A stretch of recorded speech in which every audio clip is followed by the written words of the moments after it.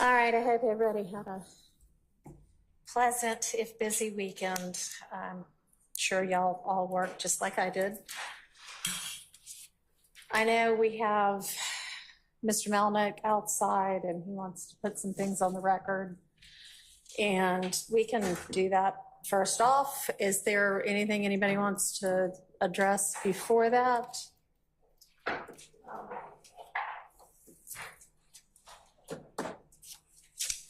Your Honor, after or before Mr. Melnick addresses the court, if the court would be so kind as to just apprise the parties of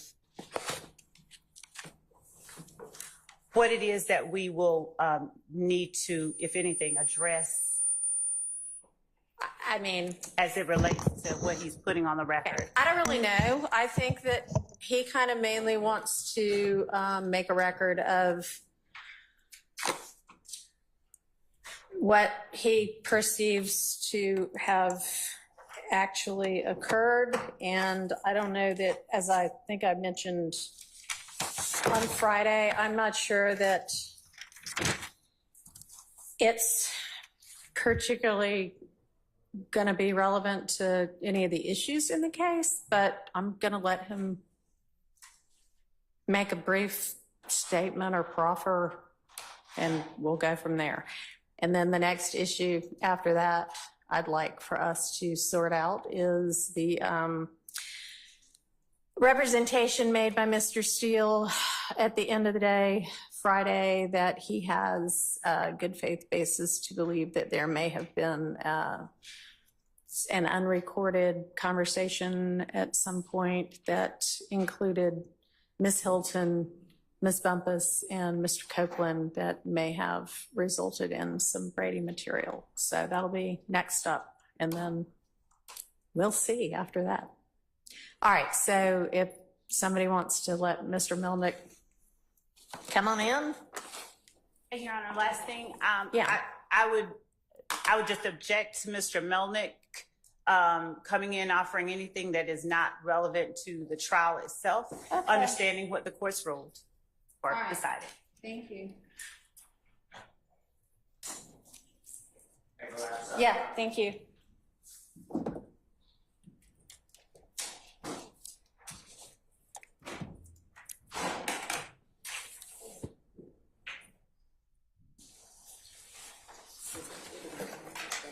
Ooh.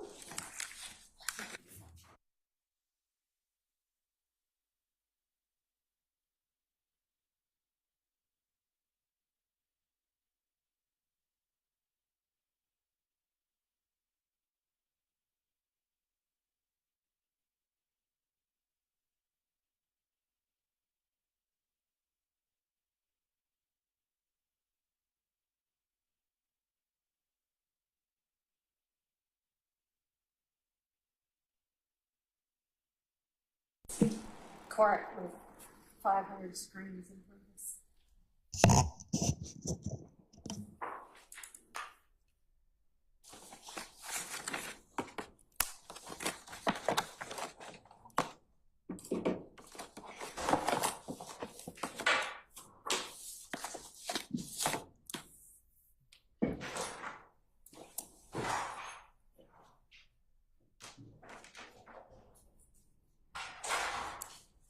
Mr. Melnick, if you want to come on up, and I understand that you want to make a proffer of what occurred, I guess, on June 6th and June 7th. Let me just say that, you know, I think it goes without saying that people can perceive the same thing in different ways, depending upon the perspective they're standing at the time. And I am going to permit you to make a brief proffer of what you believe happened. I do not think, based on what I have reviewed, that you were laboring under any conflict of interest. I don't even know that at this point in time any of that is particularly relevant, but I can understand you wanting to put something on the record. I would like for you to stick to the facts to the extent you can, keep emotion out of it, and Go ahead. So, Judge, basically what it comes down to is after receiving the transcripts from the two ex parte hearings that took place, or ex parte meetings that took place between Judge Glanville and the district attorney's office, and then with Ms. Bumpus and Mr. Copeland in tow, the allegation has been made that I was somehow acting in conjunction with Mr. Steele and Mr. Shart and other members of the defense team in this case, which is categorically untrue. I am unfortunately in a difficult position as it relates to this issue, because what I would need to produce from a documentary standpoint to rebut these allegations are privileged communications between myself and Mr. Copeland. But my presence, so starting with June the 6th, I sent an email to Ms. Hilton, Ms. Love, Mr. Steele, and Mr. Shart stating that Mr. Copeland wanted to take the fifth, did not wish to testify. On the 7th, I was shown an order that was signed on June the 7th stating that Mr. Copeland was being given transactional immunity. At no point, and I think what really bothers me is that at no point did anybody from the DA's office before that time, within any relevant time frame, reach out to me and just ask me if I was representing Kenneth Copeland for purposes of his testifying in this trial. Everybody in this room that has been involved in this case from the beginning has known that I was representing Kenneth Copeland. All right, and I know because you had a case before me with Mr. Copeland. With Mr. Copeland that resolved in June of 2023. That's so correct. I know that as of that point, you were representing him. Yes. And then following the resolution of that case, he did not have any more pending charges. He did not, that's okay. correct, yeah. All right, so that was a year ago. So at a minimum, I feel it was incumbent on the district attorney's office to reach out to me just to ask that question. Now, as far as what communications took place between the DA's office and Mr. Copeland, I don't know exactly. But I do know that on June the 6th, he and I spoke, and he told me that he wished to assert his Fifth Amendment privilege. And so I sent that email. The transactional immunity order was granted on June the 7th, which I find the timing there to be, let's just say, ironic, in that apparently they were going to have Mr. Copeland testify without any grant of immunity, because it was the state's intended purpose to call him as a witness on June the 7th. And so I was here on June the 7th. I told the court what Mr. Copeland's intentions were. There was a lot of back and forth. Obviously, Mr. Copeland was taken into custody on June the 7th, and then everything that happened on June the 10th. I don't have to go over all that. Yeah, I've read all of that. Yes. So my purpose here today is to state on the record that absolutely, nothing that I said or did on Mr. Copeland's behalf was done in any conjunction or with any consultation, in cahoots, or anything along those lines with Mr. Steele or Mr. Shart or anybody else in the defense team. All right. I was here doing what my client had expressed to me, what he wanted to do. And as I said, if it becomes a major issue, I have more than enough documentation to prove that. Okay, I appreciate that. Mm-hmm. It's not an issue at all to this court. Okay. All right, thank you. All right. That's it? That's it? All right. Okay, Mr. Steele,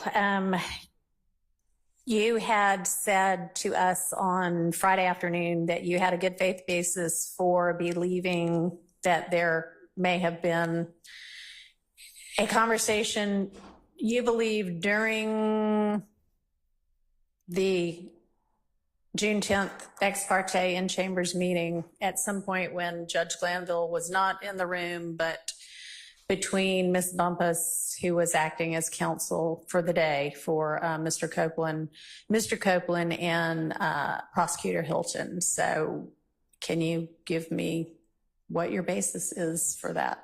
Otherwise, we might just move on. I also have a couple of questions, if it's okay, All right. for Mr. Melnick. Oh, well, I think, may have already walked out. I didn't realize that. I thought this was kind of to let him have a chance to clear the record.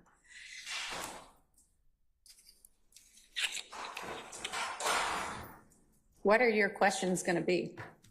Just about the representations made about an email with a BCC and it was sent inadvertently.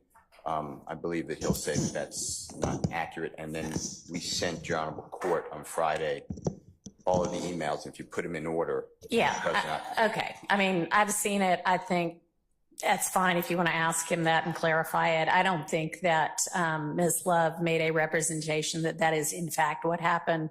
That was her theory because she couldn't figure out why Mr. Melnick was referring to her in the third person. But sure, you can ask him that. Can I just ask you a couple more questions? Sure. And Your Honor, I'll move the admission of all those emails, and I have copies for them if that makes it easier, and we can mark them as an exhibit if that's what you want. They were already sent to Your Honorable Court. If you've got them now and can make them an exhibit, and I'm not sure exactly what courts, you would make them a defense exhibit. Can I just step back for a second? Sure. And Your Honor, would the court be admitting those exhibits for any purpose as it relates to this trial? No, not for the trial, just for whatever these ancillary proceedings are. I'm not sure what to call them, but motions.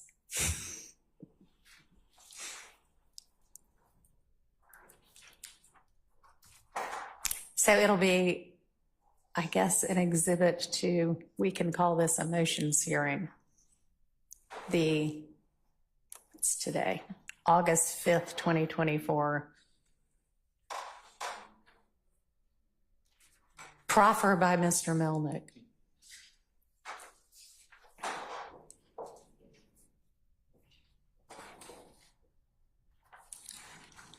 So, Mr. Melnick, have you looked at and reviewed all of the emails that you have given and the state has given on this topic? Do you want me to be sworn?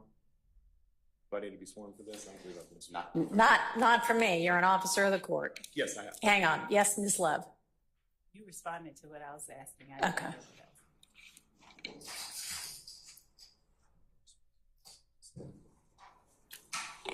I have reviewed the emails.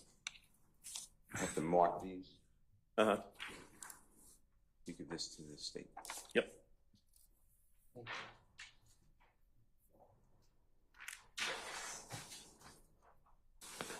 You give that to the state. I'll just put him in date and time order.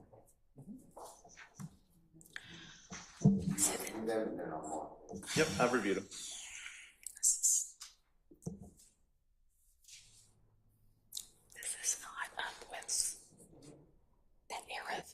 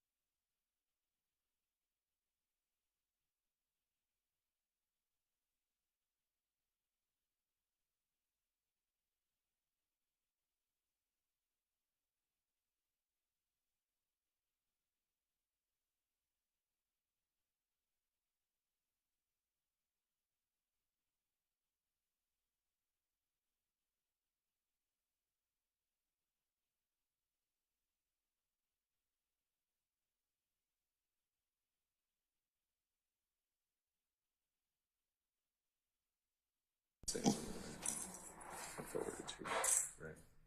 7th, 11:56. We have that.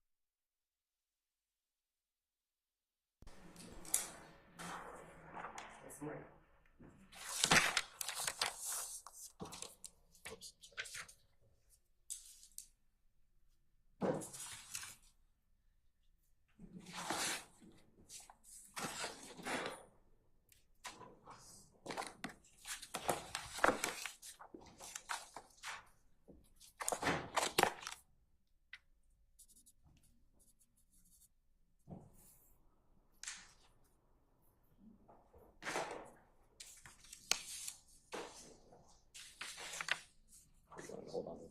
No, we'll go through once the judge is ready. I'm ready whenever you are. Okay, I thought you were not ready.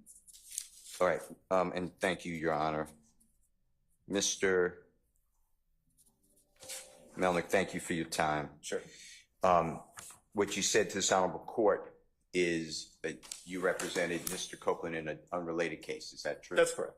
All right. Was there any discussion with the Fulton County District Attorney's Office members that you represented Mr. Copeland for purposes of being a witness in this trial that's before the Honorable Judge Whitaker? Yes. Can you explain that to us? It goes back to 2021.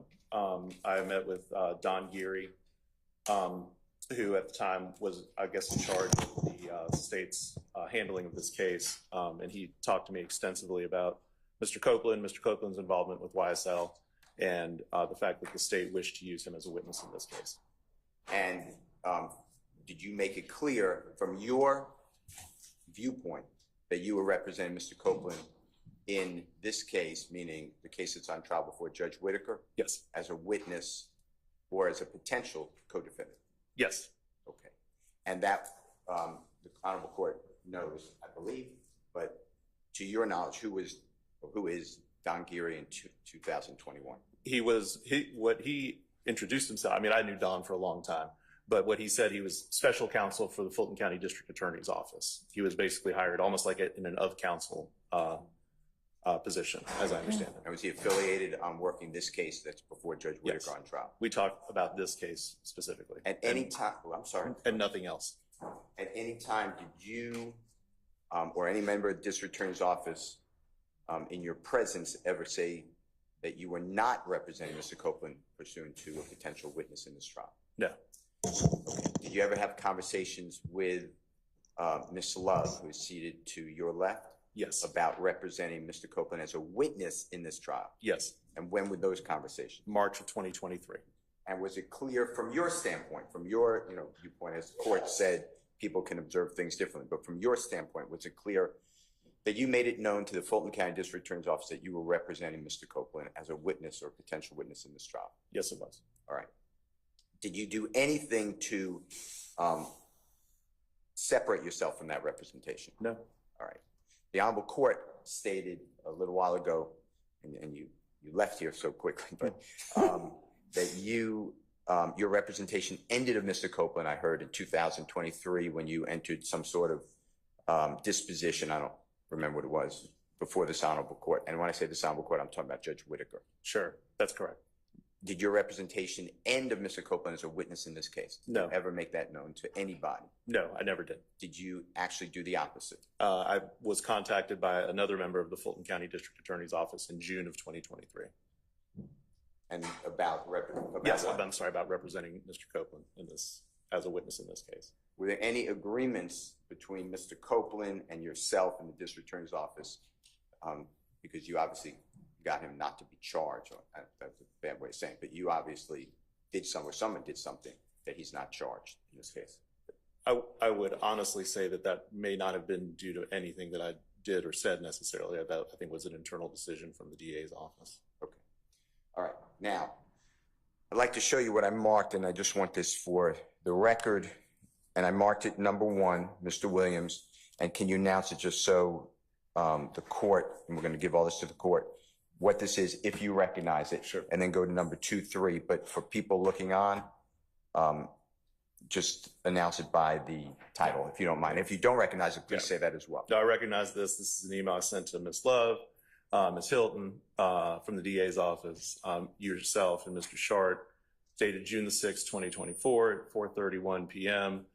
You want me to read it or? Sure. Says, good afternoon. All it has come to my attention that the Fulton County District Attorney's Office has questioned my client, Kenneth Copeland, without my knowledge or consent. Please be advised that my client does not wish to speak with any member of the Fulton County District Attorney's Office, nor any law enforcement officer from this point forward. My client will assert his privilege under the Way, it's I way am too going fast fast, for the I'm court sorry. reporter to take down. You with me? Law enforcement, nor any law enforcement officer from this point forward. My client will assert his privilege under the Fifth Amendment tomorrow and will not testify. Thank you, John Melnick. Okay. On the 6th, and you made it clear, to your knowledge, was there any type of immunity agreement whatsoever in place? Use immunity, transactional immunity, any type of agreement? There was no response from the district attorney's office to this email to me. So I was not aware of any immunity, any offer of immunity to Mr. Copeland at that time. Did you personally know that if Mr. Copeland testified at this trial without some sort of protection, by protection I mean whatever type of immunity, that he could be making statements that would incriminate himself? Yes. No statute of limitations ran, he could be charged? So I can't say that with absolute. Okay, well, we're dealing with a bunch of lawyers, so I think Mr. Melnick can handle it. I'm going to overrule that. I can't say with absolute certainty that I investigated it to the point where I would know whether the statute of limitations would have run or not. About federal crimes for gun offenses? No, as far as I know, again, I didn't do extensive research into it, but it's my understanding that it would not have run in terms of the federal statute. And Mr. Copeland, of course, has been charged previously and convicted in U.S. District Court. So the feds, once the feds have their eyes on you, they have their eyes on you. And how about as a co-defendant in this case being indicted later? And is statute of limitations barred to that? I don't know. Okay, I don't know with absolute certainty. Okay. Were you concerned that if he testified when you wrote this email, the one you just announced as Mr. Williams #1, that he could be facing criminal liability? I absolutely was. All right. Is that the reason you wrote that email? Among other things, but that is one reason why I wrote the email. Was there anything in your mind at the time of sending it that was suspicious or clandestine or by CCing the Honorable Maxwell Shard or myself on that email? Not at all. I thought everybody had a right to know. Okay. And everybody being? Everybody from the prosecution and the defense team. Okay. All right.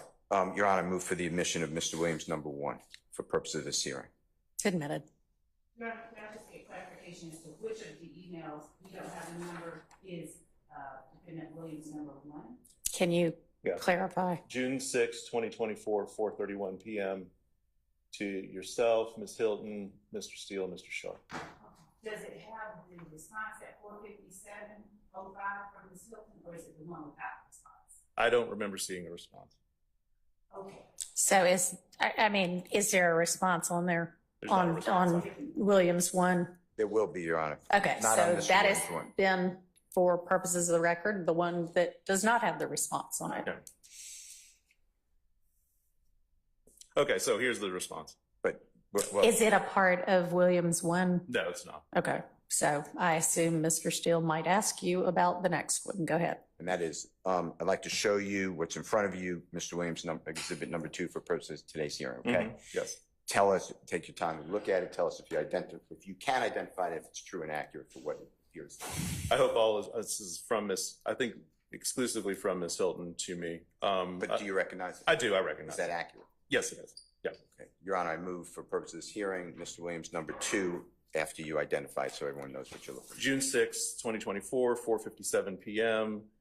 I hope good as addressed to me. Good afternoon. I hope all is well. In our conversations with Mr. Copeland, he advised that you were not his attorney and he had not spoken with you.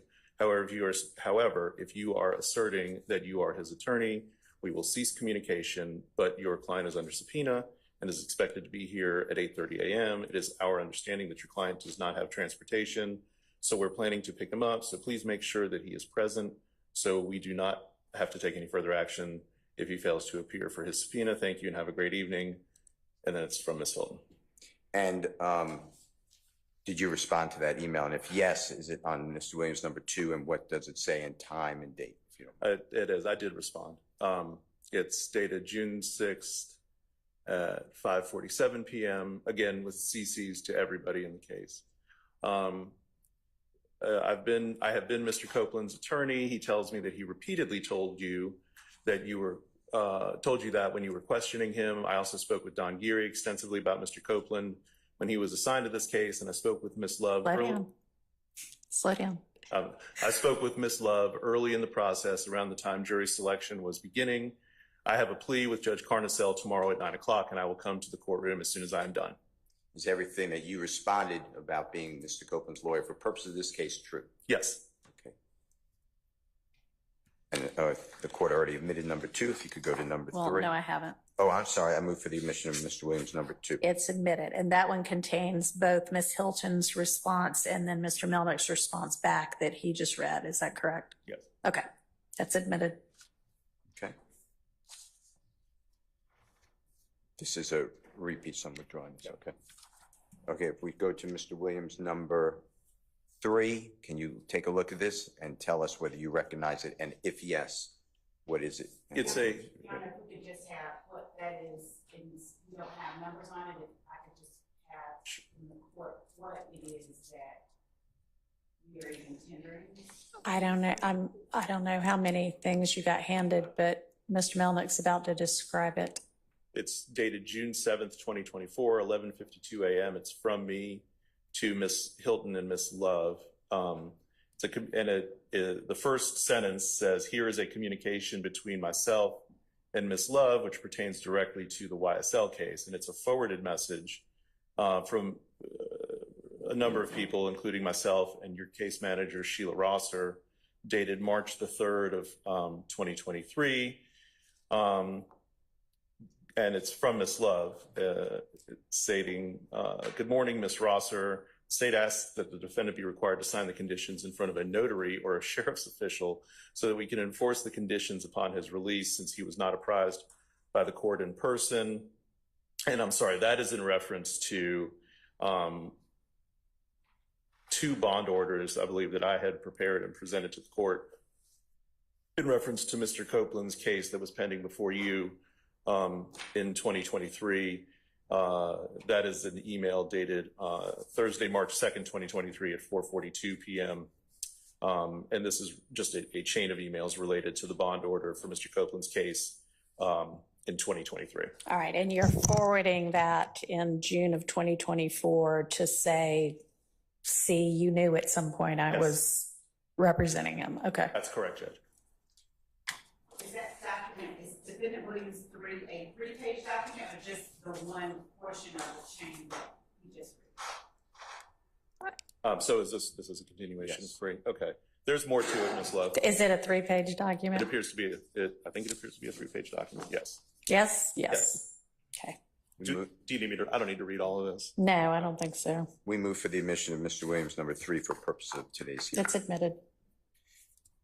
Why did you, Mr. Melick, why did you send this to the district attorney's office on June 7th, 2024, 11:52 a.m.? Because of what they claim to be the confusion as to whether or not I was representing Mr. Copeland for purposes of his being a witness in this case. I think these emails demonstrate that I did in fact represent him and that they knew I represented him. And were there conversations that you represented Mr. Copeland for the witness in the YSL case during that time? Yes, there were. And who did you speak with? Miss Love? Okay.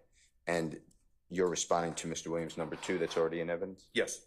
All right. Your Honor, I move for the admission of Mr. Williams, number 3. It is a 3-page document. It's admitted. And I'm going to mark this as Mr. Williams, number 4.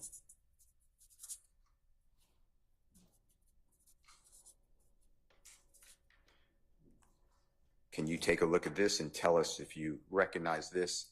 I do. What is it? Okay.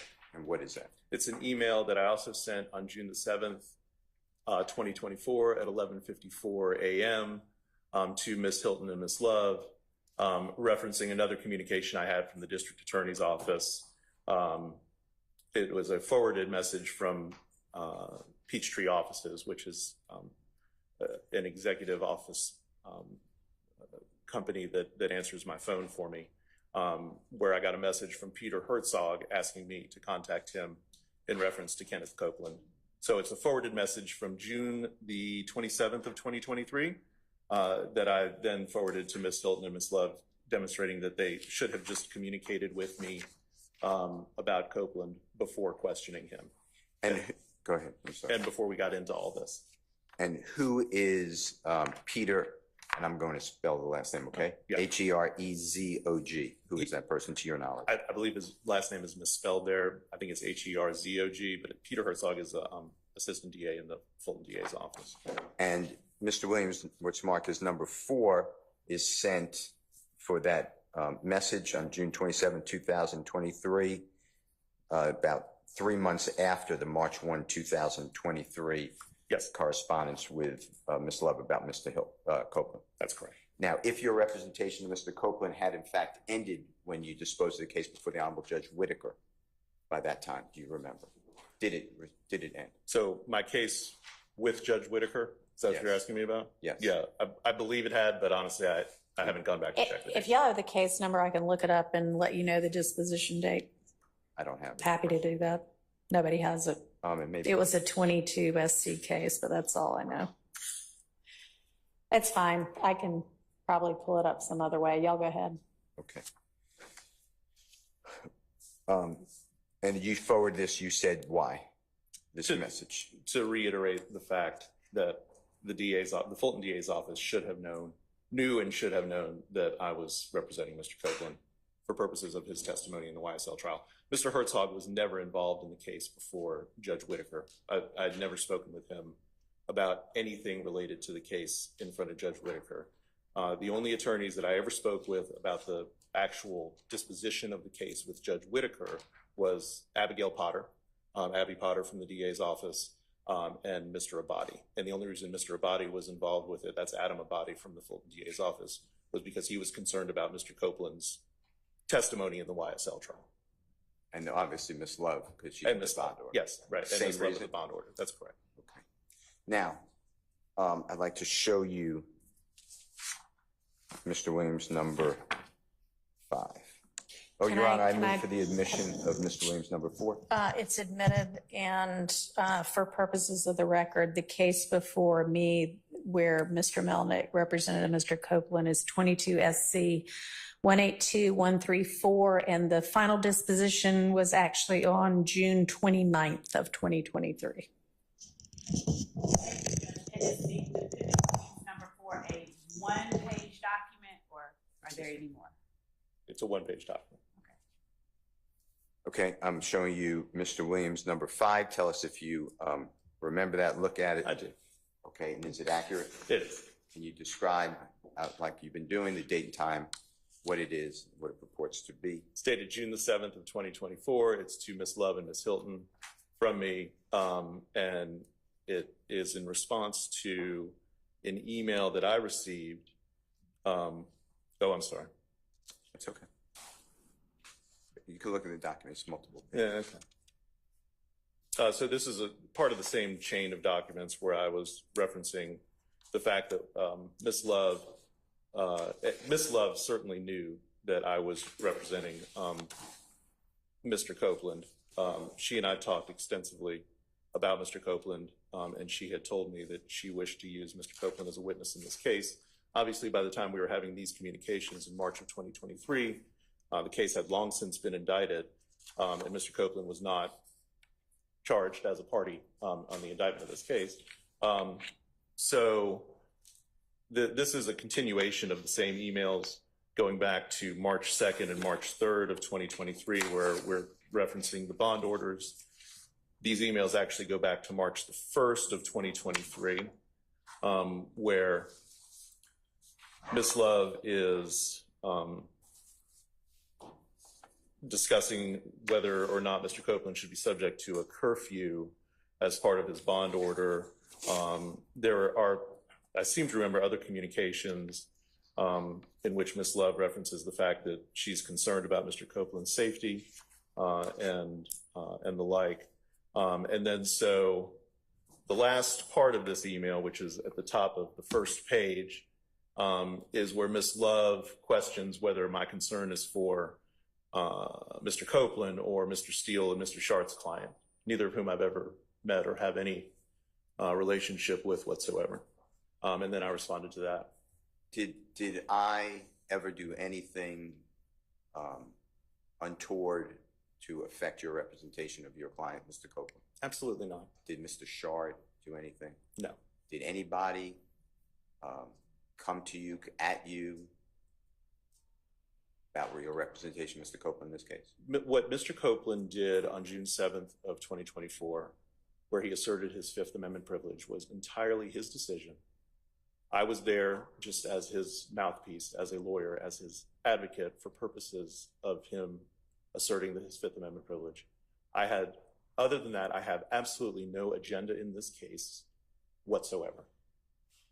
When Ms. Love wrote on a motion, ex parte motion for the former judge, the recused Judge Glanville, Yeah, I would grant object your to client. the introduction through this witness or the posing to this witness of any question about a motion that I wrote, given that the witness cannot testify confidently about anything that I specifically wrote or what I. All right, well, I don't know yet what the end of the question is going to be, so I'll hold your objection until I hear the question.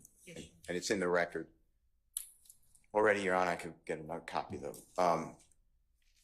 Ms. Love wrote in that motion seeking use immunity under 25-5-507 for Mr. Copeland.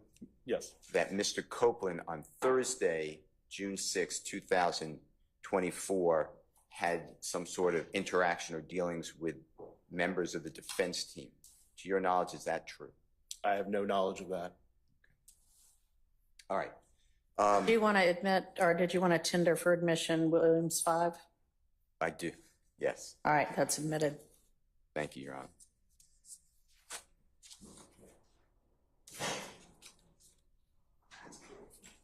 And Williams 5 is what? Okay, Mr. Miller, I don't have any other Hang on. What are questions. you asking? for Hang on, you. hang on, Mr. Steele. What are you asking? Just What it is? Which one is it? Yes. It's Just the last part one of they one page? discussed that, I don't know how many pages it is. I don't have any of it in front of me, but it's the last one they discussed that has the email from you asking who Mr. Melnick is most concerned about or something like that. And then Mr. Melnick's rather peppery response back. Okay, so it's just, could the court ask for clarification, just one page or? I don't know. 4 pages. Mr. Melnick, were there any BCCs? You know what a BCC is? Yes. Okay, I apologize for Yeah. asking. Were there any? We're all old enough to know that that Right. means blind carbon copy. A whole lot of people don't know that anymore since we don't use carbon copies, but that's where somebody can see it, but the recipients who are CC'd don't know. Yes, I did not blind copy anybody on that last email. I just sent it to Ms. Hilton and Ms. Love. Any Ms. out- Hilton and Ms. Love. I apologize. Yeah. Any allegation that there was some sort of teamwork or conspiracy against the state of Georgia and against your client, Mr. Copeland, is that true at all? It is categorically untrue. All right. I want to thank you so much. I don't have any other questions. Ms. Love, do you have questions of Mr. Melnick? Hang on just a second. Just briefly. Okay, hang on.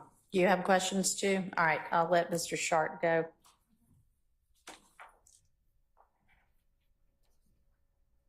And those are the court's copies. Okay.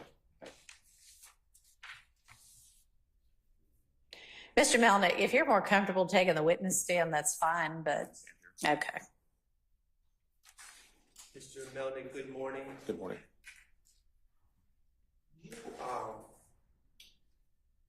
As part of your representation of Mr.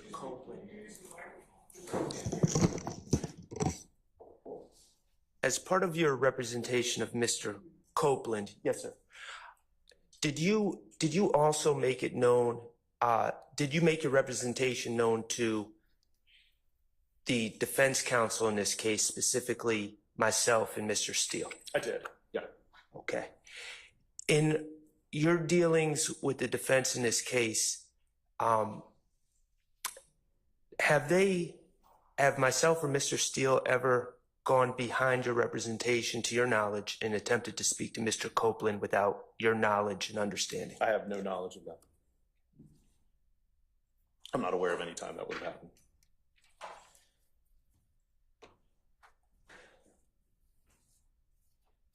Since you were alerted about the state speaking to Mr. Copeland, have you read the transcripts from the ex parte communications? I have mostly read them. I'll be honest and say I haven't read the whole thing. Okay.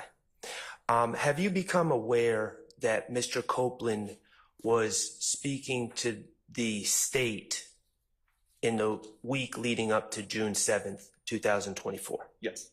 Okay. Have you become aware that Mr. Copeland was in the actual courthouse speaking to the state on that week? I became aware of that on either June 6th or June 7th. Did you know anything about that as it was happening? I did not.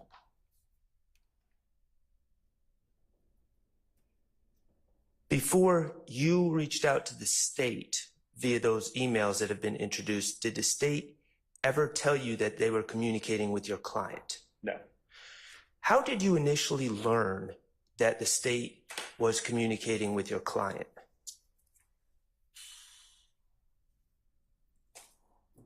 Are you referencing the week leading up to June the 7th of 2024? Yes, let me ask in a more precise manner. Mhm. Did you become aware on Thursday, June 6, 2024, that the state had been speaking to your client that week? Yes. And did you become aware that the state intended to call your client to the stand on the next day, that Friday? Yes. Okay. Did you, and how did you find out about the state's plans to call your witness to the stand? I believe you called me. Could you say it again? You called me. You being Yes. Max Scher? Yes. Okay. And I called you on the telephone? Yes. Okay. In that conversation, did I ever ask you to do anything on behalf of myself or Mr. Steele or our clients? Absolutely not. Did I ever ask you to stop Mr. Copeland from testifying? Absolutely not.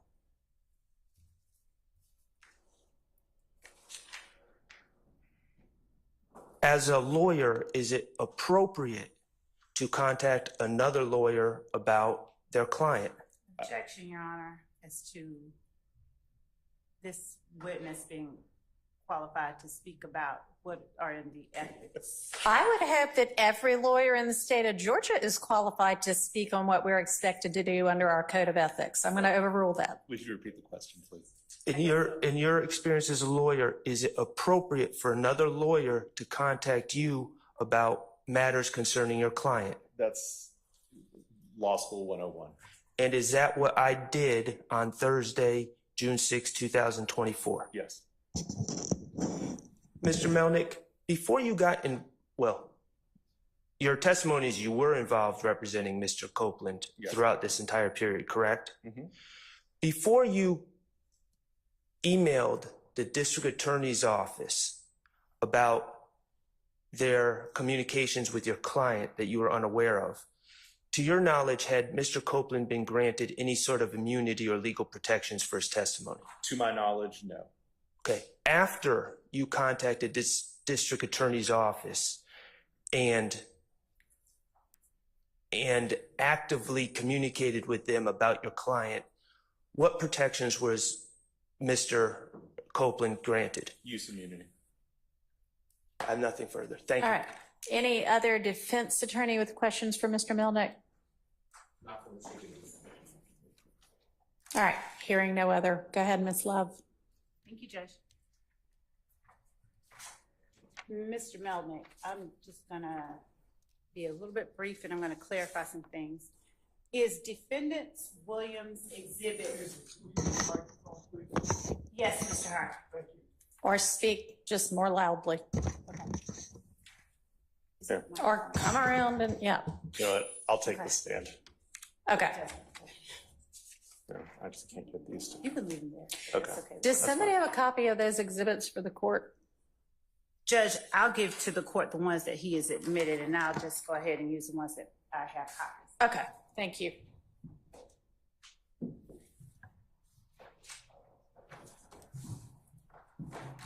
Just pull that mic down towards you and make sure the green is on.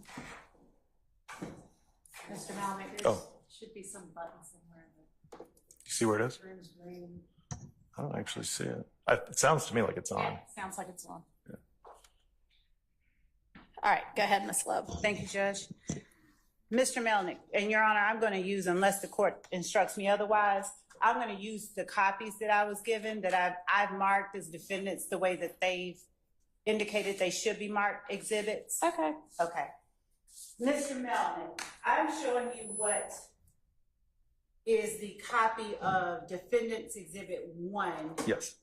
that was given to the state and to the court. Is this an exact copy of Defendant's Exhibit 1 that I'm showing you? I believe so. I mean, I haven't printed them up. I don't know if there was another email that was. Y'all are welcome to just use these if you want. That doesn't need to be an issue. I mean, they were handed to you, Ms. Love, by Mr. Steele, right? Yes, Your Honor. All right, then they ought to be exact copies. May I refer to them? Just a second. Mr. Harvey, yes, can you not hear? Oh, me? Okay, sorry. I was just saying, I'm sure that the copies are the same, but if she wants to use the admitted copies, she can.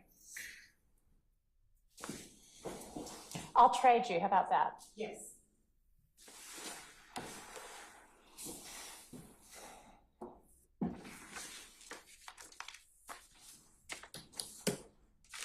Just make sure you get the admitted copies to the court reporter when we're finished with this. Yes. Thank you. So showing you what has been admitted as Defendant Williams Exhibit Number 1. Yes.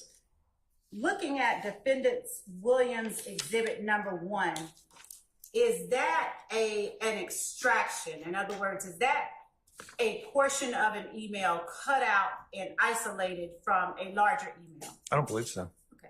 Then I'm going to show you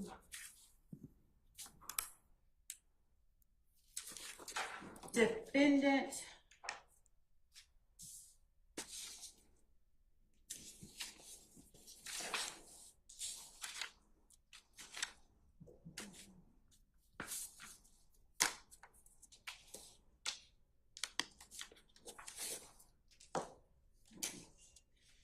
I just may need the portions that I gave to the court because I don't see. All right, here you go. Yep.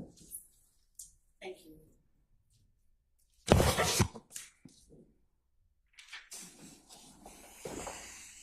All right. All right. Showing you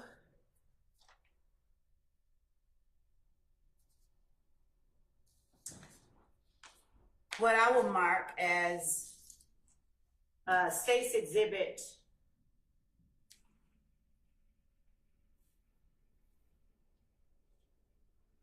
one, copy of Defendant Williams Exhibit 1, Melvin Crawford. And I was provided this by Mr. Williams, Your Honor. By Mr. Steele. Yes. Could you look at what I've now labeled as State's Exhibit 1 and compare it to what has been admitted as Defendant's Exhibit 1 and tell me whether or not those two documents, State's Exhibit 1, just for the purposes of the record, is a one-page document. Could you tell me whether these two documents contain the content from the same email? So the content appears to be the same, other than the fact that on the one that you just marked, there what appears to be the seal from the Fulton County, the Atlanta Judicial Circuit. And in fact, the one that I've marked as State's Exhibit 1 is the actual email that Mr. Steele would have had access to, correct? It's a portion of the actual email chain, given that it has that seal on it. Very often, if I'm sending an email, I'll just pick up from the last email that I sent to or from that individual. So that may well be. There may have been a prior email, but I mean, if it was between you and I don't remember exactly when it was. I'm showing you what has, I believe, been marked as Defendant Williams Exhibit Number 2. Let's see if those two match. Give me 1 second, okay? Defendant Williams Exhibit 2. So you'd agree with me that So- Defendant Williams Exhibit 2 is in fact the top portion of the email that I have labeled and tendered as State's Exhibit, or not yet tendered, but labeled as State's Exhibit 1. Yes, that's correct. Your Honor, the state tenders State's Exhibit 1 just as evidence. All right, All right. Now, admitted. thank you, Jeff. So looking at Defendant Williams Exhibit 2 and State's Exhibit 1, are you able now to say with any more clarity that Defendant Williams Exhibit 1 is a document, a piece of paper where a portion of the email chain that is contained within Defendant Williams 2 and State's Exhibit 1 has been extracted and pasted onto a piece of paper? So I can't speak for how Mr. Steele printed this up. I wasn't there in his office when he did that or whenever somebody in his office did that. You are correct that what has been marked here as Mr. Williams Exhibit number 2 is part of a chain of communications between myself, yourself, Ms. Hilton, Mr. Steele, and Mr. Shart. Looks like there's a CC to Antonio Long as well. Yeah, so but these emails were sent after the State's Exhibit 1, which is also Mr. Williams Exhibit number 1. These emails dated, so you can see here, Ms. Love, this is dated June 6, 2024, 5:47 p.m. Yeah, this is dated June 6, 2024, 4:31 p.m. Right. So this is just part of the same line of communications that we were having, where I said, Mr. Copeland doesn't want to plead, doesn't want to testify, wants to take the fifth. Ms. Hilton responds, and then I respond to her response. And in her response, this is where you get your insignia for the Atlanta Judicial Circuit. Okay, so let me be clearer. The exhibit that is labeled Defendant Williams Exhibit 1, did you ever forward that separately to Mr. Steele or Mr. Sharp? I think I just forwarded. I mean, I wouldn't have had to because they got the emails. Right. Okay. So they got this email initially. All right, y'all, when y'all are saying this email, we have no idea I got what you. you mean. Can you refer to the exhibit numbers? They got Mr. Williams' email number 1, exhibit number 1, which is the first email from June 6th at roughly 4:30 p.m. Then there was a response from Ms. Hilton, June 6th, 4:57 p.m. And that's marked Williams 2. Williams 2, thank you. And then I respond to that, June 6th, 5:47 p.m. Okay, so And that's also on Williams 2, right? yes. Yeah, okay. so as it pertains to my original question, Defendant Williams Exhibit 1 was never a communication that you sent separate from the emails that are contained in Defendant Williams 2 and State's Exhibit 1. Is that wrong or right? That is wrong. Okay, so you sent, without forwarding the rest of what is labeled as Defendant Williams 2 and State's Exhibit 1, you sent an email that contained only the document that is labeled Defendant's Exhibit 1 to Mr. Sharp, Mr. Steele, Ms. Hilton, and myself. I sent it on June the 6th at 4:30. Right. And do you also see June 6th at 4:31 p.m.? And when you say 4:30, you do mean 4:31 p.m.? Yes. Do you also see June 6th, 2024 at 4:31 p.m. on the email State's Exhibit 1? Yes. And in fact, the email State's Exhibit 1 is at the bottom, meaning it came before Yes. the emails that were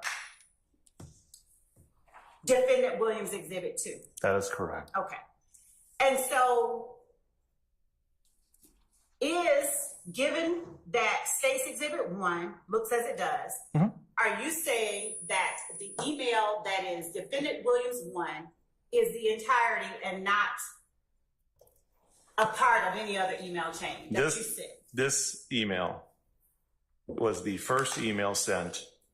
Okay, so when I say this email, I'm referring to Mr. Williams' Exhibit number 1. Okay. Was the first email sent on June the 6th of 2024. Okay. That is the first email. Mr. Williams exhibit number 2 is the continuation of that chain of emails in which Ms. Hilton responded to me, and then I responded to everybody else, including yourself. Thank you for clearing that up. Your Honor, I'm going to give back to the court's copies of the emails. Okay. Thank you. And I apologize, they're not in there. That's fine. Thank you.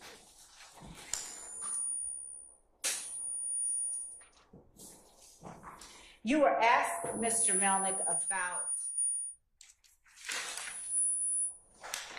you were asked by Mr. Sharp, how did you become aware that the state was talking to Mr. Copeland? Do you know? Okay, let's try to figure out where that squelch is coming from. Might and be from me. I may have been too close. Okay, to the where's microphone. state's one, Miss Love?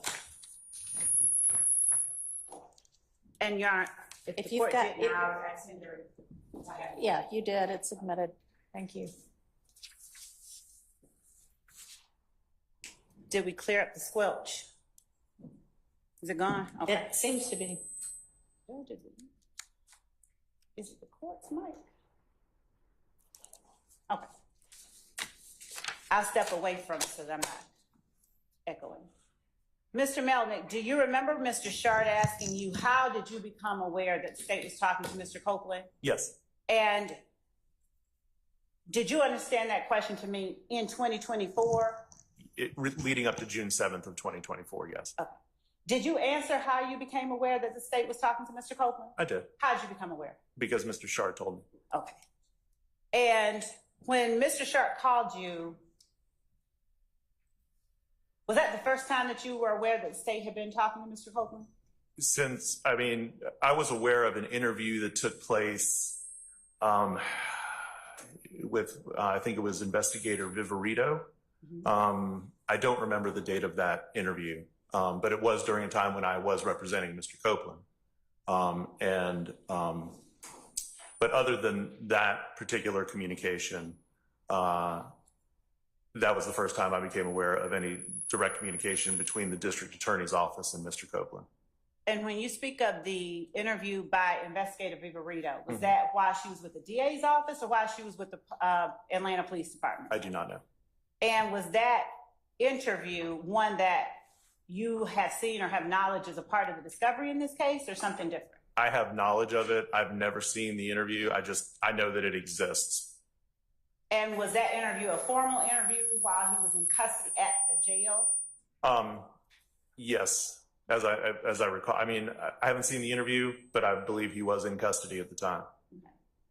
And did you give permission for that interview? I'm gonna turn this off. Just speak loudly. Did you give permission for that interview, or did Mr. Copeland reach out to investigator Viverito to talk to her? I have no idea. I did not give permission for that interview. I do not know if Copeland reached out to her or not. And had you been paid by Mr. Copeland or retained by Mr. Copeland to represent him on criminal charges at that time? Yes. And was that prior to March of 2023 that this interview took place? Yes. Do you recall at any time representing to any member of the district attorney's office in 2023 that Mr. Copeland had not paid you for your services? No. Do you recall telling a member of the district attorney's office that you were not representing Mr. Copeland on his criminal charges because he had not paid you? I'm just asking if you remember. If you don't, that's fine. I don't. Okay. No, I represented him in his criminal charges to the end. We understand. Yeah. And when Mr. Sharp called you, what was it? What did he say to you exactly? He said that Mr. Copeland was being called as a witness the next day, June the 7th of 2024. So at what point how did he tell you that the state had been talking to you? During the course of that conversation, What did he tell you exactly? he just said that the state's been speaking to Mr. Copeland. How many times had you spoken with Kenneth Copeland between the time that Mr. Sharp called you and the time that you resolved his criminal matter before How many times did I speak with him between June of 23 and June of 24? I mean, I can't give you an exact number, but Mr. Copeland has always been in communication with me. Did you speak with him more than one time? Yes. And during your communication with him, did he always have access to your phone number? Always. Did he appear to always be aware that he could reach out to you at any time? This is something where we're going to have to, I don't feel comfortable. Okay, I can stop and pull that question all the way back. All right. And the court can decide if the next question is privileged. Did you assure Mr. Copeland? I'm not going to talk about anything I said to Mr. Copeland. I'm Period. sorry. I'm not going to talk about anything That's fine. that I said to Mr. Copeland. Okay.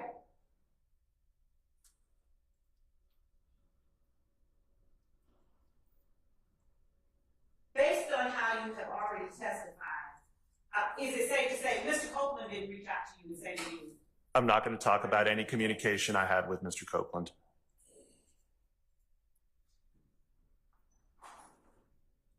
Do you have any idea why it would be Mr. Sharp who first alerted you that the state was talking to Mr. Copeland? No.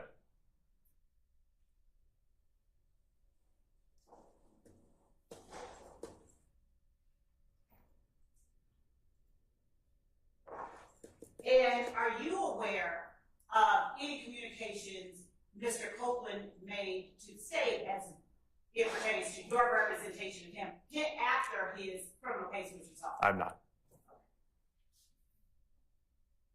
Do you recall, you indicated that you spoke with Mr. Abadi with the district attorney's office regarding Mr. Copeland as a witness in the case that we are in trial on now. Yes. Do you recall telling Mr. Abadi that you were not representing Mr. Copeland beyond the criminal case? No. Was the time or times that you spoke with Mr. Abadi in the context of resolving or getting a bond for Mr. Copeland's criminal charge? It was primarily with regard to the bond and the underlying criminal charges. I don't believe Mr. Abadi has much, if any, involvement in this case. What is your recollection of what it was that you said to Mr. Abadi or anyone else regarding your representation of Kenneth Copeland beyond his criminal charges? I don't really recall having, other than the fact that, you know, he's talked to me and I've talked to the state, I don't recall having in-depth conversations about it.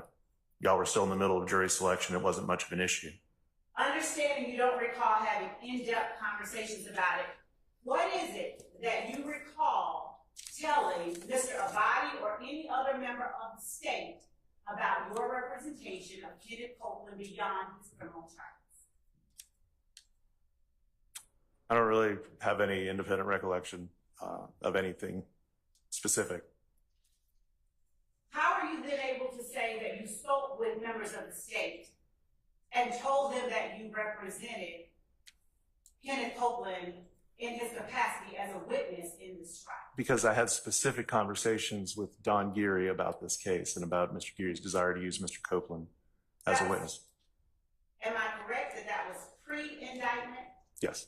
And am I correct that that was at a time when there was at least a prospect that Mr. Copeland would be a defendant and not only a witness? That's correct.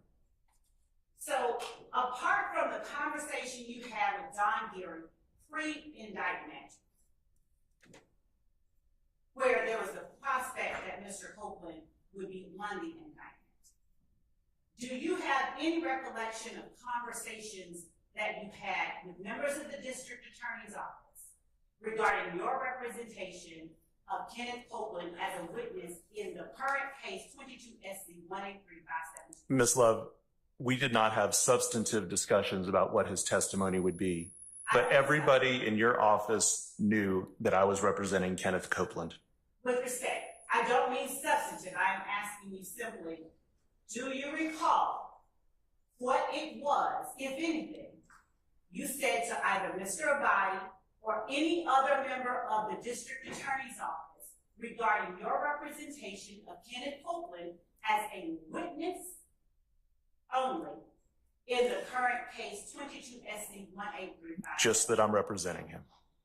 And you recall specifically saying to some member of the DA's office, apart from the criminal charges that you helped resolve in 2023, you recall saying to a member of the district attorney's office, I'm representing Kenneth Copeland as a witness only in the YSL trial. I said that to you, okay? That is your memory. Yes. Where was this? Was it on the phone? Yes. Okay. And what was it? Was it before or after Mr. Copeland resolved his criminal charges? I guess before, because it was when we were talking about the bond issue. And so what exactly did you say about your representation? I said that I was representing him, and if you want to talk to him, talk to me. And when you said you were representing him, isn't it true that you were talking about those criminal charges? No, Miss Love, it's not true. Did And you state that you were representing him beyond those criminal charges? Had you finished your answer? that's fine, yes. Make sure he finishes his answer before you put the next one on the floor, okay? Did you state that you were representing Kenneth Copeland in his capacity as a witness in the 22 SC 183572 case Yes. outside of the criminal charges? Yes.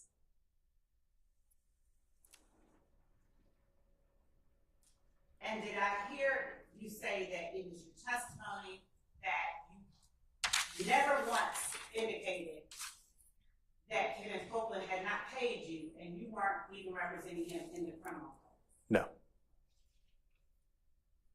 So is it also your testimony that no one from the DA's office reached out to you to try and get you to go speak with Mr. Copeland About what? about his criminal charges? Nobody tried to reach me to go talk to Mr. Copeland about his criminal charges. Is that your testimony? I don't know why that would be necessary. That wasn't the question. Answer the question. No, I don't recall anybody speaking to me about going to talk to Mr. Copeland about his criminal charges.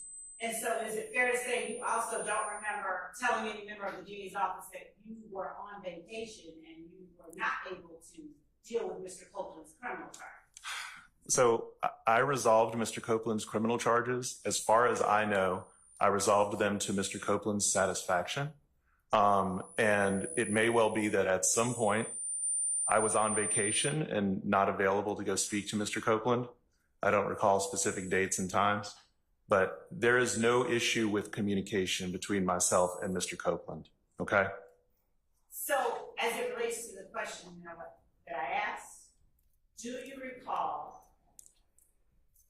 there being a time when you conveyed to the district attorney's office that you were on vacation and could not go to talk with Mr. Copeland? Ms. Love, if you have such a communication, then I'm sure it exists. The fact that I may have been on vacation a day or a week doesn't mean that I wasn't communicating with my client. Okay? And if you would mind answering whether or not you recall it. I don't recall. All right, y'all, we've been at this for over an hour and it's really not particularly relevant anyway, so let's wrap things up. Yes, Your Honor.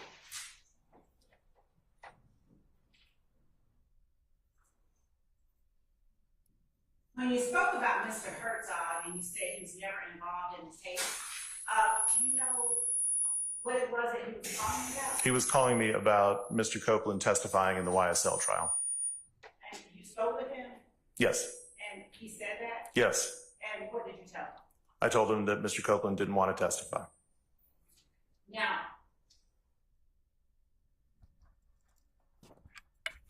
that was in March. That was in June of 2023. And did Mr. Herzog ever say he was working on that trial? That was my understanding of the purpose of his call to me. Did he say he was working on it? Yes.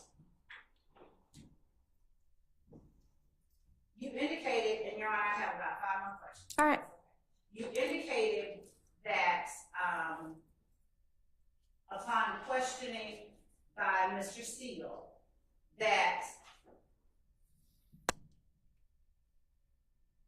your concern regarding the district attorney's office communication with Mr. Copeland was Mr. Copeland's criminal exposure, and that the DA's office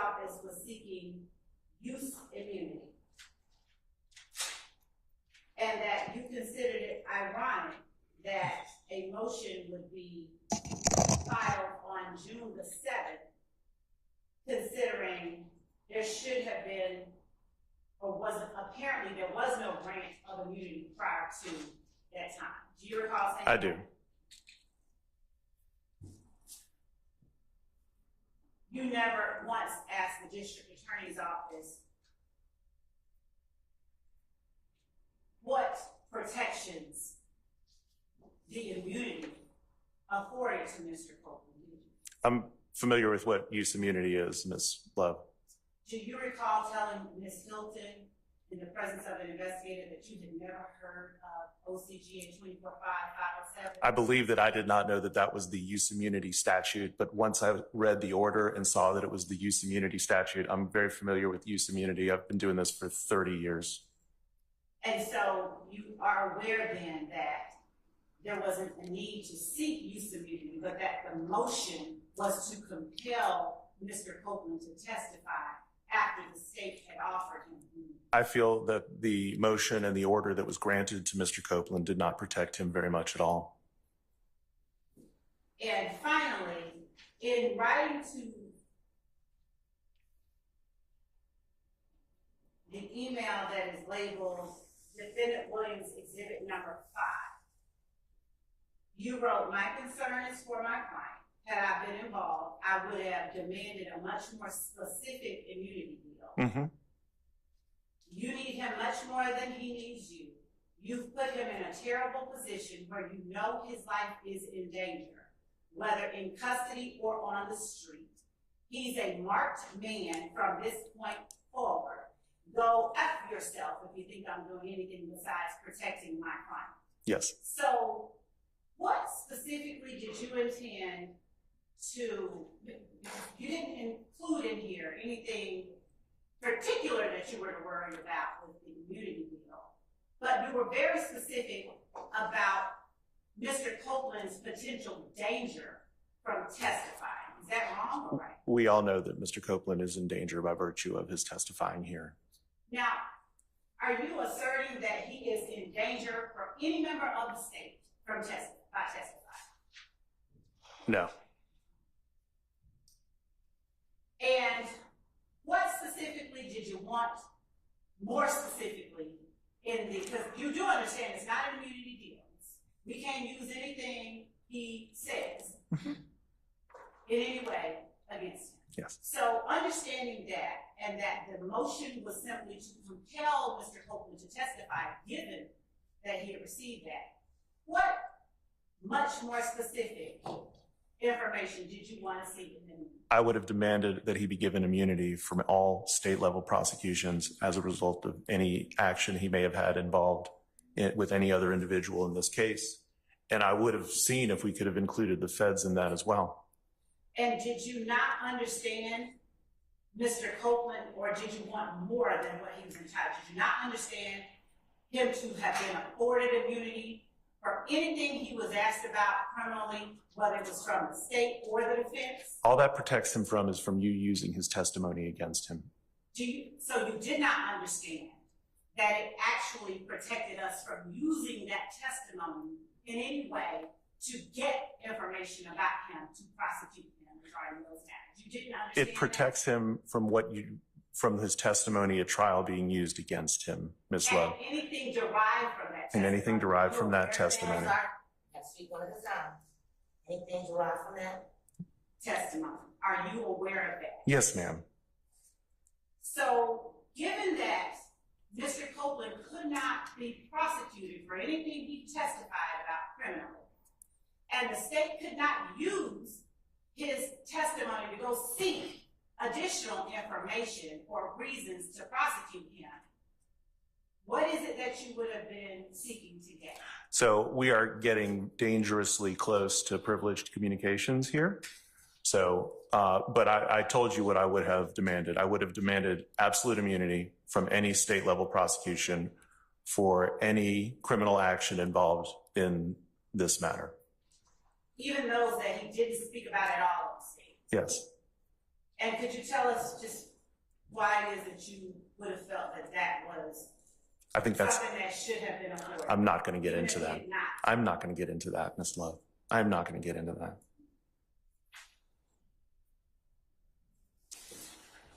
Your Honor, I think that's all that I have. Thank you. All right, is there any further questioning? Okay, Mr. Melnick, this time you can actually go. Thank you for your time. All right. All right, let's move on to the next issue. All right, we're done with this, right? Everybody satisfied? Judge, I'll just proffer on the record, and without calling unless the court finds it necessary, that the lawyer who was. Okay, in just a second. Yes, sir?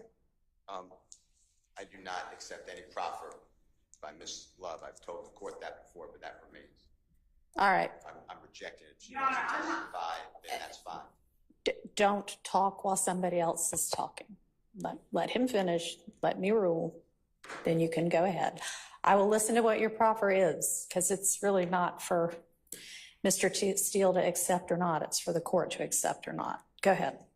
That Mr. Abadi, who was earlier president of court, was on the call that I think Mr. Melnick referenced that he had regarding, he said he had spoken to Mr. Abadi about Mr. Copeland and his representation of Mr. Copeland as a witness in this case. Mr. Abadi would testify that Mr. Melnick specifically and explicitly said that he didn't want to have anything to do with his YSL case, that he was not representing him in his capacity as a witness in this case, and that when he was dealt with the criminal charges, that was it. I believe that he made some reference to a used car salesman or something like that. I don't remember exactly, but if necessary, I will bring Mr. Abadi back at some point to testify.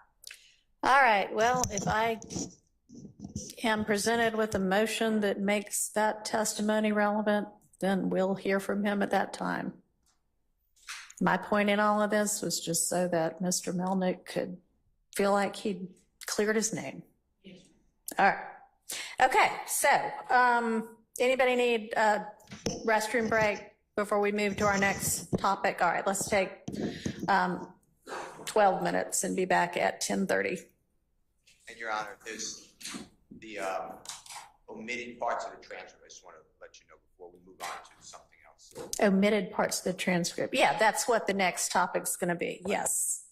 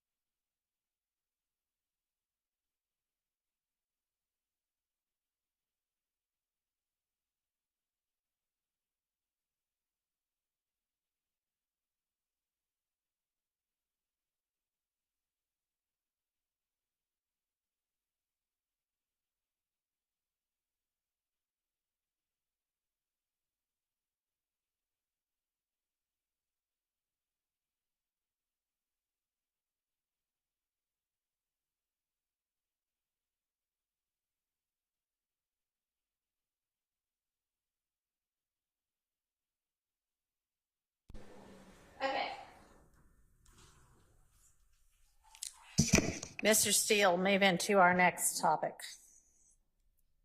I think those ones Okay. he has some problems. I do need to get. Could you please admit me to the Zoom? Oh, I guess if Zoom's relevant, I better get on the Zoom also. So give me a second to do that also. I'm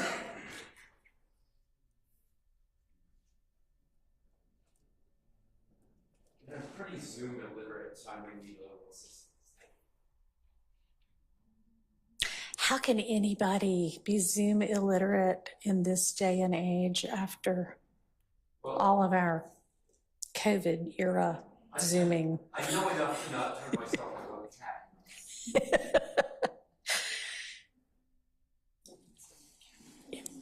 Okay, if you can let me in, and I guess.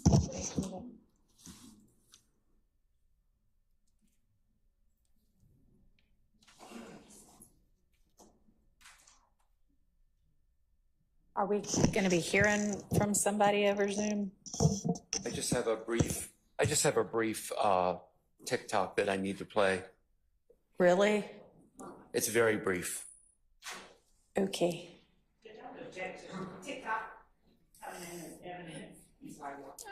Well, this is part of the proffer, so it's your choice. I can do it or I cannot do it. I Your have Honor. no idea what it's going to be. I can tell you what it will be. Why don't you tell me first? This will be a TikTok of Mr. Copeland speaking to Ms. Bumpus, where Okay. Mr. Copeland acknowledges that what is in the transcript the transcript is not complete from the June the 10th meeting. Did Mr. Copeland read the transcript? I don't know what Mr. Copeland has Okay. read or not. So, If you don't want to hear it, then I can just do my proffer, Your Honor. I mean, if that's what it says, it shows Ms. Bumpus talking to Mr. Copeland. Believe it or not, yes, Your Honor. Okay, and Mr. Copeland says, whatever. I mean, I don't care. Play it. You can take it for what it's worth, Yeah, Your Honor. I'll just, Let me just, if I can begin with my proffer, then I can play this, Okay. Your Honor. It is my understanding, based on my conversations with Ms. Bumpus, that while the transcript may be, let me be more specific, the transcript of the June the 10th, 2024 ex parte meeting, and I'm not going to list everybody that was in the meeting, but that transcript was complete in the sense Bill was in the room and the court reporter was in the room. I have no basis to believe that that transcript is incomplete for when Judge Glanville was in the room. But there was a portion of that morning, a significant portion of that morning, based on my understanding, where it was Ms. Hilton was in the room, Mr. Copeland was in the room, Ms. Bumpus was in the room. and how is that your understanding? Because I don't see that from the transcript. And I know I actually said that at some point, but I went back and looked, and let me reference y'all to, let me find it. All right, so the beginning of the transcript, it is just if we all look at page 3, present in chambers were Judge Glanville, ADA Love, Attorney Bumpus, Court Reporter Weaver, and investigators Long and Hamilton. And then they have a conversation that goes through page 22. On page 23, the proceedings stood in recess from 9:34 to 10:03 because just before then, they had decided to get Mr. Copeland in and Miss Hilton in. So when they go back on the record at 10:03, this is reflected on page 23, It's Judge Glanville, ADA Hilton, Attorney Bumpus, Court Reporter Weaver, investigators Long, Hamilton, some deputies, and then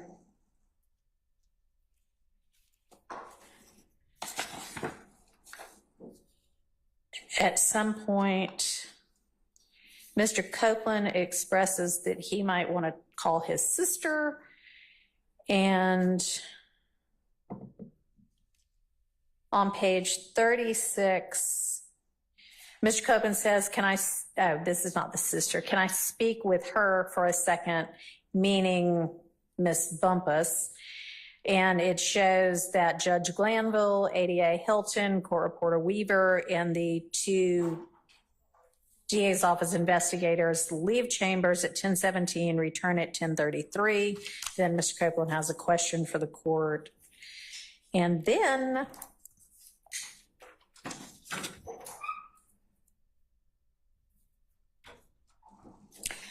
on page 46, a sheriff's office person comes in and tells Judge Glanville, we have a security issue. We need to stop for a minute.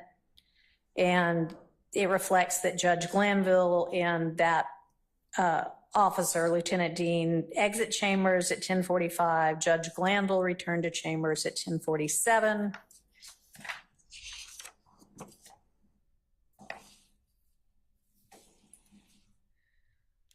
Okay, and then there's something about he might want to talk to his sister, and on page 52, they appear to maybe call his sister, and Ms. Hilton says, if y'all want to talk, let me go somewhere where I can't hear you. The judge is over there, so just speak low so he doesn't hear you. And the court says, hold on. And Judge Glanville exits chambers along with Ms. Hilton, Investigator Long, Investigator Hamilton, and the court reporter. They all leave from 10:53 to 11:28. When they come back in, and this was where I got confused, the court says, okay, all right, Mr. Copeland, have you had an opportunity to talk with Ms. Bumpus, your lawyer, and Ms. Hilton, the state's counsel? Have you got any other questions? And I hadn't looked up to see who left before, so I thought maybe just the judge had left, but it appears that they had all left.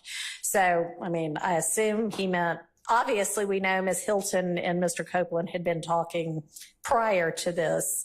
So I guess that's what he meant. But anyway, that's where I had gotten that. So where do you get your basis that they were in there at some point? I get my information from Ms. Bumpus. Okay. So perhaps, and I don't know specifically at what point. I don't know if Ms. Hilton came back in the room prior to going back on the record. I don't know. But at some point, Ms. Hilton, Mr. Copeland, and Ms. Bumpus were in that room discussing things amongst themselves. And my understanding is that Mr. Copeland relayed information regarding the murder of Donovan Thomas and perhaps some other information that Ms. Bumpus indicated would be Brady material. And so I just want to put that on the record that this happened. Okay, so you can't put that on the record that it happened. You can put it on the record that Ms. Bumpus told you it happened. Well, Ms. Is that Bumpus- what you're saying? Yes, Your Honor. All right, I want to hear from Ms. Bumpus if that's the case. Okay.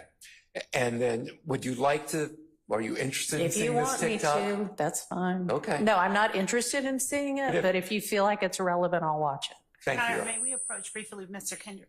Yes.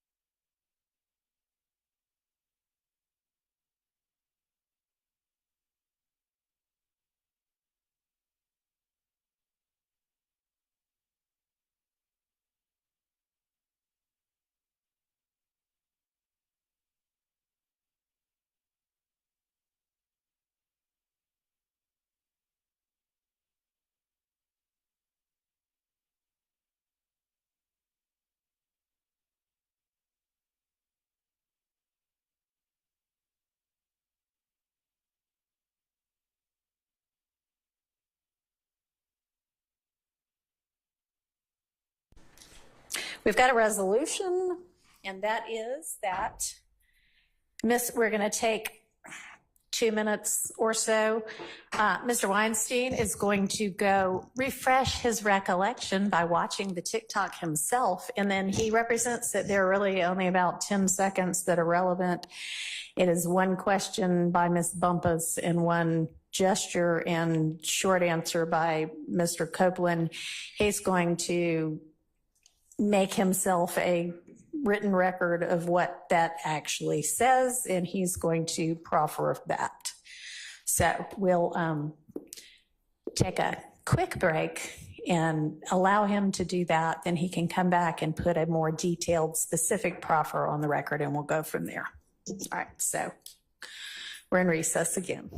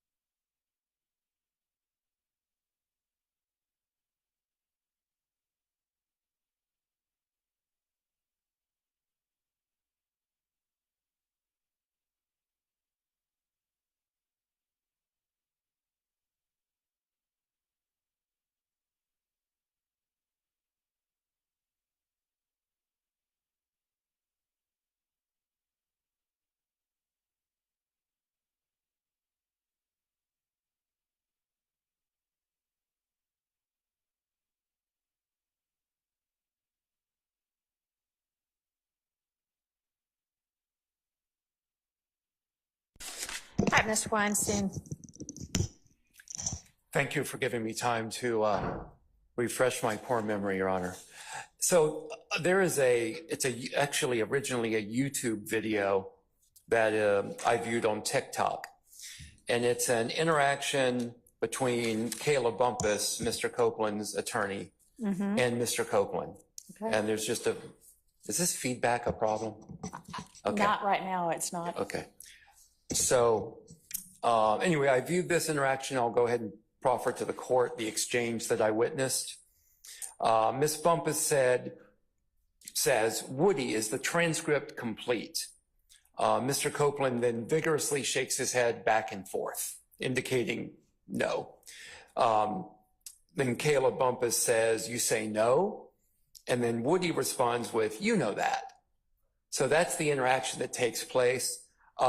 Your Honor, as I think maybe you indicated, and certainly as the state indicated, perhaps the better source of this is Ms. Bumpus herself. She's here. I'd like to call her to the stand and we can hear her testimony about what took place on June the 10th, 2024, during the course of that ex parte that was not recorded in the transcript, not because of anything nefarious, but it would provide, I think, better insights into our position that there was Brady material June the 10th that was not captured in the transcript and not provided to us. All right, let's hear it. Ms. Bumpus coming up, and Ms. Bumpus has basically, I think, been in court all morning. Is that right? Okay, come on up and take the stand. Sure. Ms. Bumpus, would you please stand and raise your right hand?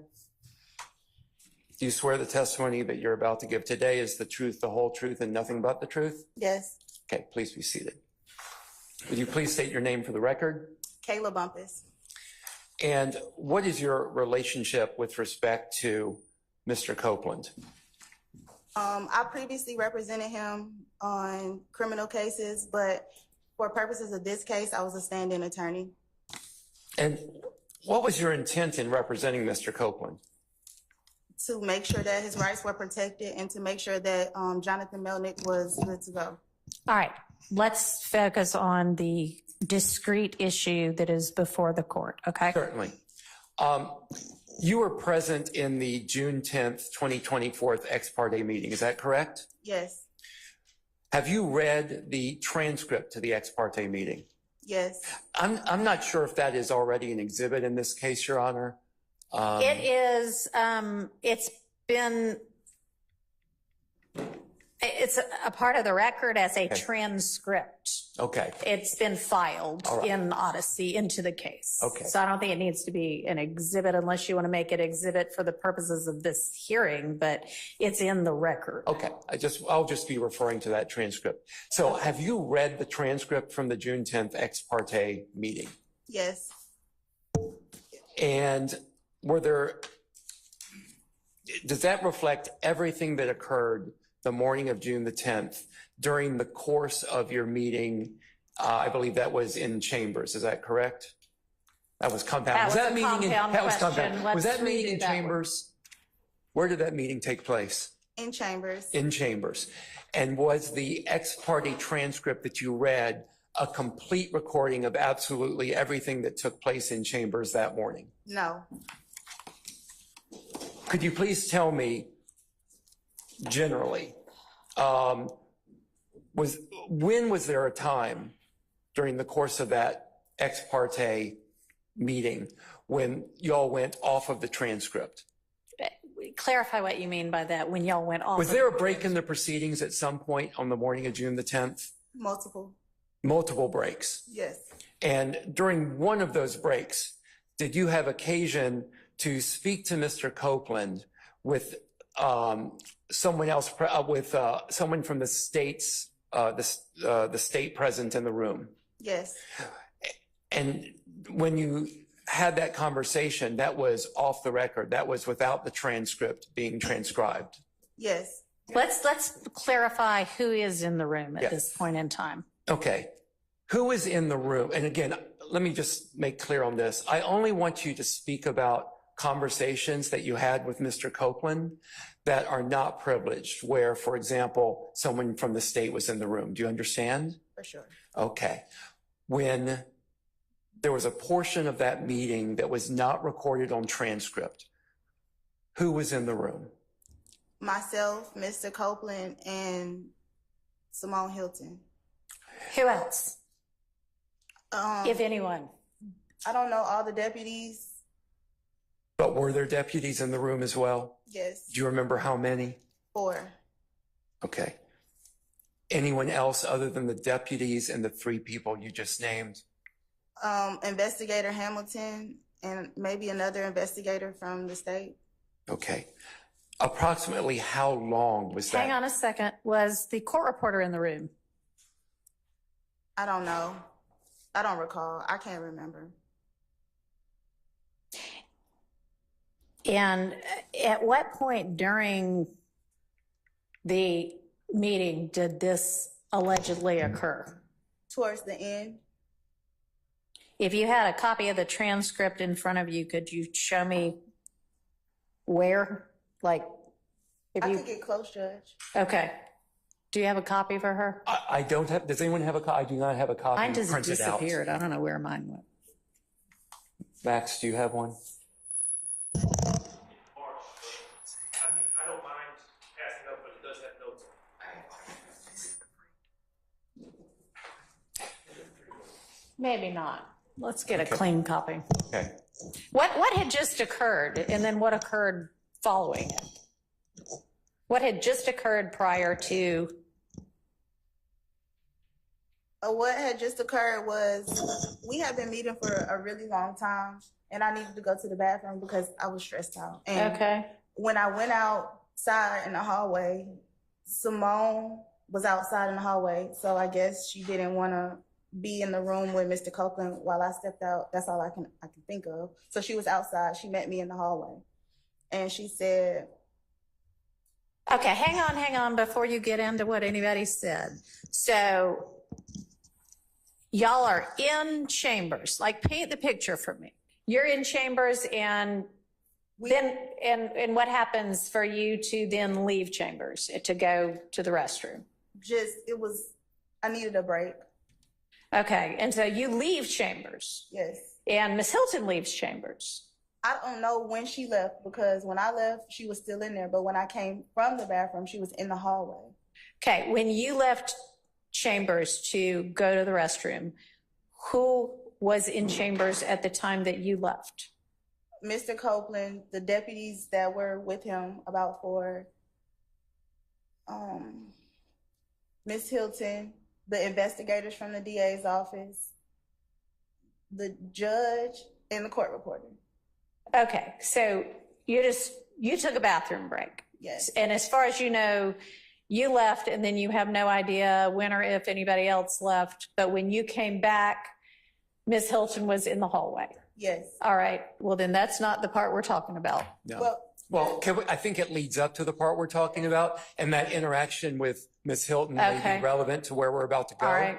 Could you please describe the exchange you had with Ms. Hilton in the hallway? So she asked me, I think I get what you're saying. I think I get what you guys are trying to say. And if he's trying to do what I think he's trying to do, then that's not going to work. And I said, well, I don't know what you're referring to, but I guess we can come back in and you could talk to him about it. Okay. And so when you said you can come back in the room and talk with him about it, was there any further exchange in the hallway? No. What happened after that? We go back in the chambers, Excuse me, we being you and Ms. Hilton. me and Miss Hilton. You go back into the chambers, and then would you say again who was in the chambers when you went back in? Well, Mr. Copeland had then went to the restroom, so it was just me and Miss Hilton in chambers, and then they bring him back in. And Did then- you and excuse me, I don't mean to cut you off if you hadn't finished. No, then the same other people. Okay, when you and Ms. Hilton were in the chambers prior to Mr. Copeland returning, did you and Ms. Hilton have any further conversation in the chambers? No. Okay, when Mr. Copeland. Hang on. So you and Ms. Hilton go back into chambers. Do you go back? I mean, chambers is There's an anteroom where the judicial assistant sits. There's a staff attorney's office. There's the judge's office. Where are y'all? The judge's office? Yes. Okay, and when you and Ms. Hilton go back to the judge's office, there's nobody else there but the two of you? And probably the investigators from the state. You don't remember? Well, the deputies had to take Mr. Copeland. Okay, Yeah. so Mr. Copeland was gone. Yeah, he was in. Was the court reporter there? Yeah, she was there. Was the judge there? If you remember. I don't remember if he was in there. Okay, so you and Ms. Hilton have a private conversation in chambers? No, we don't talk. Okay, y'all just walk back in and then what happens? And then everybody comes back in. Okay, who is everybody? The judge, Mr. Copeland, the 4 deputies, the 2 investigators from the state. Okay, we're just going to take it slowly, step by step, okay? Okay. All right. So those individuals return. Does Judge Glanville return to the chambers? Yes. Is the court reporter in the chambers? Yes. Okay. When all of these people are in the chambers, what happens next? A step at a time. Simone starts talking to Mr. Copeland about what we talked about in the hallway. What specifically did Miss Hilton tell Mr. Copeland about what happened in the hallway? I don't remember what she said at the beginning, because then she says, wait, Judge, can you step out? Who is the she that says, wait, Judge, can you step out? Simone Hilton. Okay, ask the judge to step out. At that point, does the judge step out? Yes. Does anyone else step out? I don't remember if the court reporter stepped out, but I know she stopped taking down what we were talking about. Okay, and she may or may not have remained in the chambers. Correct. Okay. And so at this point, you're saying that the judge is out, you, Ms. Hilton, Mr. Copeland, 4 sheriff's deputies and 2 DA investigators are in chambers. Yes, Judge. Okay. Okay.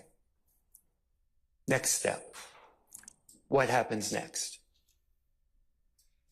Simone starts to talk to Mr. Copeland about, I guess this is the part about purging yourself and perjury and impeachment.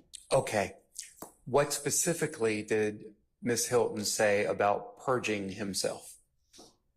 About purging himself once he began to testify that he would purge himself of him being arrested. Okay. What about perjury did she tell to him? Did Ms. Hilton say to Mr. Copeland? I think some of this is on the transcript, but she reiterated the fact that pretty much she wanted him to testify. She didn't know what he was going to say, but there was one thing that they know that he didn't do that she would not allow him to testify to. Okay.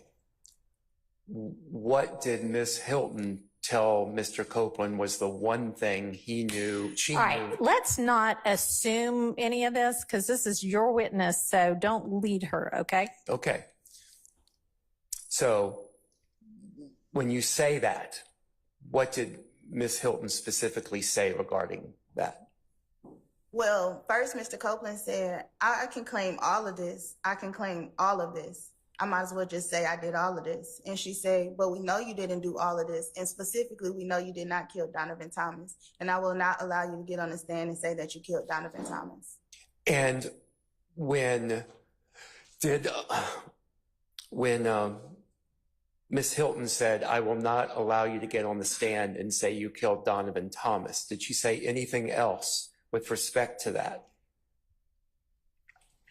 Pretty much, I was explaining to Mr. Copeland about independent evidence because she said if she had any independent evidence to prove that he was lying about anything, she would just use his statement to impeach him.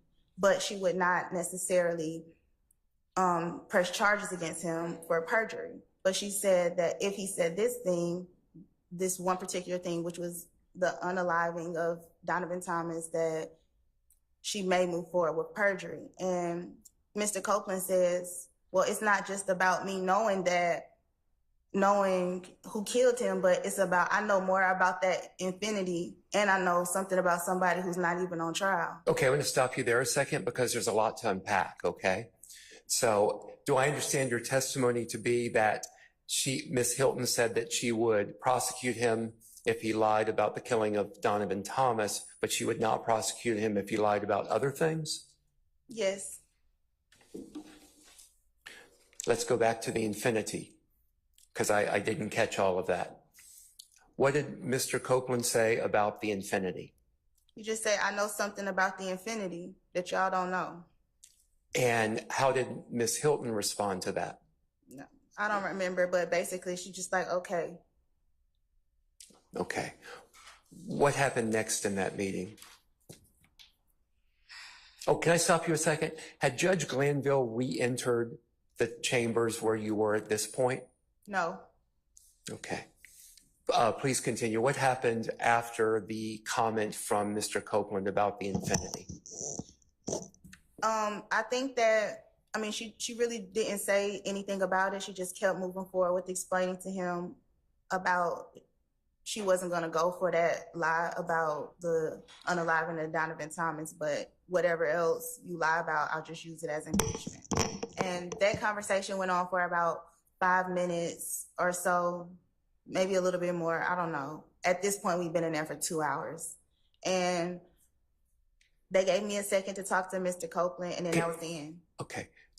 Who gave you a second to talk to Mr. Copeland? I guess Simone.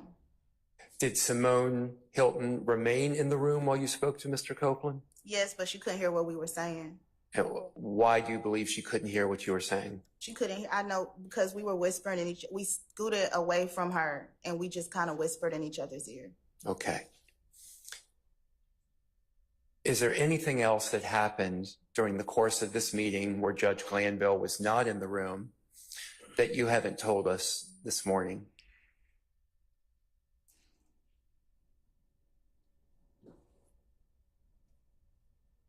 I'm not 100% sure, but I know there's one time where Adrian says something about Judge Closure. Where, I'm sorry, who? Adrian Love. Okay, let's stop just a second, okay? Because I want to make sure we clarify this.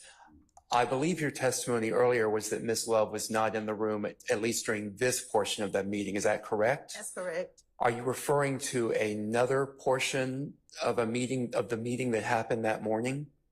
I don't remember if he stepped out or not. I just remember at one point she said, Judge, close your ears. I don't remember if who said. Okay, let's go back. Yeah, that's Okay, very here, unclear. we're going to go back and try to clarify. Let me. Yeah. All right. So the beginning of the meeting, it is Judge Glanville, Miss Love, and you, Yes, Judge. the court reporter, and then whomever the deputies are. Mr. Copeland is not there. Miss Hilton is not there. Is that correct? No deputies. Okay. They don't come until Mr. Copeland comes. Okay. So then it is just the judge, Miss Hilton, and you, and the court reporter, correct? And the investigators. The DA investigators. Yes, Okay. Judge. And so is it that portion of the transcript that you're moving to now? Yes. Okay. All right. And what did Ms. Love say? I just remember her saying something about Judge, close your ears. And I can't remember if he steps out then for a second or not, but that would be the only other time I remember him stepping out. What did Ms. Love say after Ms. Love said, Judge, close your ears? I don't remember. You don't remember? Okay. So we've discussed that one portion of the morning where the judge was not in the chambers. Was there another time that morning, other than that one time we've been discussing, was there another time that morning where the judge was not in the chambers, but there was a conversation among you, Mr. Copeland, and someone from the prosecutor's team? No. Okay, that's the only time. Yes. Okay, I don't have any further questions. All right. Does any other defense attorney have questions for Ms. Bumpus? And we have a copy of the transcript now if anybody needs it. A clean copy. Yeah. It's sitting right up here. Oh, I'm sorry. I didn't see that.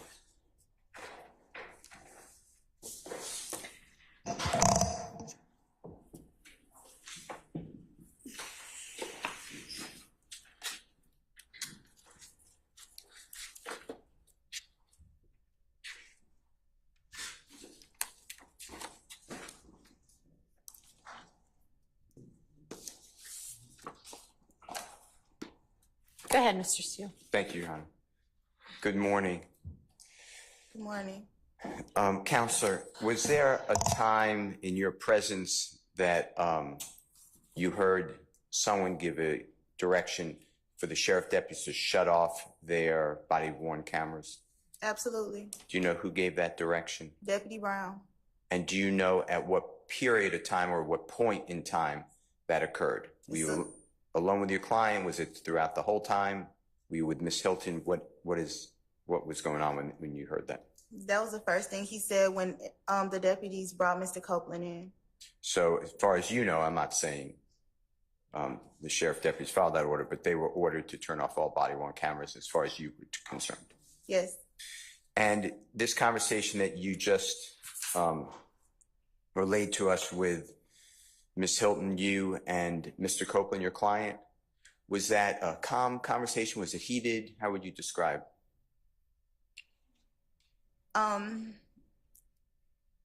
It was, we had been in there for 2 hours. It was a high level of emotional tension, if that's a thing. Okay, were people getting louder than we're speaking now? Yes. And who was that person or people? Simone. Okay. And when you were talking about Mr. Copeland not being permitted to take responsibility for the killing of Mr. Thomas, you know what I'm referring to? Yes.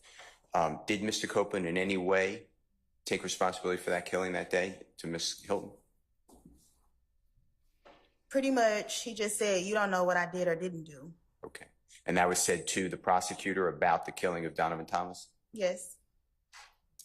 Do you know if you saw Miss Hilton taking any notes or recording the meeting, or any of the people with her recording this meeting or taking notes?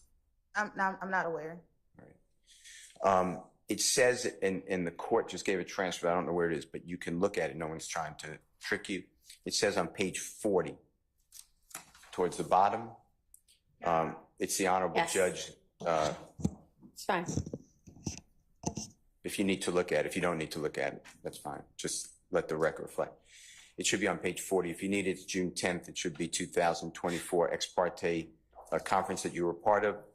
And Judge Glanville says something to the effect, I'm not looking at, this is not a quote, but it appears to be to Mr. Copeland. Do you remember when Mr. Love told you that as long as you don't tell a bold-faced whopper, something like that? Do you see that? Yes. Can you just, so the court, unless the court has it in front of her, what line I've that got is? it in front of me. Do you know what line that is? Or it begins on? 12. Okay. Well, 9, but 12 specifically, what you're referencing to. I couldn't hear the last part. 9 is when he starts talking, but 12 is when he gets into that part. He being Judge Glanville. Yes. Okay. And what information do you have that Ms. Love spoke with Mr. Copeland about the bald-faced whopper? What do you mean? I'm sorry. Can you ask that again? Well, Yeah. apparently Ms. Bumpus didn't understand it any better than I did. Yes. Do you have any information to educate us on when Ms. Love spoke with Mr. Copeland about you can't make a bald face, whatever it says, whopper? Hang on just a second. Yes, Ms. Love. My objection is that the question itself assumes a fact that has not been established. Sustained. Read what it says if you don't mind. Since it's Tell me in what it. page we're on again. 40. Okay. Thank you. The court, the state can still give you immunity. They can give immunity to whoever they want, okay? And they can make that choice. I don't even make that choice. So if they, like I said earlier, they want your testimony, they figure it's that the jury needs to hear what you have to say, good, bad, or indifferent. And what Ms. Hilton is telling you is just the truth as you know it. And let her worry about, I mean, even though you may have said different versions of whatever, that's for impeachment. That's not going to get you in trouble. What will get you in trouble is you just invoking your First Amendment privilege because you've been given immunity. Or as Ms. Love said this morning, remember, Ms. Love said, if you overtly lie about something, like if you tell a bold-faced whopper, then they can indict you on that particular charge. I mean, that particular false statement. That part you said about, you remember earlier this morning, Ms. Love telling you about the bold-faced whopper. That's what I'm focused on. Can you tell us, were you present when Ms. Love spoke with Mr. Copeland that morning? What's your basis? Again, assuming facts that have not been established, the question I believe was, were you present when Ms. Love spoke with Mr. Copeland? Okay, so I think that's based on the fact that what was just read out was read out. So I don't know that Judge Glanville's statement establishes that, but that's why he's asking it. So I'm going to permit him to ask that, and she can, keeping in mind that that doesn't establish that it occurred. Ask it as a more conditional question, I guess. Do you have any information how that came about, if it occurred at all?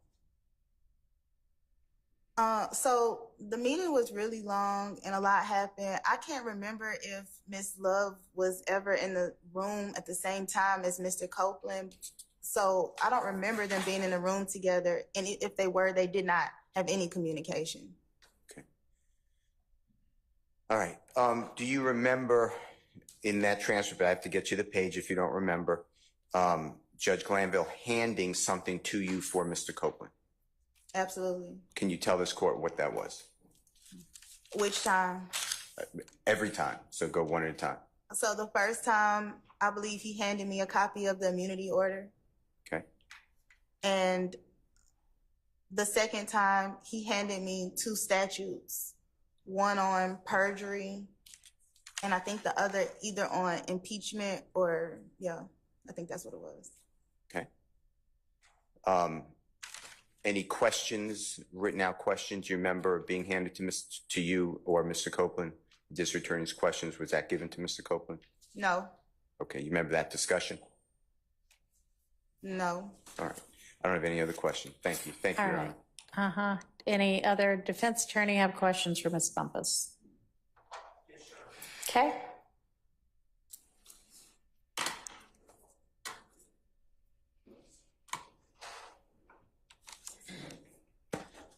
Good morning, Ms. Bumpus. Good morning. Counselor, I want to take you back to that Monday, June 10th, 2024. When you arrived for court that day, you were arriving to represent Mr. Copeland, correct? Yes. As a witness? Yes. Okay. And where did you go when you entered the courthouse? I came right here. To this courtroom 1C? Yes. Okay. Did you ever request an ex parte meeting with the judge? No.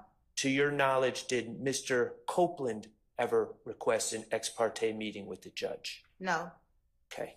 How did this meeting come about? I was down here, and when I got here, the courtroom was closed. There was no one here. And so I contacted Mr. Chamberlain, and he came down. He told me to call him when I got in the courthouse. So I called him when I got in the courthouse, and I was right here. And he came down and got me, took me upstairs. Okay. Were you ever told why you were going upstairs? I was never told why I was going upstairs, but once I got upstairs, I thought I was upstairs because that was the only place I could talk to Mr. Copeland. Okay. At what point did you realize that you were being made part of an ex parte meeting? When Brian got up there and said it. When what? I'm sorry, I just, Brian, who's Brian? Attorney Steele, Okay. got up, and that was the first time I really realized that anything had happened, because I had been sitting there and I did not realize what was happening. Okay. Where are you? I thought you had just been brought upstairs to Judge Glanville's chambers. But it was never a time where they said, oh, we're about to meet. They literally just start talking. So Mr. Steele's there? no, the first time I realized what had happened was when Mr. Steele made his motion in court. Okay, so you were in chambers with Judge Glanville and Miss Hilton. And Miss Love, correct? What I'm saying is, You answered the question that I am asking you. You were in chambers with Miss Hilton and the judge. I'm sorry. There are two different parts to this ex parte. You were in chambers with Miss Love and the judge and a court reporter, and y'all had conversations, correct? yes, Okay. And you were aware prior to that morning that this case was being tried, correct? yes, Okay. And you were aware that Miss Love was a member of the prosecution team, right? yes, And that Judge Glanville was the presiding judge at the time. yes, And that there were defense attorneys on the other side of the case, right? yes. Okay. And so when you went into the meeting, you could see that there were no defense attorneys present, right? No, but what I'm saying is, I didn't know I was going into a meeting. Ma'am, I understand. Answer the question I asked you. You could see at that point in time that there were no defense attorneys present in the chambers, correct? Yes, Okay. So at that point in time, you knew this is a meeting with the prosecution and the judge and no defense attorneys, right? what I'm saying is, Ma'am, answer the question I am asking you. I didn't realize it was a meeting. Okay, so at the point when people started talking, let's call it a meeting at that point in time. Okay. Okay. And so you knew that the defense attorneys weren't there then, right? Yes. Okay. And so you knew it was an ex parte. If you knew the term ex parte. Yes, I know. Okay, go ahead. And in the meeting, who initiated the conversation about the purpose of the meeting? Was it you? No. Okay, who was it? All right, let me ask y'all a question. I can read what's in the transcript. So unless there's, something that we're saying occurred before, the court reporter said, okay, I'm ready whenever y'all are. I don't need an exposition of who said what. I can see it, okay? Okay. I have no further questions. All right. Ms. Matthews. Ms. Bombas, good morning. Good morning. Just a few questions for you. At any time during the meeting that took place between the court, the prosecutor, yourself, Mr. Copeland, were you ever told by the court not to disclose any of the contents of the meeting? All right, we are not going to replow the issue of Mr. Steele being held in contempt. That is moot. So to the extent that this is going to that, move on. Okay, that's where I was going. All right. Thank you. No questions. Anybody else? From the defense team side. Okay. Ms. Love, do you have questions for Ms. Bumpus? A few, Judge, just a few. Thank you. Ms. Bumpus, you were asked by, I believe, Mr. Steele, whether Judge Glanville ever handed Mr. Copeland anything. Do you remember being asked that question? No. Okay. Do you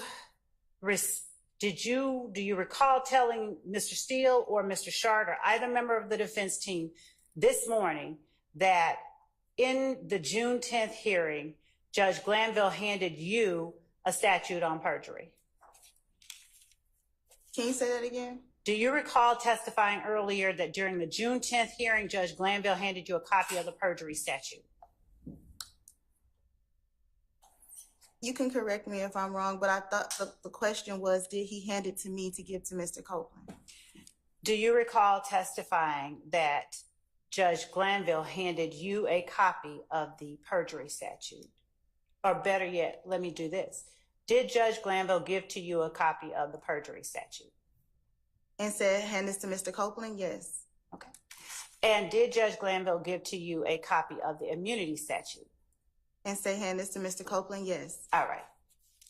And when you responded, let me back up. So do you not recall being asked in this courtroom today, did Judge Glanville ever give to Mr. Copeland anything? I don't recall. Okay. Do you recall what you were asked do you recall testifying that Judge Glanville gave you both a perjury statute, copy of that, and a copy of the immunity statute? Yes. Okay. Do you recall what question you were answering when you made those statements? The question that I was answering was, did Judge Glanville give me something to hand me a statute or hand me anything in a meeting? And you don't recall him asking whether Judge Glanville handed Mr. Copeland anything? Objection as to the answer. Yes, thank you. I mean, I'm not sure we've got a clear answer on it, but does it matter? If she, there's a reason that I'm asking the All question. right, well, go ahead. You can ask it again because I don't think anybody's clear on it yet. Do you recall being asked today whether Judge Glanville ever handed Mr. Copeland anything? I believe that I just stated that he handed me two things. Ms. Bumpus, I don't think she's asking you about what happened. I think she's, for some reason, asking you about the question that was asked to you on direct. Do you recall being asked if Judge Glanville gave Mr. Copeland anything? I don't recall. Okay.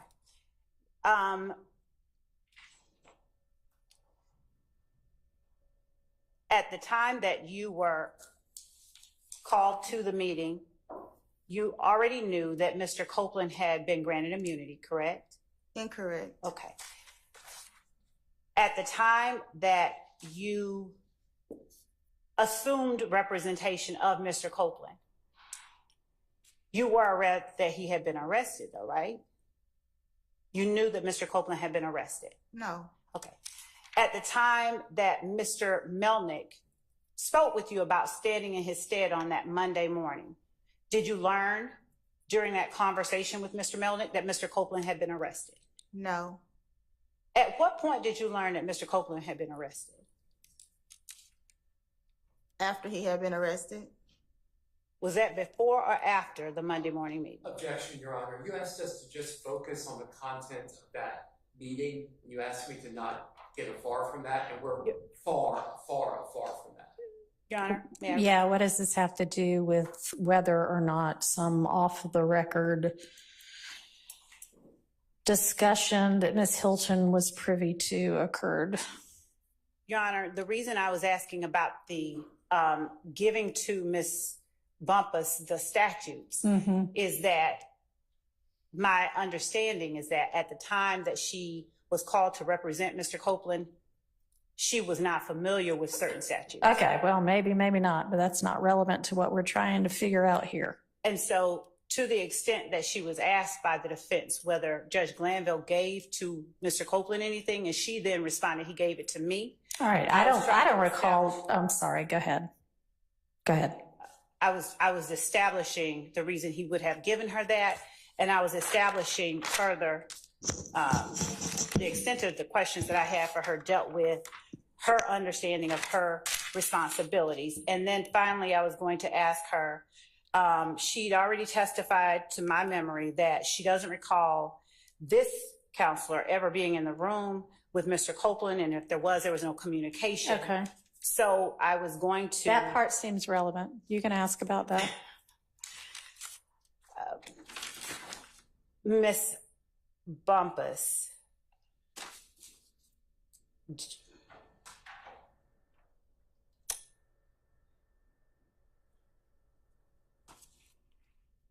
do you have any memory of Miss Hilton and me being in the room while you were in the room with Mr. Copeland? I have some memory of all of us being in the room for a very brief moment of time. When you say all of us, who is all of us? You just asked me, do I have any memory of you, Ms. Hilton, and Mr. Copeland being in the room? I remember at one point you came back, but I can't remember exactly what happened while you were there. Is it your recollection that I was there when Mr. Copeland first came into the room? No. And when you say you remember that I came back, where is it that you're remembering that I came back to?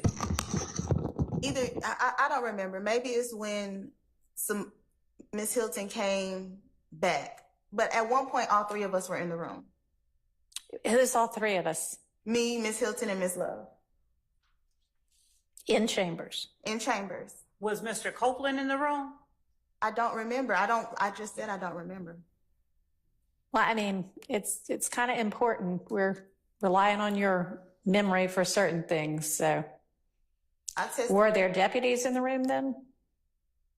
What I'm saying is if Mr. Copeland was ever in the room with Adrian Love, then it wasn't a long, extended amount of time, and I don't think there was any communication. I remember that Simone left, and it was just me, Adrian Love, and the judge and the court reporter.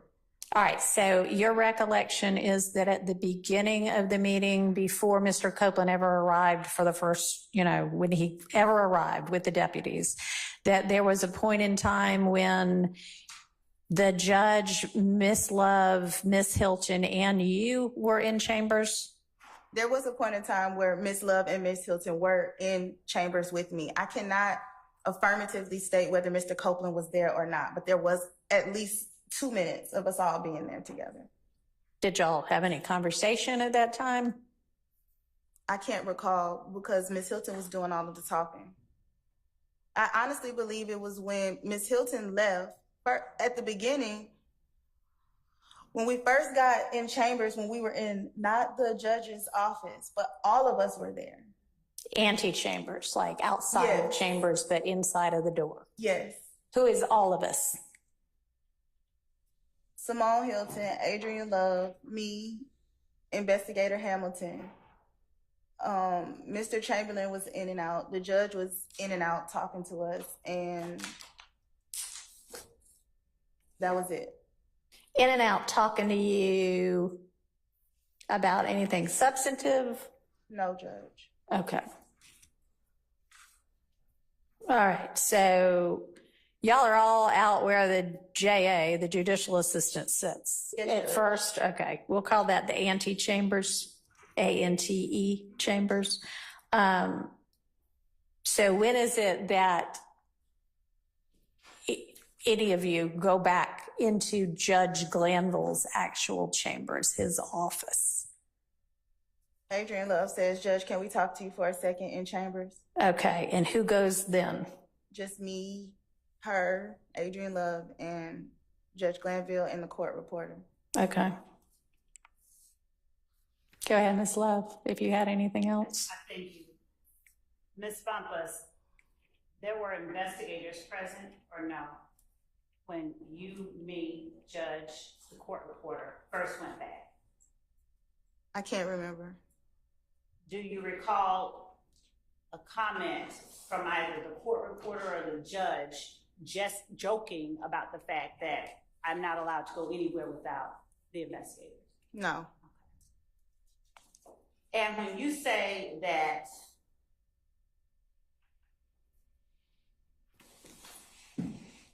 we went into the chambers, you, me, the court reporter, Judge Glanville,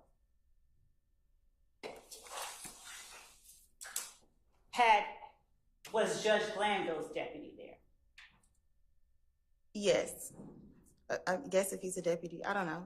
Which person was there for Judge Glanville? Which sheriff's office personnel, do you remember? No. And where was that person situated when you, me, Judge Glanville, the court reporter went into the chambers? I have no idea. That person was in chambers with the 4 of us, 5 of us? I don't remember. At some points, I don't remember about when he was walking in and out. Okay. And by that, by he, you mean a sheriff's office personnel. If he's a sheriff, I don't know what he is. Do you remember, do you have any memory of the investigator being present with me while I was in there? I don't remember. I know there were investigators there. I don't remember if they came in chambers when you came in or after Ms. Hilton came in. And seeing the transcript, does it do anything to refresh your memory about who all was there? No. Okay. And when you testified earlier that at some point after I left the first time, that Simone, me, and you ended up in a room together in chambers. Do you recall testifying that way to the court just earlier today? Yes, at one point, me, you, and Simone were in chambers together. Like I said, it was a brief moment, and I don't remember you saying anything. But that was, are you saying that now that was after I left the first time? I really don't remember. Okay. So your memory, you know that at some point you, me, and Simone are in chambers together. You cannot recall whether after I left the first time I ever came back. I cannot recall. Okay. And when you said, let me ask you just this pointed question. Did Kenneth Copeland ever say, I killed Nut while Simone Hilton, to Simone Hilton while you were in there? Can you ask the question again? Did Kenneth Copeland ever say to Simone Hilton, I killed Nut? No. Did Kenneth Copeland ever say to Simone Hilton, I killed Donovan Thomas? No. Did Kenneth Copeland ever say that he killed anybody to Simone Hilton? No. Did he say any of those three things in Simone Hilton's presence and hearing, to your knowledge? Can I answer that with a non-yes or no question, Judge? With a what? With an explanation, because he didn't say yes, or he did not say I killed, but he said, you cannot tell me what I did or did not do. Okay. That's the extent that he said? Yes. Okay.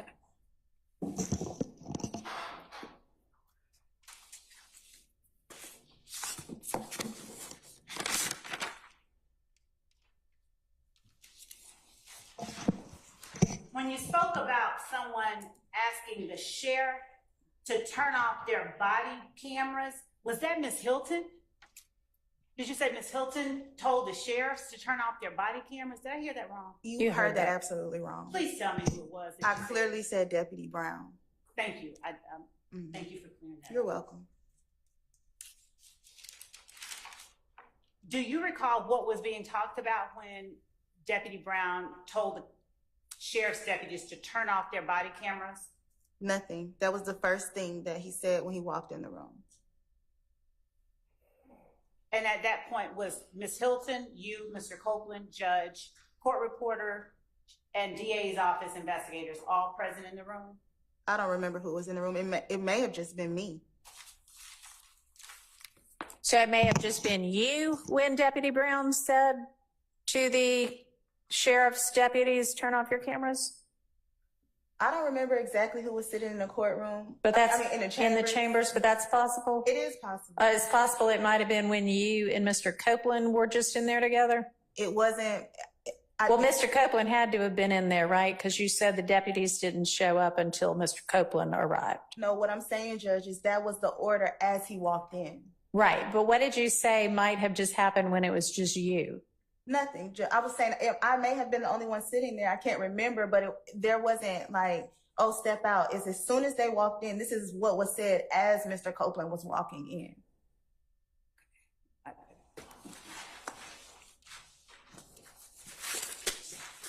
And was there any, did you request at that point that they brought him in to have a private meeting with your client at the time?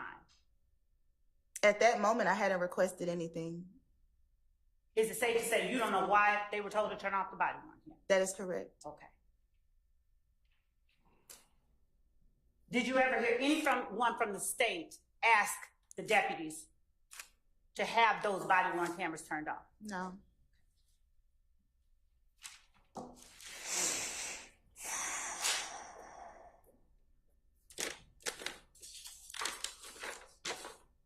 You testified earlier that Mr. Copeland said something akin to, I can claim all of this. Did I hear you right? Yes. Okay. And who was he talking to? And Simone. okay. And did you know, or did he ever make clear what all of this was that he was talking about? I believe he was referring to everything that Wait, that's not the question. It wasn't what do you think he meant? It was, did he ever make clear? he said everything in this case. He said the words, everything in this case? I don't know if those were his words verbatim, but that's what he said. Was a court reporter there when that happened? I don't know. This was an off the record conversation. Okay, so it was off the. So when what about his words? What words did he say that makes you now say that's what he said if you don't remember exactly how he put it? I said I don't remember his words verbatim, Right. but I was there and he said, I can claim all of this. I can take all of this. That's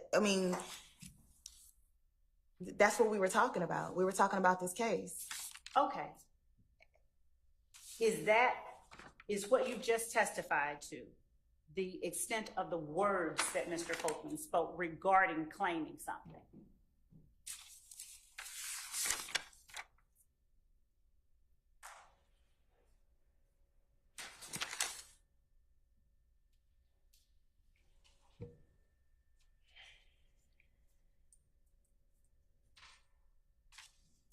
Can you repeat the question?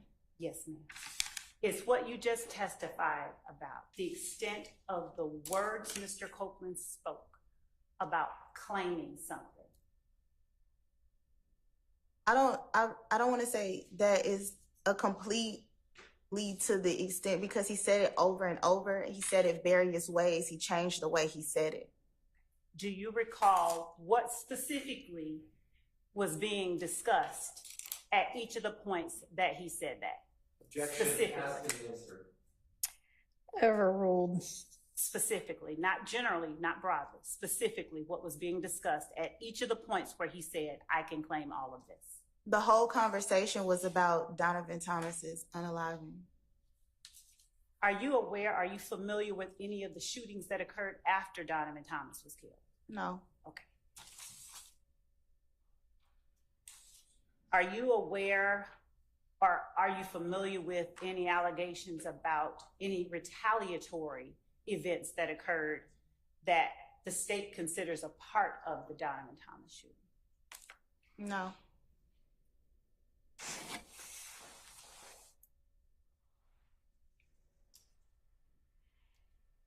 At what point, what was being asked of Mr. Copeland when he made the statement that you testified, it's not just about me knowing that, it's about who was in the infinity?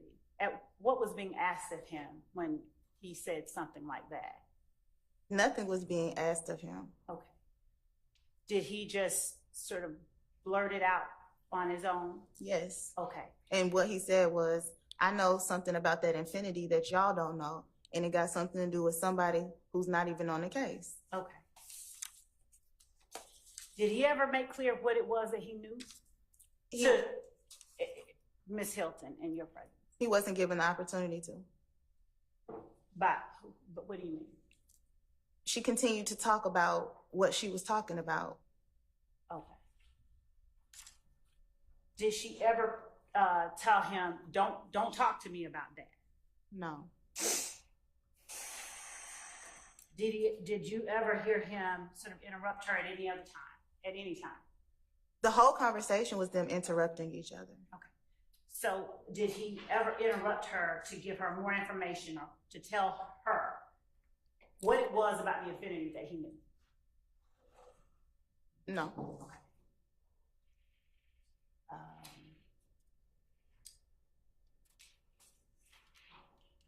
when you said, Adrian said, "Judge, close your ears." Did you mean to say Adrian said, "Judge, close your ears"? You? Yeah. Yeah, you. Okay. At what point are you alleging, are you saying, does your memory tell you that I told the judge to close his ears? I don't really remember exactly what was saying. I don't know if it was you and Simone in there, but something about we were having a conversation.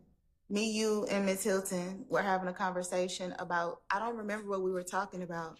And you said it, and then you said, "Judge, close your ears." And what did I say after I said, "Judge, close your ears"? I don't remember. All right, so then it's now your recollection that there was a point in time when you, Miss Love, Miss Hilton, and the judge were in there and Miss Love was talking. Judge, I've said that she never talked while Mr. Copeland was in the room. Okay, and you don't even remember really whether she was in there or not when Mr. Copeland was in the room. If she was, She, Miss Love. It was very brief, but no. Okay, but you said before, I thought, that there was maybe a 2-minute time when you, Miss Hilton, and Miss Love were in a room together. Yes, that's what I'm referring to. Okay, so that was in front of also Judge Glanville? Because you just said it was, so I'm trying to get clarity. Here's the clarity. He wasn't at the table with us as normal. He was turned around on his computer, but still inside of his office. Okay. So when did this occur during, we have the beginning of the ex parte being Miss Love, all of y'all are standing outside in the ante room, and Miss Love says, "Judge, can we talk to you for a minute," or something to that effect. And then who all gets up and goes into Judge Glanville's chambers? Simone has left to go to do something at that point. So it's just me and Adrian Love. Okay, and who else? And the court reporter. And she says maybe her investigator. I can't remember. Okay, and so the three of you talk for some amount of time, Yes. The three of you being Miss Bumpus, you, Miss Love, and Judge Glanville? Yes. All right, and then tell me when that changes and it becomes more or fewer of you in that room. The first person to join us is Simone when she comes back from court. Okay, and is that at the same time that essentially the same time that Mr. Copeland also joins you? Maybe within a minute or so. They don't come in like at the exact. Okay, so they come in essentially together. And where's Miss Love at that point? She leaves when Miss Hilton comes, but she does stay for, like I said, there's a brief conversation with me, Miss Hilton, and the judge. And the judge? Well, in the judge's chambers. The judge is Okay. not. With you, Miss Hilton, Miss Love, but it's not a part of the proceedings yet because the judge didn't even pay attention. He's over there working on his computer. Yes. What do y'all say at that point in time? I don't remember what the conversation Anything of substance? It was about maybe plea deals. I remember she said to me. She who? Adrian Love. I remember she says, which I can't forget this, is I don't know who's worse, you or Jacoby. What? That was the thing. That was the nature of the conversation. Say that again. She said, she tells me she doesn't know who's worse, me or Jacoby. Me or Jacoby? Yeah. Jacoby Hudson? Yes. What does it have to do with anything? I don't know. It has nothing to do with this case. No, that's what we're talking about. You asked me what we were talking about. Okay, so something that had nothing to do with this case. And then something comes up about, I don't know if it's plea deals. I don't know. It was something about this case where she says, "Judge, close your ears." Okay. So this is before y'all kind of gone back on the record. The judge isn't paying attention anyway. He's in the room, but he's over at his computer. Y'all are over at his conference table. Is that what your recollection is? Yes. Y'all are talking about entirely other things. And then I wouldn't say entirely other things, but we're not talking about the Mr. Copeland. Or the case? If you're talking about Jacoby Hudson, you're not talking about the No, case. we're talking about the case. She's talking about, I guess she's talking about the reference to me hugging people. I don't know. But we were talking about the case. Okay, anyway. And then at some point, Miss Love, to your recollection, says, Judge, close your ears because she wants to talk to you about a plea deal. I don't know exactly I don't remember exactly what she was talking about, but it was something pertaining to the case. And Okay, but she you doesn't don't. want to talk to me about a plea deal because I'm not a defense. Right, that wouldn't have made any sense. But she was discussing something pertaining to the case, and she says, "Ooh, Judge, close your ears." And how long does that conversation go on? Like two or that's the 2 minutes I'm talking about. Okay. And then what happens to Miss Love? She leaves She leaves. And then when do y'all go back on the record? immediately. Okay. Well, no, I talked to Mr. Copeland for a second. Okay. Privately or? Privately. Okay. And then y'all go back on the record. And then does the record reflect everything the record reflects accurately? Other than whenever this conversation between you, Miss Hilton, and Mr. Copeland allegedly occurred? Yes. Okay. Do you have a copy of the transcript in front of you at this point? Yes, Judge. Can you kind of point out where this conversation allegedly occurs? It's somewhere around page 40. Okay. Between 39 and 40. Okay. Your Honor, could I just get, if it's between 39 and 40, are there any specific lines? Well, it was like off the record, so I wouldn't know exactly which line it starts back at. Okay, but you had represented previously that Judge Glanville was not in the room at that point in time. Yes, he was asked to leave. Okay. So him being asked to leave isn't reflected. Is that right? Let's see. Okay. Do you remember who asked him to leave? Miss Hilton. Okay. And that's not on the record either? No. And you can't remember whether the court reporter stayed or left? I can't remember whether she stayed or left, but she definitely stopped taking down. Okay. All right. And when did you, sorry, Miss Love, go ahead. You know what? Go ahead. I'll save my questions.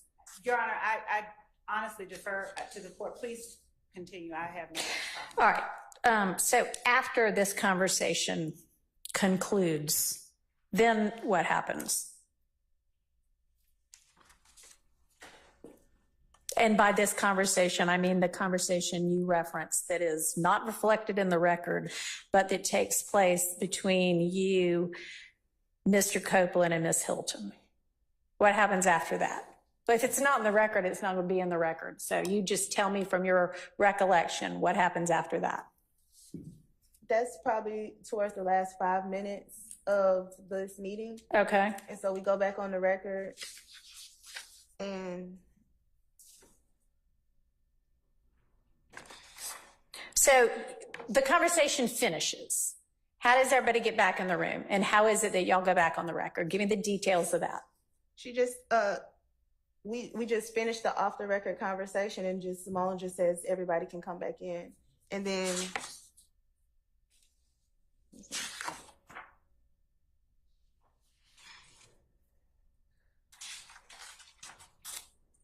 okay, wait, Judge, I'm sorry. Mm-hmm. It's actually Your Honor, does the court mind if I sit? Go ahead. I would say that the conversation actually happened around page 46, 45. 45? Okay.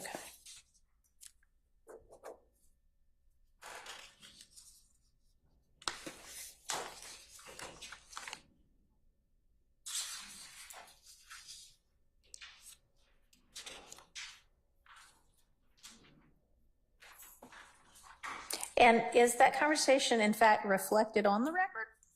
No, but I don't know how. I mean, so how are you sorting out, oh, it's around 45 that it occurs? Because I try to get the conversation on the record. What did you say? To get the conversation, or to try to get the conversation on the record? I say,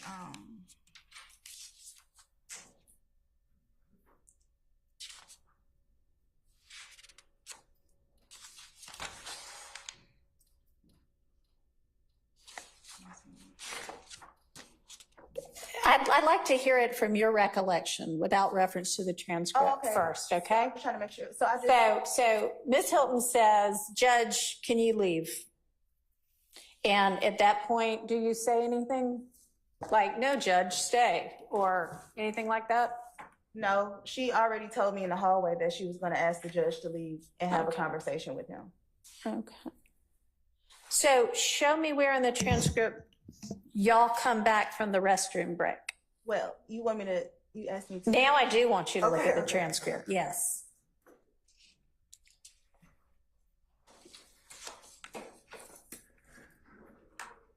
And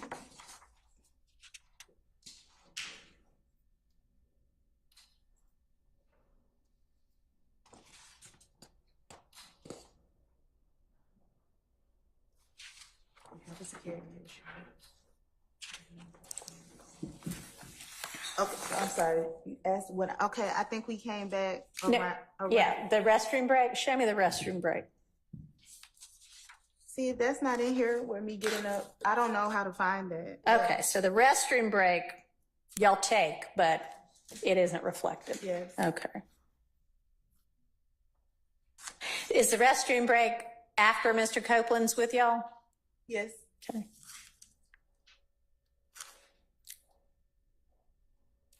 All right. And it's immediately after this restroom break that you and Ms. Hilton and Mr. Copeland have the private conversation? Yes, sure.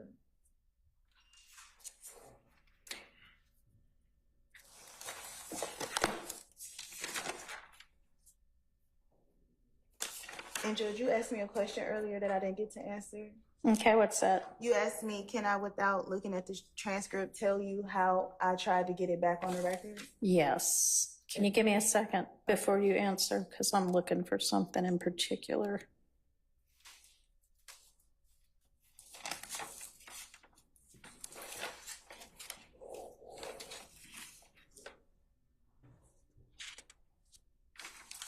All right, so y'all take a restroom break. You see Miss Hilton in the hall. Y'all walk back in. Mr. Copeland's gone because he's taking a restroom break at that point. The court reporter is there. Mr. Copeland comes back. The judge comes back.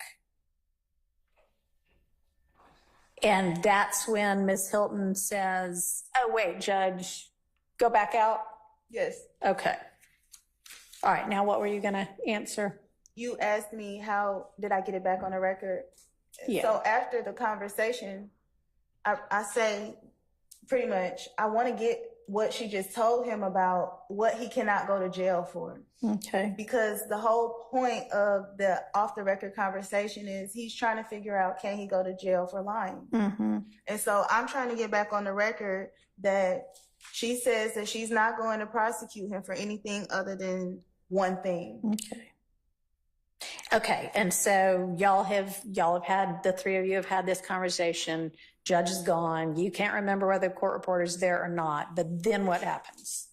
That's what I'm saying. That's on page. So then you say, I'd like to get this on the record, or? No, we go back on the record. Okay, so how does that occur? No, she just says, let's go back on the record. Simone. So Ms. Hilton says, let's go back on the record. Yes. So you don't say, I want to get this on the record. No, I just do my best to get it on the record when we go back on record. It's in the. Oh, I see what you mean. You say, you don't mean, I'm really trying to get this on record. You mean Miss Hilton says, all right, let's go back on the record. And then you try to like give a rendition of what occurred. Yes. Okay. And that is reflected where? On page 48. On page 48. Well, between 47 and 48. Okay. All right. And does page 47 and 48 reflect the off-the-record conversation that allegedly occurred between you, Miss Hilton, and Mr. Copeland? There's a part where I say, so he can go to jail for anything but what?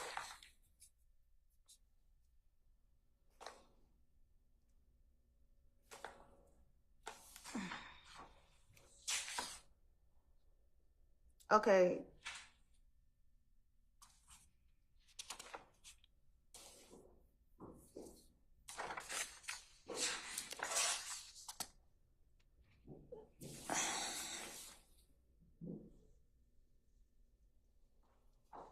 And okay, page 51 specifically, I'm asking, I tell him he has to make a decision. And I ask, so if he starts testifying today, is he going home today? And then I say, but if he says he don't recall to everything, he'll be okay. Okay. Okay. So at that point, between, whatever you said, 47 and 51, y'all are back on the record, right? Yes, Judge. Nobody's like declining to take down what you're saying. No, Judge. Okay. So any time during that point in time, do you say, let the record reflect that Miss Hilton, Mr. Copeland, and I had an off-the-record conversation, and I'd like to put on the record what was said during that conversation? No. Okay. And also on page 51, I say, I think, are you saying you want to get up there on the stand and say something? Uh-huh. And then it's no response because he just looks at me. Okay. All right. So does 47 through whenever that last page number was, does that accurately reflect whatever was said during the alleged off-the-record conversation? It doesn't accurately reflect, but it does. I do try to mention what we talked about, but it doesn't accurately reflect everything that we discussed. All right. So was there something else that you discussed that you should have said, oh, and by the way, this also happened that you didn't say?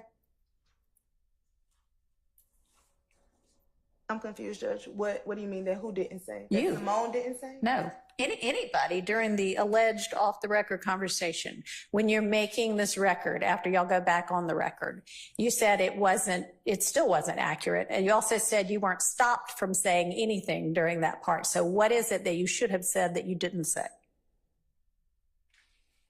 Well, I guess the only thing that I should have said that I didn't say is that Simone said that she would not prosecute or move forward with any type of perjury if he said anything except for the unaliving of Donovan Thomas. Okay. All right.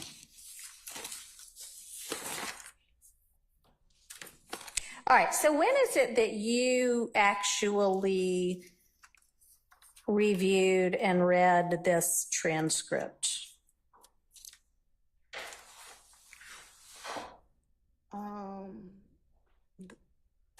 I really don't know. I think maybe around the time that I had to retain counsel, I think we reviewed it together, which I cannot tell you the exact date, but sometime in late June? Yeah, somewhere after 6/12. Okay. And we all in this room know this to be the case, but you are an attorney licensed and barred to practice in Georgia, right? Yes. Okay. And as such, you have a duty of candor to the court? Yes, Judge. Okay. Is there any point in time after you read this transcript and thought to yourself, wow, that really doesn't include everything, that you brought it to this court's attention that the transcript was incomplete? This court, well, there really was no court's attention to bring it to, because after all of that happened, it's been on recess for so long. So you've been in court when we've been in session for the last week or two, right? Yes. Okay.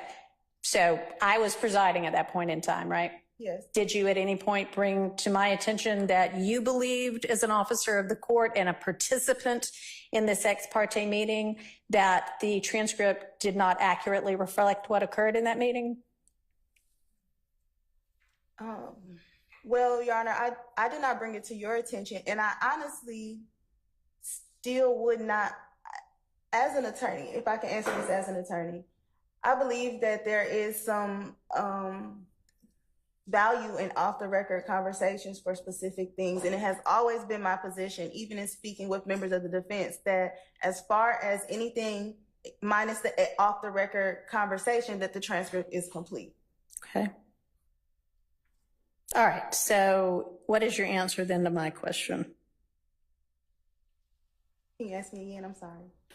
Did you ever at any point in time bring to my attention your belief that this ex parte transcript was inaccurate because it was incomplete? No. Okay. Why is that? Well, because of what I kind of just said, I don't believe that it was incomplete per se, minus the off-the-record conversation, but there are a lot of off-the-record conversations that are had that are not included in transcripts, and that's not unusual to me. All right. So you don't actually believe it's inaccurate then? No, I just think it's missing the off-the-record conversation. I'm not missing. I just think that the defense did not have knowledge of the off-the-record conversation. Not that it's missing from the transcript per se. Okay. Because it was officially off the record. Is that what you mean? Yes, Judge. Okay. And did you ever, if it in fact occurred, did you ever object to it being off the record? No, I didn't. Okay. So at some point you brought it to the defense attorney's attention? Is that how you decided to deal with it? I had a conversation with the defense attorney. I don't want to say I brought it to them, but we just had a conversation about what happened. All right. Ms. Love, do you have other questions for Ms. Bumpus? Ms. Bumpus, did you tell any member of the defense about the details of the content of the off-the-record conversation that you had with Ms. Hilton on June 10th? That I had with Ms. Hilton and Mr. Copeland? Yes. When did you tell them? The same day. Did you tell them everything you remembered about it? I told them everything I remembered. And do you remember how long after the conversation took place it was that you told them? I don't know, maybe like an hour? Was court in recess or was court in session when you told them? Court was in recess. Between the time that the conversation between you, Ms. Hilton, and Mr. Copeland ended, and the time that you told defense attorneys all of the details you could remember about the off-the-record conversation, was court in session at any point? I'm sorry, can you repeat that? Was court ever in session between the time that you finished your conversation with Ms. Hilton and Mr. Copeland and the time you told defense? What happened in the meeting? Yes. Court was in session during that hour? Had court resumed? Correct. Did court at any time resume from the time that you left the meeting in chambers to the time that you had the conversation with defense? Just in that moment, from chambers to conversation with defense? Oh, no. Court had not resumed? No. And when you said earlier,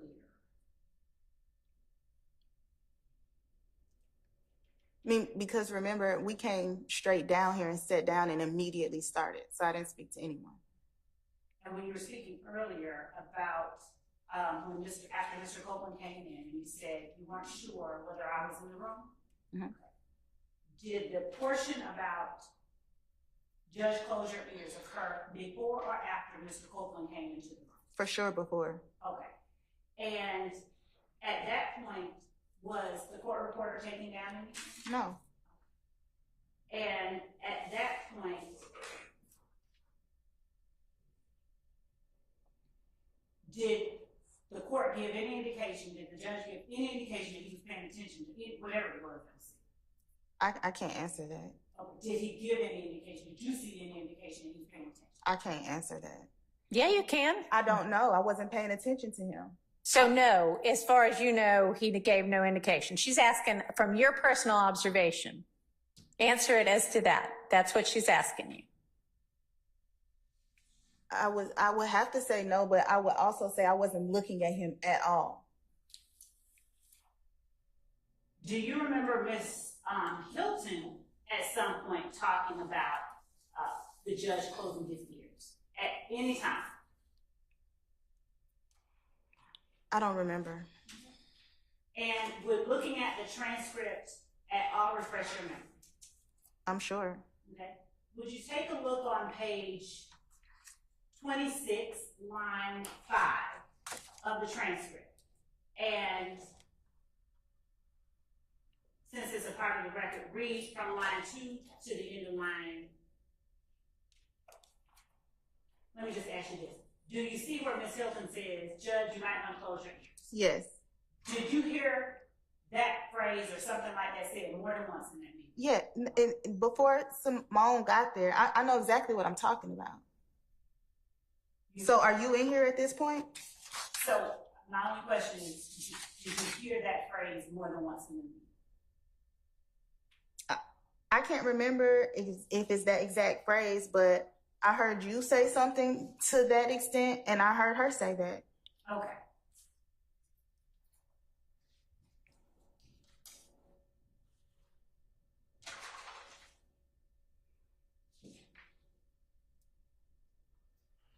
Were you the first person, to your knowledge, that brought to defense's attention that there was in fact a meeting in chambers? No. Who do you know? Do you have personal knowledge of who that person was? No. How then do you know that you were not the first person who brought that to their attention? Because they asked me about the meeting. Did they give any commentary to you that led you to believe that they knew what was said in the meeting? Yes. What did they tell you? Is it true that? Can I object to the they? Sure. You know, defense attorneys, they, it's not all an all-inclusive group. Yes, sustain. Can you be Yes. specific? Who specifically came up to you and asked you about the meeting in chambers? There were multiple attorneys that specifically talked to me at one time. Would you please apprise the court of the names of those multiple attorneys? Excuse me, objection, Your Honor. We're still far afield again of the limited subject matter that you asked me to stick to. Your Honor, as it pertains to Brady or whatever information, I think it's quite relevant. Who knew what and when, as it relates to what was said during the meeting? Okay, well, I don't know if it's relevant who revealed it, who revealed that a meeting occurred. Ms. Bumpus has said that essentially, if I understand you correctly, that at some point during the day immediately following the meeting, the day of the meeting, you had a conversation with some defense attorney or defense attorneys, and we can sort out who, where you relayed to them everything you knew and everything you recalled about what went on in the meeting, including the off-the-record conversations, right? Yes. Okay. You can figure out who that is now. Thank you. Who was it? Name the attorneys that you referred to just a moment ago. Just a moment ago with the question she asked me, Judge Whitaker? With the one I asked. Okay. I mean, it's the same topic, right? Okay, ask the question again. Which attorneys by name first came up to you and asked you about the meeting? See, Judge, that's two different questions. Then answer the question Ms. Love asked you. I don't recall, but I think Judge Glanville did judicial notice of me on camera. I don't recall. No, my only question to you is who first came up to you and asked you about the meeting? I don't recall everybody who was there. Who do you recall?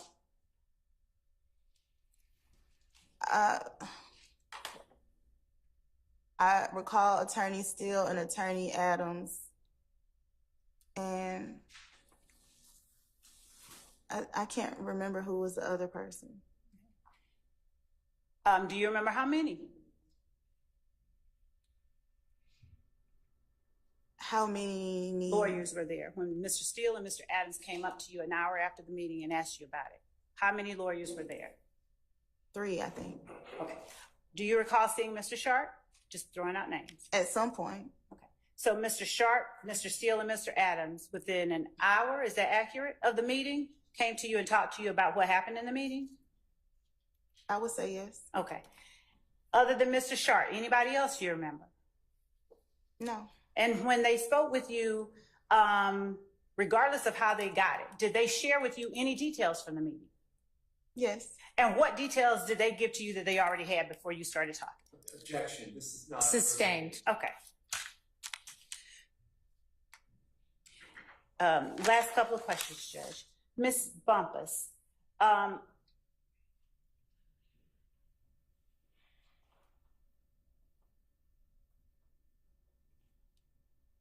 when you agreed to represent Mr. Copeland, did you, during the course of the meeting that you had in chambers, did you ask questions of the prosecutors or the judge about what the immunity statute meant or anything like that? Yes, I asked a lot of questions because I didn't realize until the end of the meeting what was actually going on. That information wasn't given to me.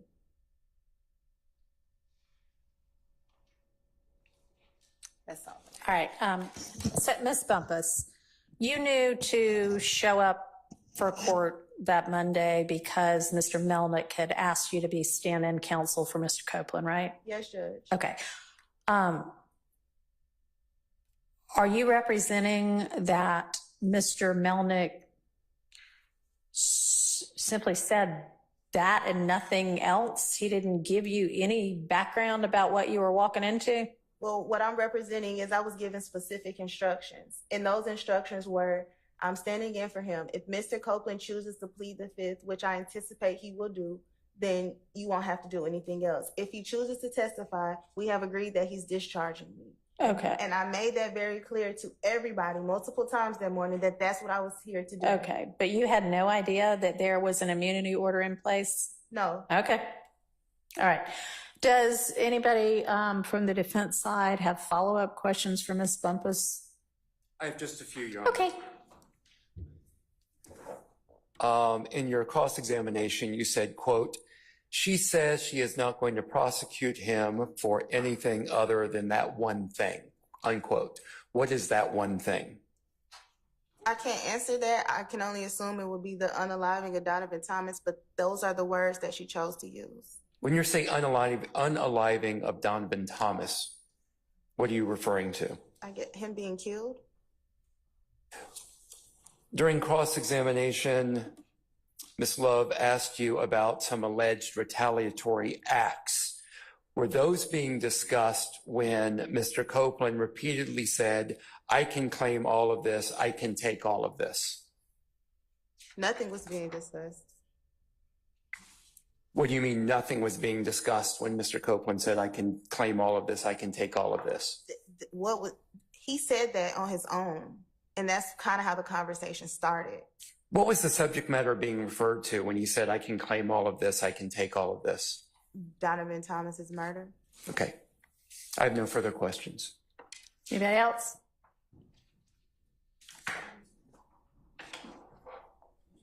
While Mr. Steele's making his way up, just so I am clear on this, you're saying that are you saying that in the off-the-record conversation that you, Mr. Copeland, and Ms. Hilton had, that Ms. Hilton told Mr. Copeland that the one thing she would prosecute him for perjury for was if he got on the stand and said that he, Mr. Copeland, was the one who killed Mr. Donovan Thomas? Yes, Judge. Okay, and that she would prosecute him for perjury if he said that.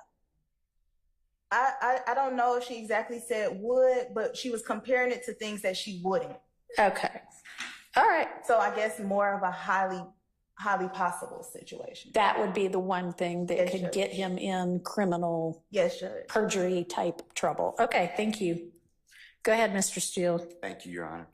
I just wanted to do timing or sequencing you were asked about. When you left Judge Glanville's chambers, after the entire, not bathroom breaks, after Mr. Copeland was removed from the chambers, et cetera, where did you go, if you remember? I came and sat right there in the courtroom.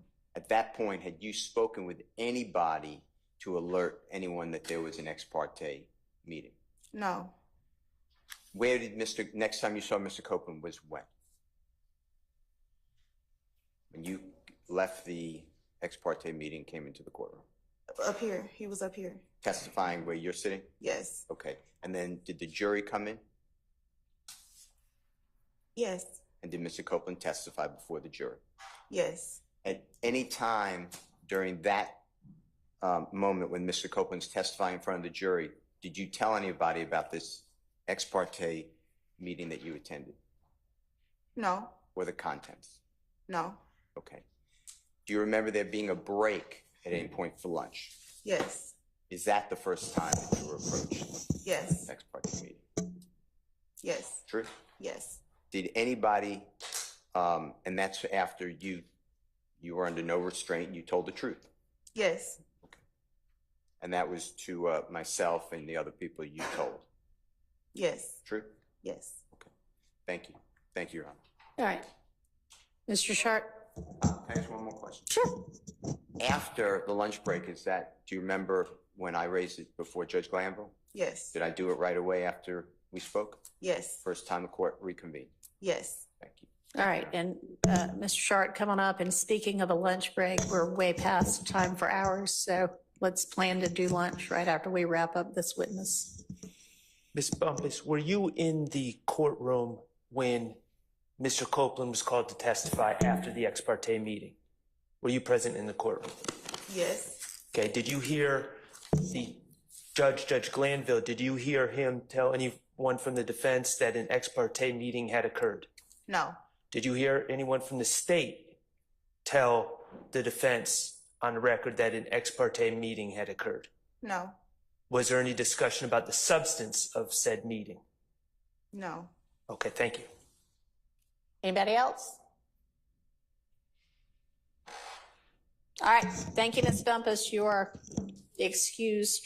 Let's take our lunch break.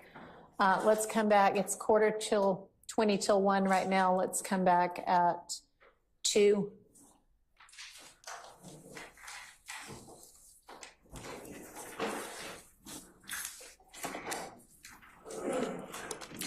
Just for my knowledge, does anybody on the defense team have any other witnesses as to this issue?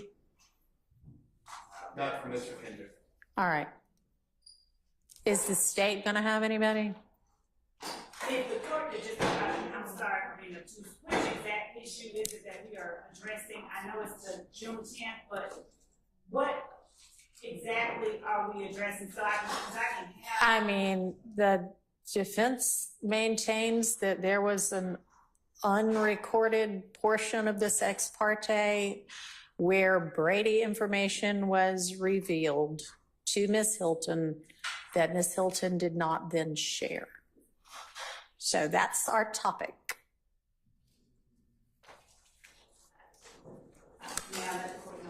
Sure.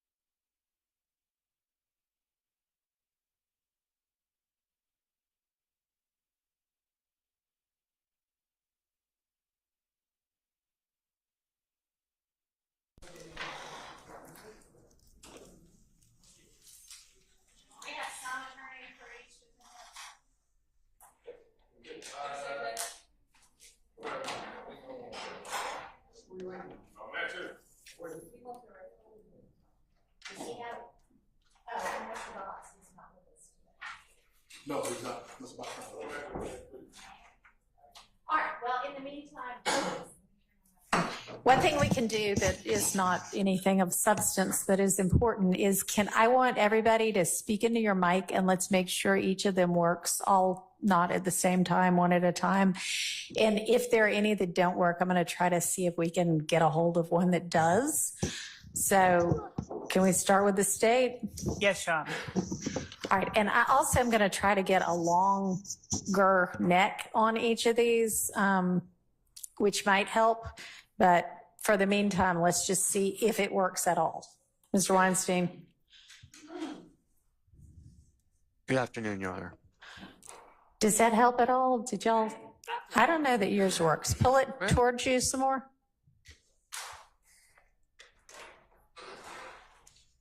Good afternoon. All right. Yeah, you're just going to have to get it closer User to you. error, I think, on my part. User error. Okay. Good afternoon, Your Honor. Okay. Mr. Steele, does yours work? Your Honor, is that helpful? I think we've all got to get closer to them. And I can hear, but I've heard that other people can't hear. So Is that okay? that's great. Mr. Sharp. Testing, Your Honor. Great. And then who else is left? Misty Williams. Good afternoon, Your Honor. All right. Wonderful. Good afternoon, Your Honor. Awesome. Thank you. Okay. All right. And now we have somebody here for everybody as well. So let me cross-check mics off my list. Okay. Ms. Love, was there any evidence you wanted to present or any witness you wanted to call with regard to our morning proceedings? Your Honor, given the scope of what the court has already told us that we were looking into, I don't have any witnesses based on Ms. Bumpus's testimony. And my understanding is that it was Brady material disclosed during the June 10th, 2024 hearing in chambers. Correct. And what she alleges was disclosed is that Mr. Copeland said, I know more about the Infinity and it has to do with somebody that's not on trial. I'm paraphrasing, but. And so the fact that. Hang on a second. Yes, ma'am. Yes, sir, Mr. Weinstein, you I'm think sorry. there's more to it? I didn't mean to give you side eye, Your Honor. I do believe that there was more that she said that was disclosed other than just the Infinity. Okay, what else? Specifically when she said that the state would not prosecute Mr. Copeland for lying except for that one thing, which she said was the murder of Donovan Thomas. I believe that was on the redirect at the very end. That actually came through more clearly than I think anything else, Your Honor. Okay, so. May I respond to that? So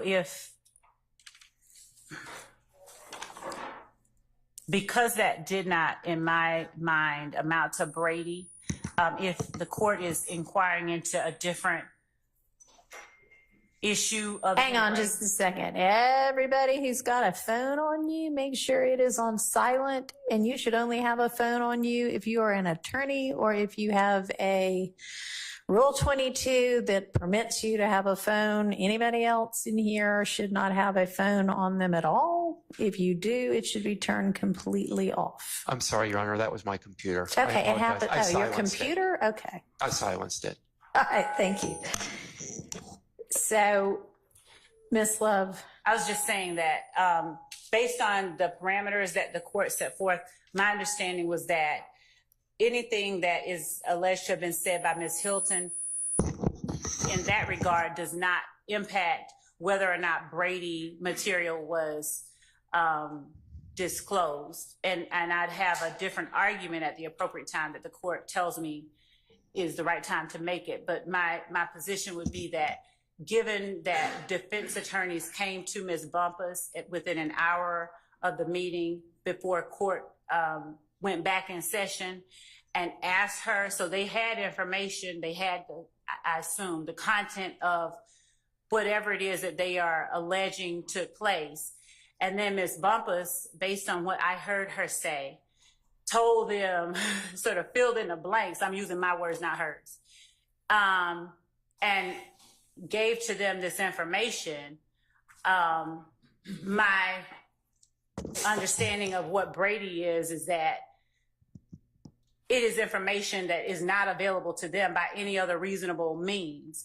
And they have, obviously, they had someone telling them something about what was going on. So it's not a Brady violation if they had access to it. If there's a different argument, a different issue that we're going to be arguing, I'll hear that from the court. But as to the Brady violation, my argument is that based on her testimony, there was no Brady violation. Let me add this, Your Honor, too, if I may. Also, the testimony of Mr. in the off-the-record meeting where Mr. Copeland... The alleged off-the-record meeting. The alleged off-the-record meeting with Mr. Copeland, to which Ms. Bumpus testified to, where Mr. Copeland allegedly said, I can claim all of this, I can take all of this over and over again, and the all of this was regarding the unliving, the murder of Donovan Thomas. I would submit that Mr. Copeland allegedly saying, I can claim all of this, I can take all of this, would also be Brady material. And Your Honor, again, given that Ms. Bumpus is the person testifying about it today, and that Ms. Bumpus is the person that was approached by members of the defense within an hour of the meeting, that assertion made by her, though I don't agree with counsel's characterization of it, is information that is available to them. But more importantly, Your Honor, I asked Ms. Bumpus specifically what was asked right before. What she said, she understood it to mean Donovan Thomas. But I can claim all of this. My position is that it's not Brady. I can say I can claim it all too. But a hypothetical, I can. What you can do is not saying something that is. All right, I understand your argument. So just for clarification, you said I had set parameters as to what is and isn't Brady, and No. I haven't set any parameters as to what is and isn't Brady. Brady is what Brady is. I agree. No, I'm saying the parameters that I was speaking of was that you were talking about. This hearing is about whether Brady material was disclosed.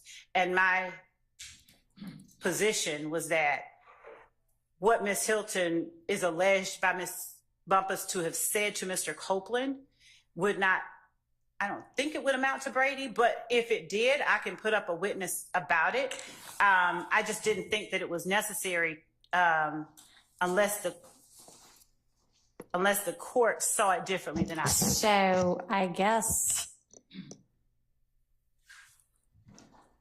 what I wanted to have us look into is whether what was alleged to have occurred, i.e. an off-the-record conversation that was between Ms. Bumpus, Mr. Copeland, and Ms. Hilton occurred, and then if so, what the substance of it was and whether it contained any Brady. So if you don't want to dispute whether it occurred, that's up to you. I'm not going to tell you how to run your case, but I think that's a part of the inquiry as well. So I don't want to mislead you about that. So if you have any evidence that you want to present to dispute whether it occurred or to give us some more, shed some more light on that subject, you're welcome to do that as well. State calls Deputy Chief Investigator Antonio Long. All right. Your Honor, can I make a statement before or while Investigator Long is taking the witness stand? I am specifically objecting to the proffer of Ms. Love, always. But in addition, Ms. Love said that me and other people who represent people, God forbid, accused of these acts, knew already about the ex parte meeting and what occurred and the contents therein, and that is just false. That is just false. That was not testified to by Ms. Bumpus. What she said was They knew that a meeting occurred. No one said contents. Actually, my recollection is that I asked her specifically that question. Did you share the off the record portions as well? And that she said, yes, she did. I agree with that. Ms. Love said that before meeting with Ms. Bumpus, that me and other lawyers or people on the defense side knew about what was said at that hearing, and that did not happen. That's totally irrelevant. So I appreciate it, but I wasn't even accepting that as any kind of a proffer of hers. But yes, so noted, and that's fine. Okay, was there anything else with regard to that? All right. So you said you weren't going to accept a proffer from Miss Love, and that's fine. You said also Miss Long. Do you mean Investigator Long or Miss Hilton, or is there a Miss Long? Spoke. Miss Love is who I meant, but I think because Investigator Long has taken the stand, my mind may have been been with him. Okay. And with regard to just on that topic, the earlier proffer by Miss Love that you objected to, and you said on the record, I don't ever accept any proffer from her. And I said that's up to the court. I meant it's up to the court whether I want to hear it or not. But with regard to that, and that was about Mr. Abate, my ruling with regard to that was that's not even relevant until such point as there might be some other defense motion filed, at which point Ms. Love can call Mr. Abate. So, okay, so call Investigator Long. Thank you.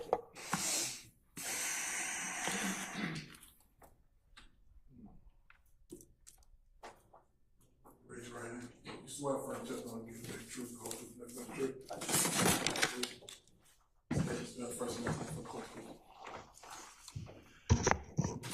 Antonio Long, Antonio, last name Long, Long. And Your Honor, before I begin, I just wanted to point out that I'd like to just make the record. I know that everyone may be familiar with Deputy Chief Long, but I'd like to ask the preliminary questions that establish who he is and where he works, with the court's permission. Okay, that's fine, but he's not going to be testifying as an expert, so let's just, cut to the chase. To the extent he's not going to be testifying as an expert right now. He's going to be a fact witness. Yes. Okay. Yes. So we don't need to go through all of his background. All right. Just good afternoon, Deputy Chief Long. Would you tell the court for the record where it is that you work? I work for the Fulton County District Attorney's Office. In what capacity? Deputy Chief Investigator. As Deputy Chief Investigator, are you over any particular units? I am. All right. Are you over the unit that is prosecuting this case that we are here in trial on? I am. And as part of your responsibilities as Deputy Chief Investigator, do you accompany attorneys to meetings with witnesses or other attorneys? Yes, I do. Specifically, are you tasked with accompanying Deputy District Attorney Hilton and myself when the needs arise? And among other attorneys, yes. On June the 10th, 2024, do you recall that date? I do. And did you accompany myself or Ms. Hilton to the chambers of Chief Judge Glanville on that day? I was with Ms. Hilton. Was there anyone accompanying me as Yes. investigator? And was that person one of the lieutenants with the DA's office? That is correct. While as Deputy Chief Investigator, do you give instruction to lieutenants and investigators regarding how they are to keep the lawyers in line and keep their eyes on the lawyers? Yes, I do. I give guidance and counsel in reference to that. And are you all required to remain with us at all times during those types of meetings? Yes. June 10th of 2024, do you recall who was present in the judge's chambers at the time you arrived with Ms. Hilton? I do recall Judge being present. court reporter, Ms. Kayla Bumpus, several deputies, and with Kenna Copeland, and myself and Ms. Hilton.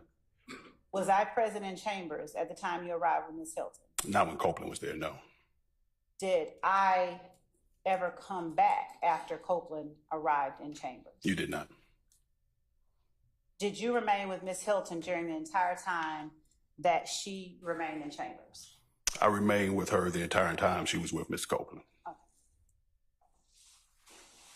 Were you present with Ms. Hilton when was Ms. Bumpus in the room during the entire time that Ms. Hilton was in a room with Mr. Copeland? Yes. At any time did Ms. Bumpus leave the room and leave Ms. Hilton in the room with Mr. Copeland without his attorney? No.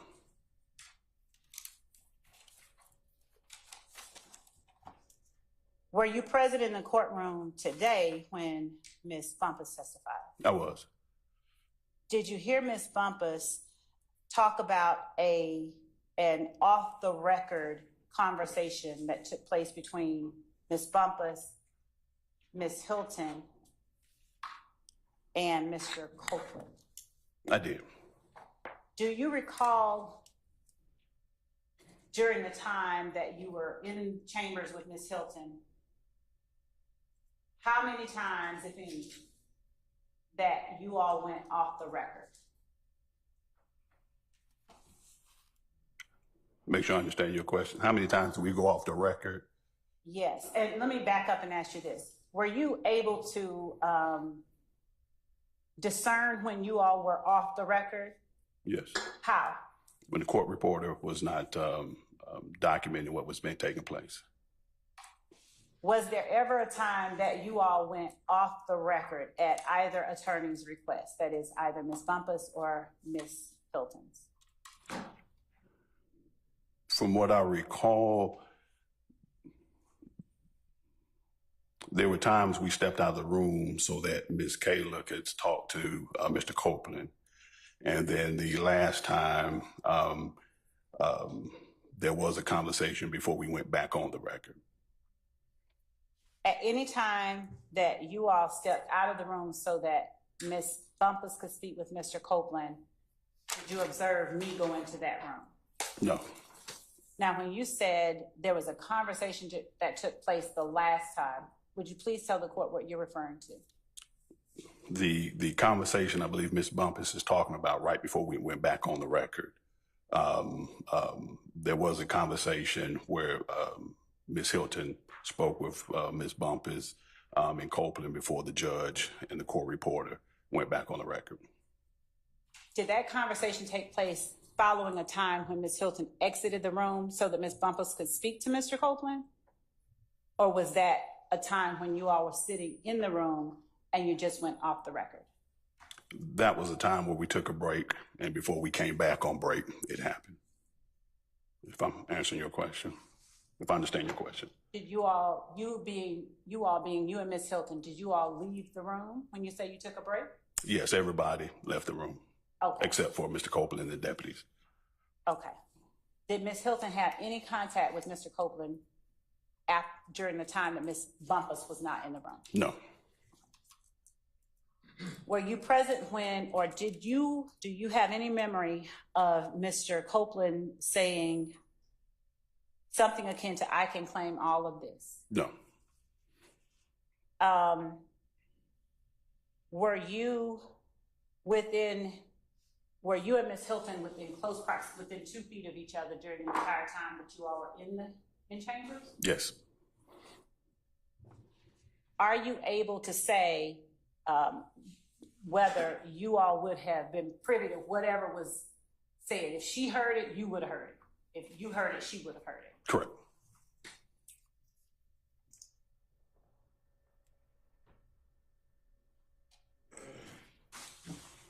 Do you recall speaking with Ms. Bumpus and Mr. Copeland about the Donovan Thomas murder? No.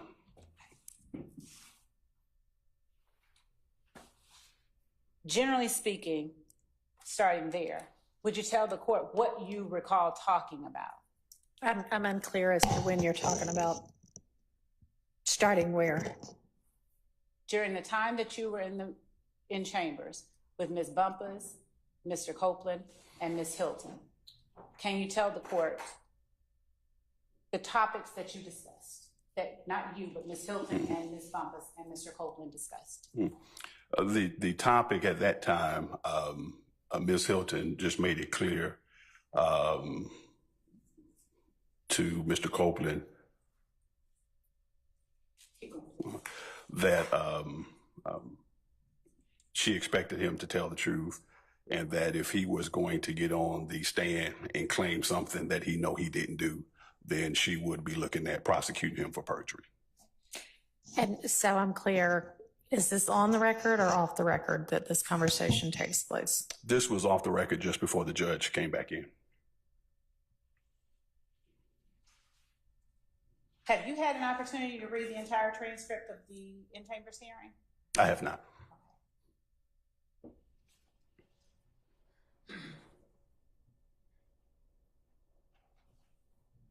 Do you recall Mr. Copeland making any direct statements about his involvement in the Donovan Thomas murder? He never mentioned anything about involvement in Donovan Thomas murder. Do you recall him making any indirect statements or statements that could be construed as an involvement in the Donovan Thomas murder? No. Did Ms. Hilton, during her conversations with Ms. Copeland, while you, Ms. Bumpus, Mr. Copeland, Ms. Hilton, the court reporter, not the court reporter and the judge, in other words, during an off-the-record conversation, did Ms. Hilton... All right, hey, back up. So is it your testimony that there was one brief off-the-record time when Ms. Hilton, Ms. Bumpus, and Mr. Copeland were all in chambers, but before the judge was back in chambers? Or just tell me, maybe yes, no? Yes, we broke for someone to use the restroom. Okay. And before we went back on the record, that's when Ms. Hilton and Kayla had the conversation before Ms. Weaver began to record everything. So Ms. Weaver was sitting in there. She was not in there at the time they were off the record. Okay, well, I mean, you can be off the record and still have the court reporter sitting in there, so I'm just trying to get she was not in there. clarification. So this was after a bathroom break. Right. Ms. Hilton and Ms. Bumpus head back into chambers before the court reporter and the judge are back. Is that right? Well, I want to say Ms. Weaver did come in, Okay. and then Ms. Hilton did ask she needed to say something with Kayla and Mr. Copeland before the judge came back on the record. And Mr. Copeland's in there at that point in Mr. time? Copeland was in there. All right, and so what is the substance of that very brief 2-minute or whatever conversation? It was Ms. Hilton explaining to Mr. Copeland that if he did get on the stand and take credit or try to take credit for something he didn't do, she would then seek prosecution for perjury. She would. Seek prosecution for perjury. And did she talk with any specificity about what crime or crimes that would include? She did mention the Donovan Thomas case, and that if you got and claim something that he knows he didn't do, and we have proof that he didn't do, then she would prosecute for perjury. All right, and so your recollection is that that conversation occurred off the record before the judge was in there? Yes. Okay. Do you have a recollection of a very similar conversation also occurring on the record? No. So if it's reflected on the record, then that's the conversation that occurred? Say that one more time, Judge. Were there two very similar conversations about that, where Ms. Hilton is saying, if you get up and say something that we know you didn't do, we're going to prosecute you for, or we or I'm going to prosecute you for perjury?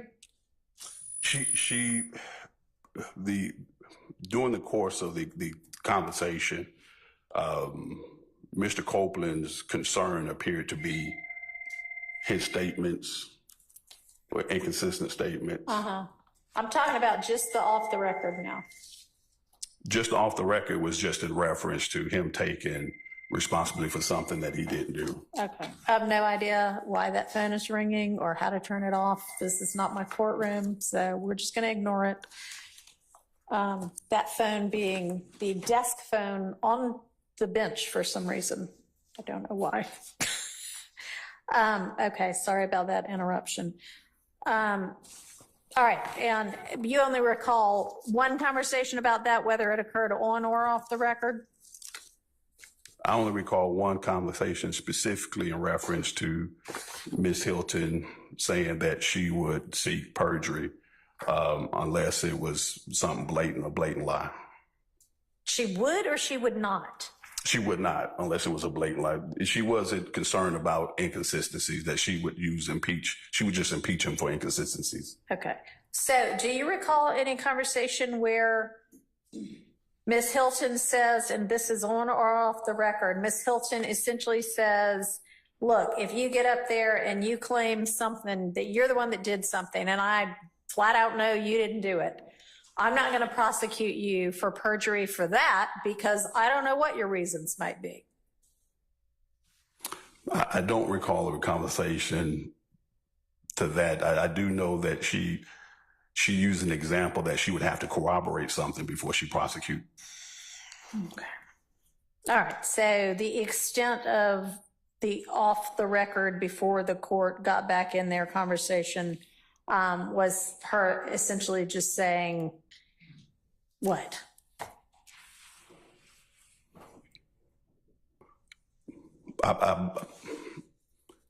Her conversation was in reference to him getting on the stand and taking responsibility for something that he know that he didn't do, or falsely admitting to something that he did after receiving use immunity. All right. Go ahead, Ms. Love. Thank you, Judge. Did Ms. Hilton attempt, or did she make any effort to explain perjury beyond what you just described for the court? Do you remember her doing that? Doing this off the record or just in general? In general? Yes, she did. Was the conversation that you are relating to the court that happened off the record, did it refer to matters that you later discussed on the record as well, or not?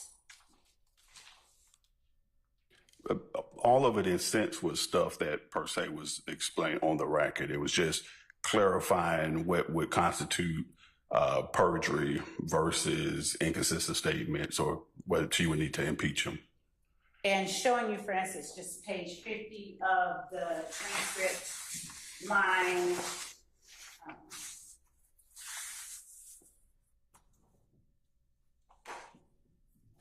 11.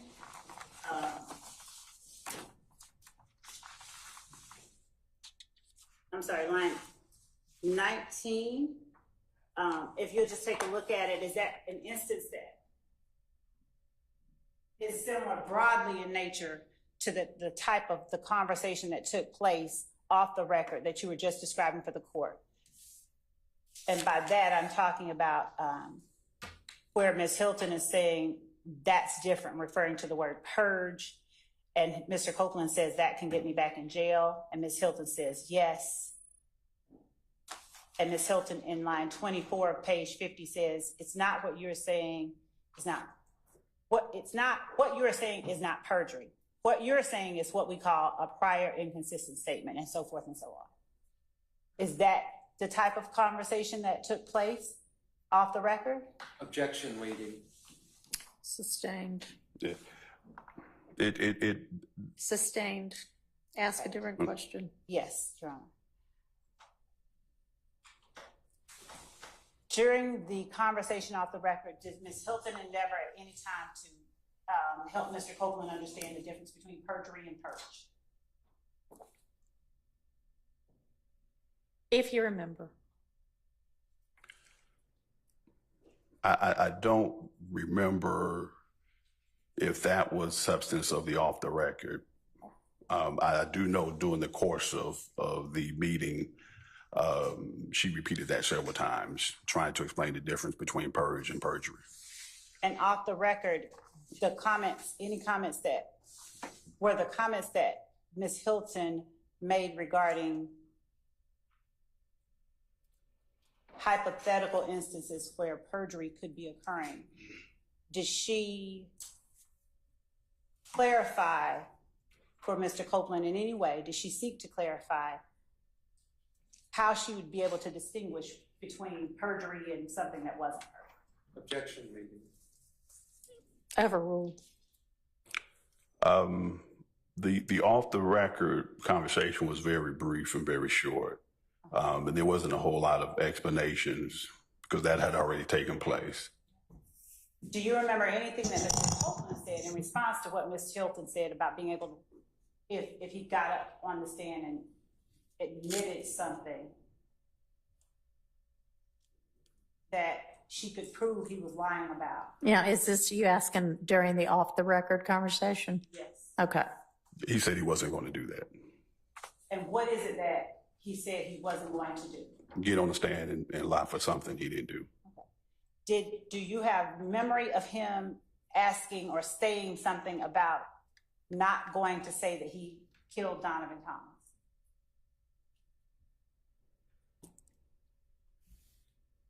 He didn't use that word. He said he wasn't going to take credit or say he did something he didn't do. Yeah. Do you recall that those words you just spoke were in response to a question about the murder of Donovan Thomas?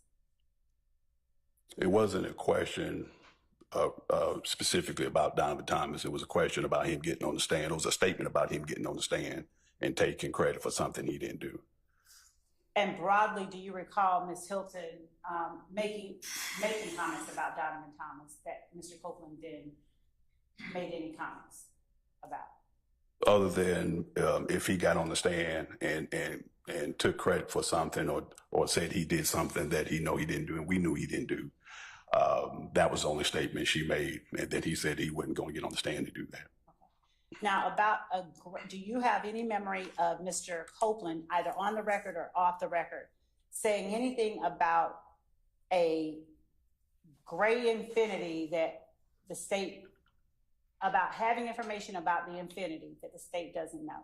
He never said anything about an infinity to me or Miss Simone, Miss Hilton.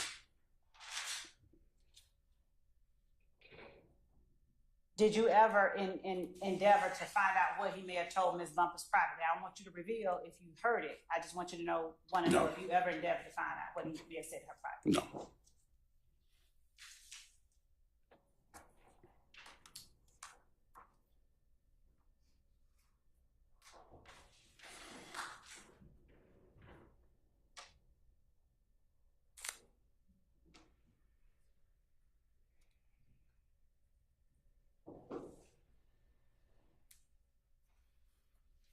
And would it, Go ahead. Would it have stood out in your mind if Copeland had made any kind of inculpatory remarks about the murder of Donovan Thomas? Almost definitely. If he had made a remark about the murder of Donovan Thomas, then we would initiate an investigation. And I would assign one of those lieutenants to assist me with looking into that. Do you have any memory of any exculpatory remarks Mr. Copeland made about any defendant currently on trial or not on trial regarding the Donovan Thomas murder? No. Your Honor, I'm Go ahead. ceding the floor. That's Okay. fine. All right.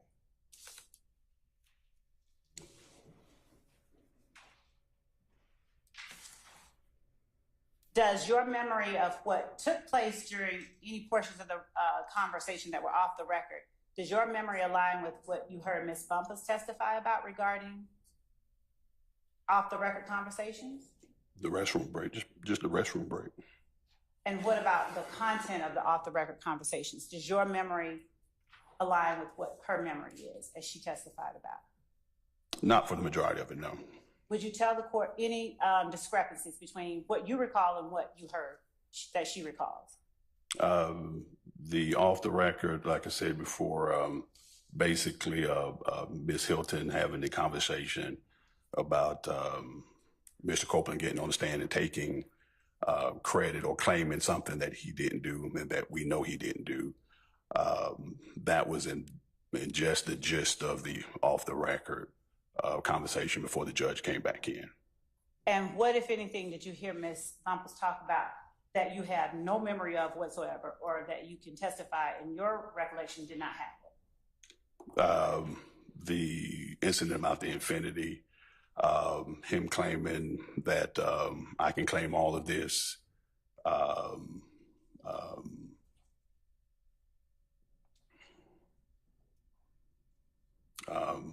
The part about you coming back the second time, that's what stands out to me right now.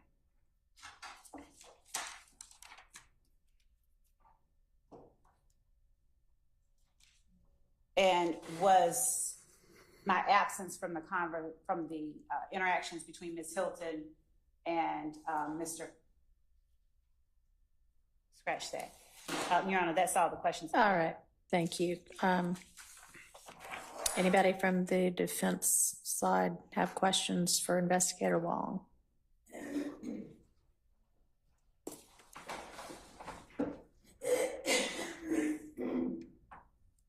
Miss Love, do you need a cough drop? Because I actually have some if you need one.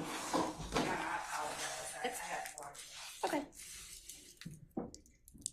This court. Okay. Investigator Long, good afternoon. Good afternoon. I want to talk to you specifically about the off the record portion of the meeting on June 10th, 2024, okay? Okay. All right, and if I have it mixed up, was off the record versus on the record, just correct me. I'm trying to understand myself, okay? Yes, sir. All right. First of all, the off the record portion of this ex parte meeting, you said that Ms. Weaver, the court reporter, did come in to the judge's chambers, the judge's back room and chambers during that discussion, correct? Everybody was coming in initially. Okay. And that was before what we're deeming the off the record conversation, correct?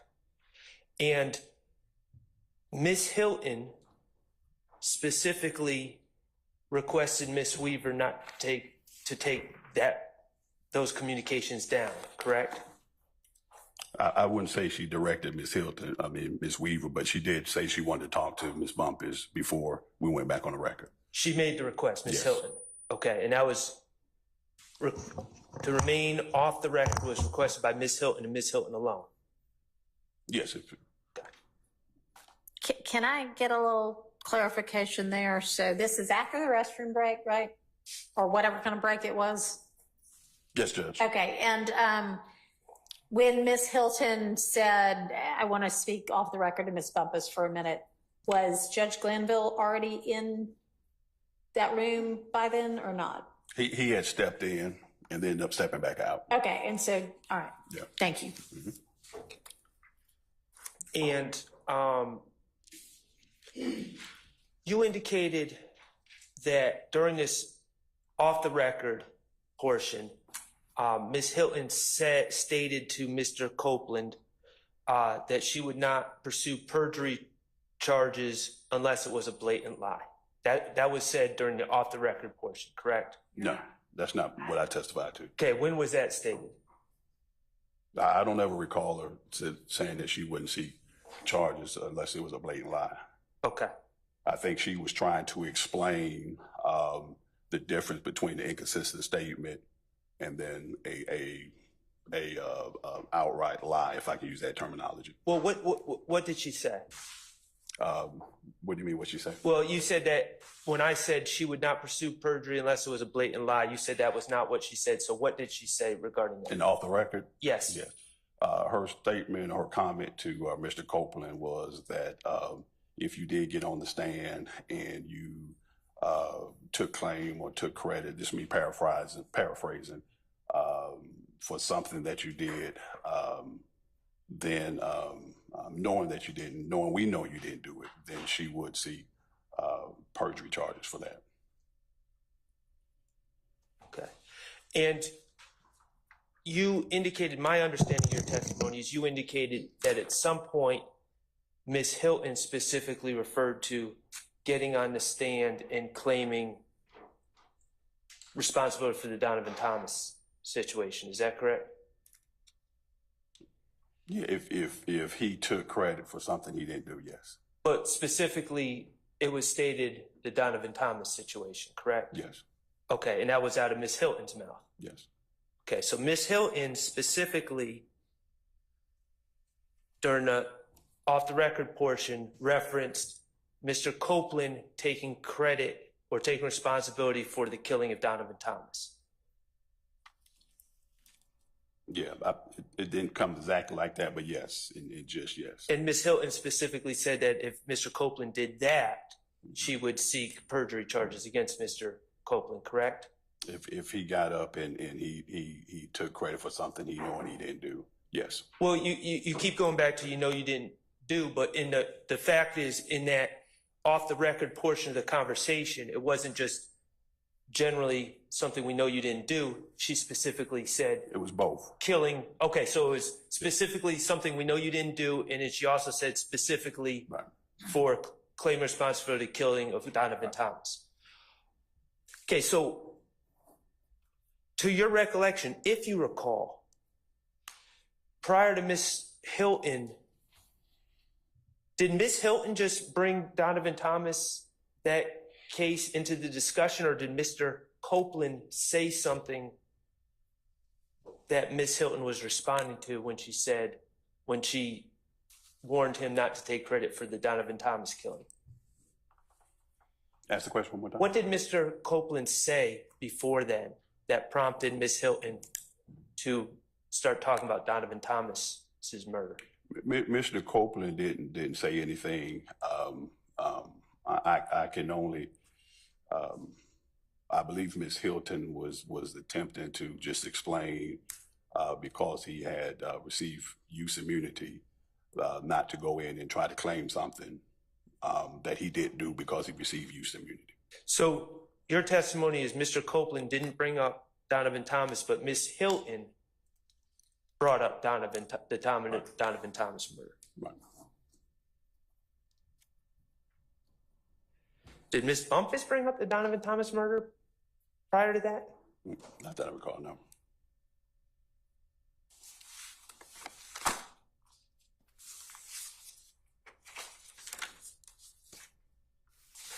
And how was it determined when Ms. Weaver was going to start making a record of this meeting again?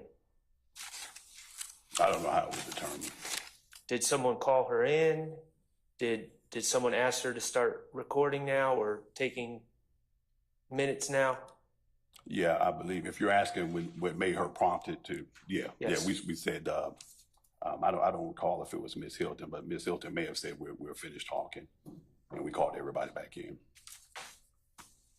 And instructed the meeting to go back on the record? Instructed that the meeting should go back I on don't the know if we record? instructed, but we were clear to go back on the record.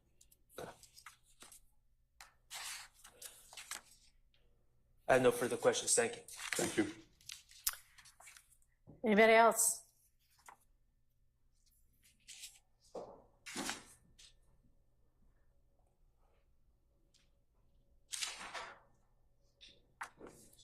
How are you, sir? How you doing, Mr. Steele? I'm okay. How you doing? I'm doing fine. Blessed and out of favor. Can I ask you a couple of questions? Yes. What was your understanding, if you had one, of why you were having this ex parte meeting? Objection, relevance. Sustained.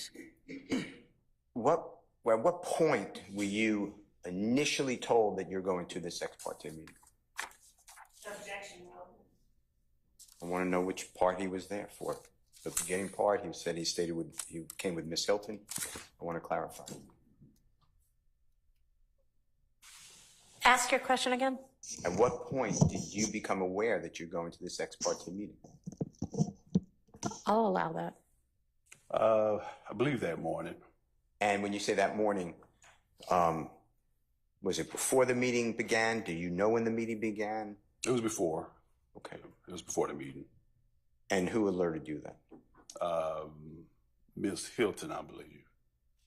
Yeah, because of course we had to escort him over to the judge chambers. And did you escort, when you say them, who did you escort to the scene? Say one more time. Miss Hilton. And was Adrian Love already there in the meeting, or did she come with you or go after you? She was already there. All right. Now, how often, besides this day, have you had these type of meetings with Judge Glanville? With me, just this one. How about with other people that you know about? With Judge Glanville, no. Never happened with Judge Glanville. Well, in this case? Just this one. Okay. All right. Thank you. Thank you, Your Honor. You're welcome. Anybody else from the defense? Oh, I have one other question. Go ahead.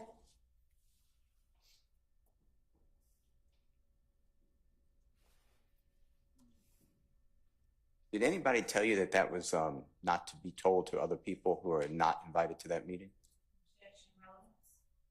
What's the relevance of that? The state of Georgia, I objected to it, made a statement that I somehow knew about this beforehand, which is not true. So I want to ask if anybody directed anybody to tell somebody from the defense, not tell anybody from the defense. I'll allow it. Your Honor, I did not represent to the court. That's fine. It's all right. I'm going to allow the question. No. If I understand you correctly, did no one tell me not to say anything? One more time, you spoke very fast. I'm sorry. Was your question, did anyone tell me not to say anything about this meeting? Yeah. No. Did you tell anybody about the meeting? Did you personally tell anybody, me, any of the other defense lawyers, any of the people accused of this meeting? No. Thank you, Your Honor. Mr. Matthews? While Mr. Matthews is making his way over, what is your recollection as to sort of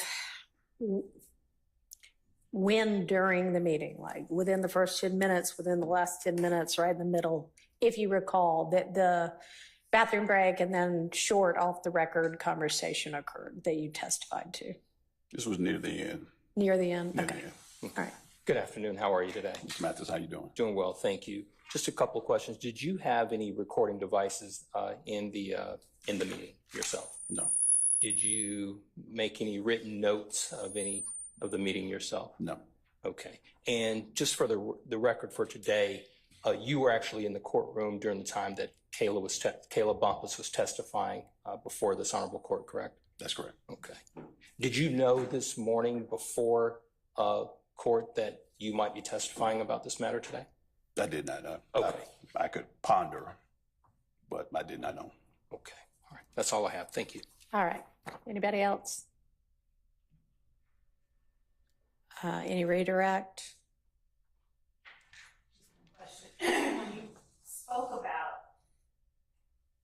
When you spoke about the comment that Ms. Hilton made about claiming something that he didn't do, or the Donovan Thomas murder, did she qualify her comments in any way? What do you mean by qualifying? Did I hear, did she tack on anything about if she could or couldn't prove it? Or did she just say, if you do this, I will charge you with perjury? She consistently, if she's mentioned charge, she would say that she would have to corroborate anything for we charge. But she did mention the fact of I can only speculate, I was use the word, the concern about him trying to take claim for something after receiving free use immunity.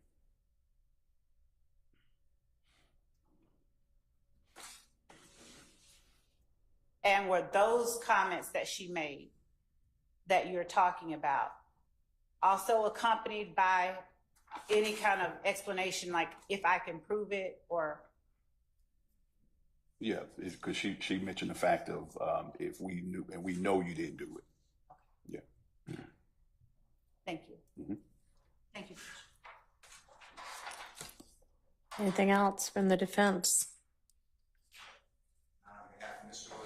All right, is the transcript before the witness at this point? I don't know where it went to. Yes, Your Honor. Okay. Can you flip to page 41 and take a look at, well, the end of 40, starting at line 20, and then review that through the rest of line, or the rest of page 41?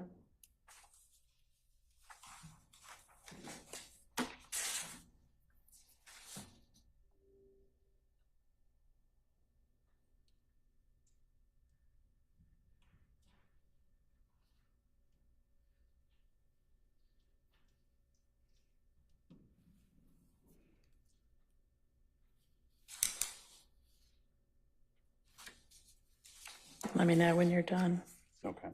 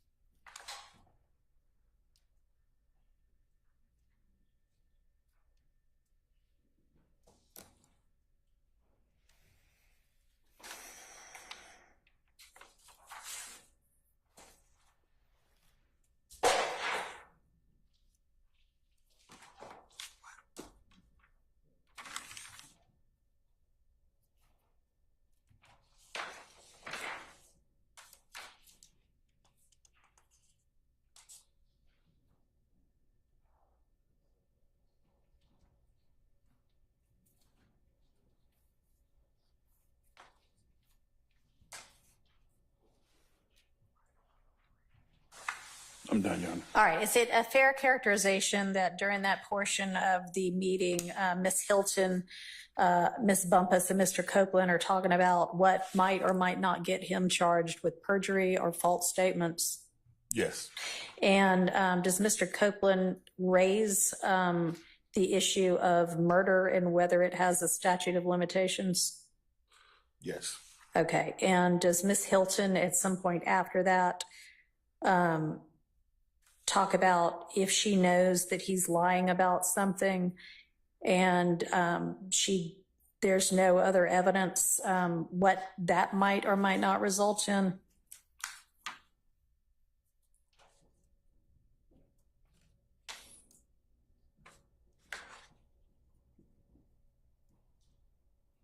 Yes. All right. Do you recall whether the off-the-record post-bathroom break conversation occurred before or after this on-the-record conversation?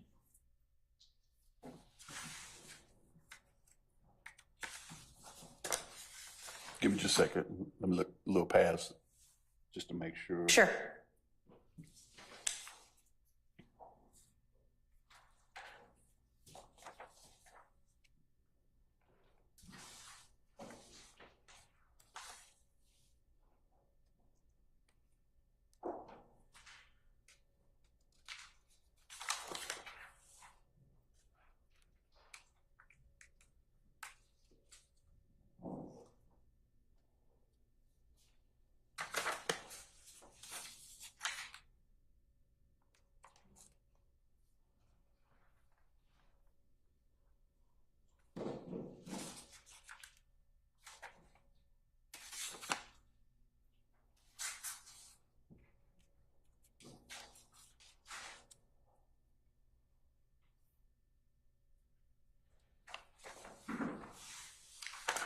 It happened after.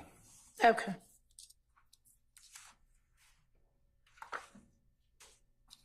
If you take a look at the entire rest of the transcript, do you think you might be able to figure out about when that break and off-the-record conversation happened? I will take a look. And I mean, you may or might not be able to, but if you can, let me know. If you can't, let me know that as well.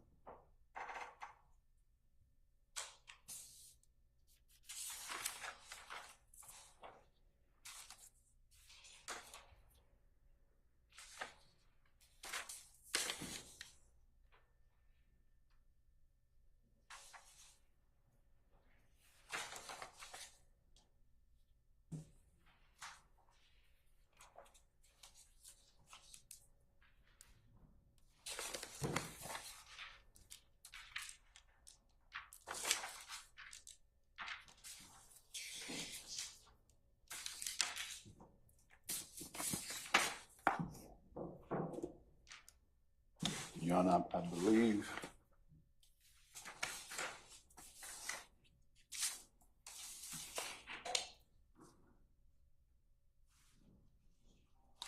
page 52. Can you find out whether that's somebody who has a Rule 22? And if it is not, they cannot come back in with that phone. Thank you. Go ahead, I'm sorry. No problem. Your Honor, I believe 52, around 13, 14. Okay. When we come back in, let's see.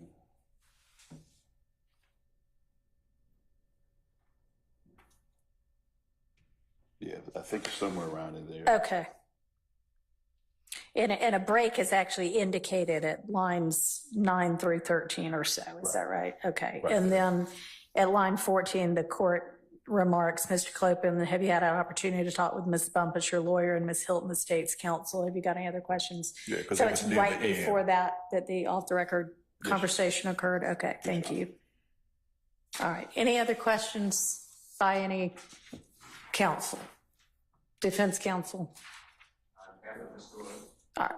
Anybody else? Silence equals none. Okay. Ms. Love, anything? Yes, Your Honor, thank you. Deputy Chief Long, on page 40, lines 20 through 25, when the court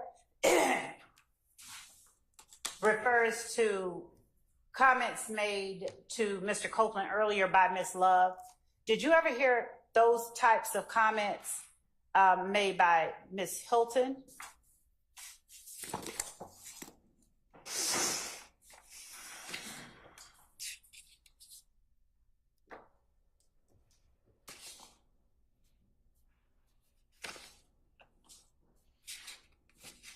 Yeah, Ms. Hilton, yeah.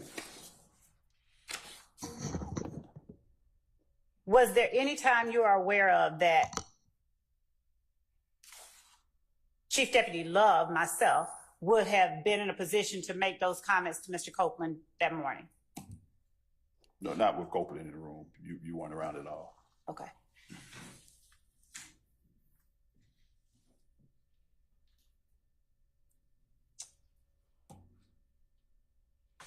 Thank you, Judge. Okay. All right. Investigator, thank you. You may step down. Any other evidence? Ms. Love? Not about, no, Your Honor, not at this time. All right. Any rebuttal evidence from anybody on the defense side of the room? All right. Anything y'all want to suggest that this actually means?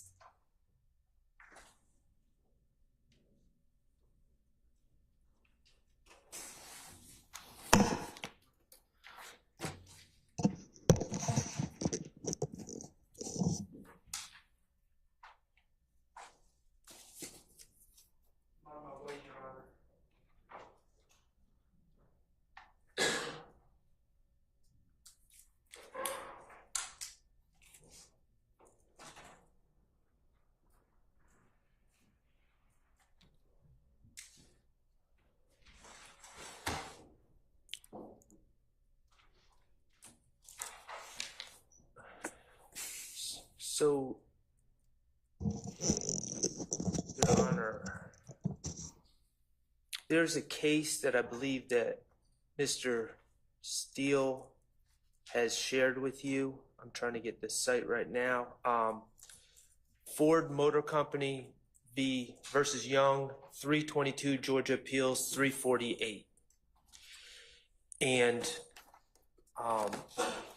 that case deals, that case, when we've been discussing this in the past, there's been suggestions that if there was judicial misconduct or what we believe is judicial misconduct from this side of the room, or if there was prosecutorial misconduct or what we perceive to be prosecutorial misconduct from this side of the room, that the remedy was with the bar.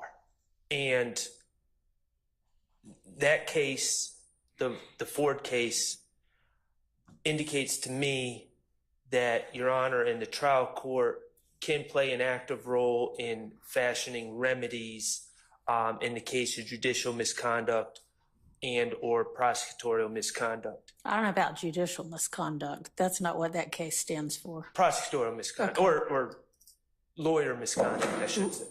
Violations of the state bar rules. Yes, and can I go get one thing for myself? Sure.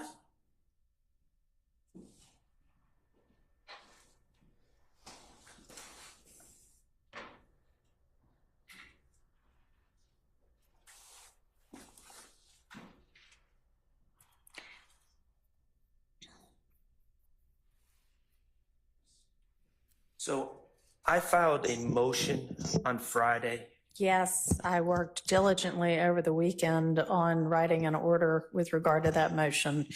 Haven't gotten to the Brady portion of it yet. So, and I appreciate that, Your Honor. I appreciate the attention that you've given it.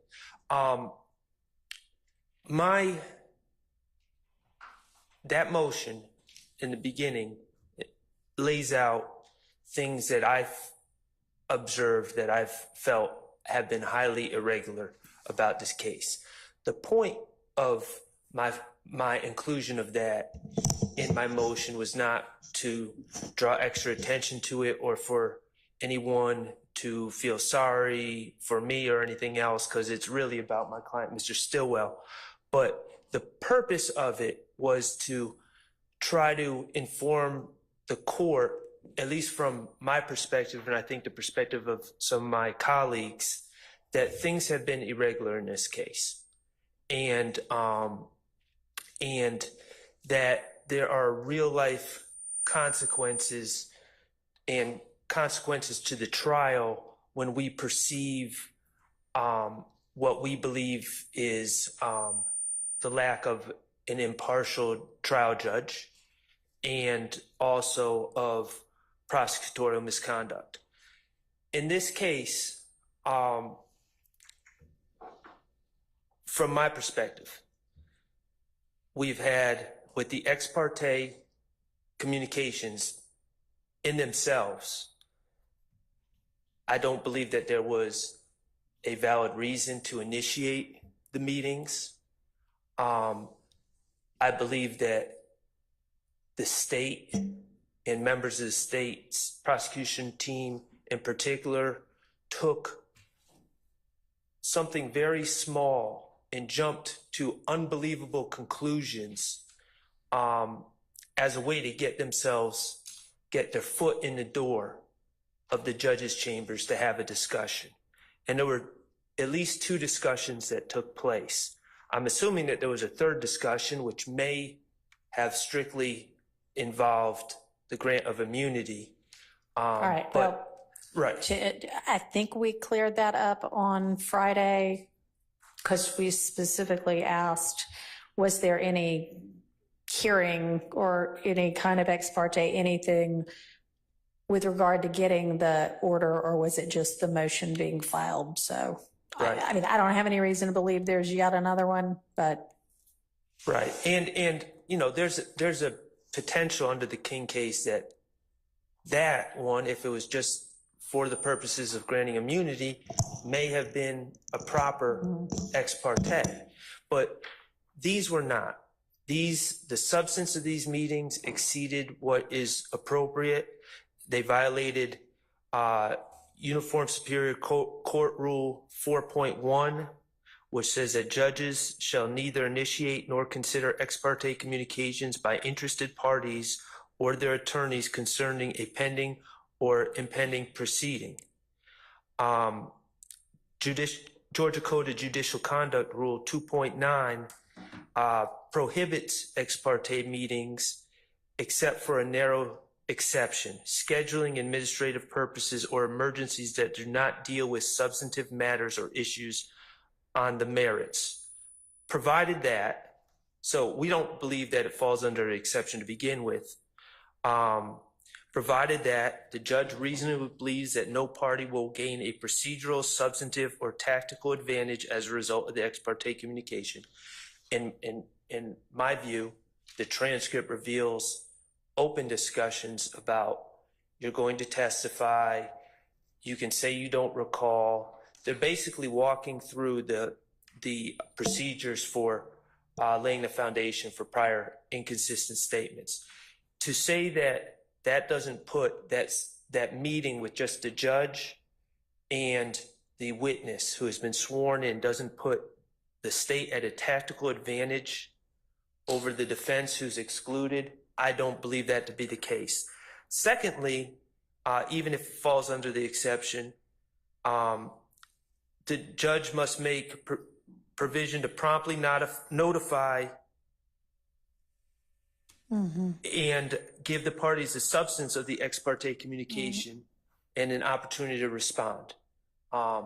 We were not promptly notified. We found out through, I keep saying, doggedness and happenstance. I believe that's what it was. We learned about it, and then when we asked for an opportunity to respond, we were promptly greeted with an invitation to go to the jail for 20 days. So that was violated. The Georgia Rule Professional Responsibility Rule 4.2 regarding communications with a person represented by counsel. The state, it's the worst kept secret in this courtroom that John Melnick represents Kenneth Copeland. Worst kept secret. Everyone knew that. I knew that, and that's why I called Mr. Melnick. Okay. The state is somehow claiming that in this case where the world is watching, it's a huge case, that they did not know that Mr. Melnick was representing Kenneth Copeland, and they went behind Mr. Melnick's back and initiated conversations with Mr. Copeland.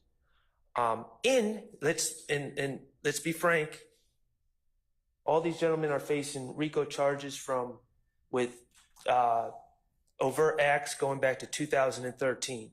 So this is not a case where Mr. Copeland could not possibly be prosecuted. He could easily be indicted. He could easily be indicted and put with the rest of the gentlemen who were severed off of this case and be in Rice Street right now. He was in legal jeopardy when the state was seeking to speak to him outside the presence of his attorney. From our perspective, that was a knowing violation of Georgia Rule of Professional Responsibility 4.2. Additionally, Your Honor, there's Bar Rule 3.3, candor towards a tribunal. Now, I can't flesh this out without Ms. Love taking the stand. I would love to ask her about it, but in the motion to grant Mr. Copeland immunity, in paragraph 12, I believe it is, they specifically stated that a member of the defense team had contact with Mr. Copeland, and that prompted him to begin to assert that he was going to exercise his Fifth Amendment right. All right. I would prefer that since there continue to be allegations back and forth amongst the lawyers, that we specifically get what is actually stated in there instead of, and I know you're not trying to misrepresent anything, you're trying to give it your best recollection, but let's get the actual motion and read the actual words, okay?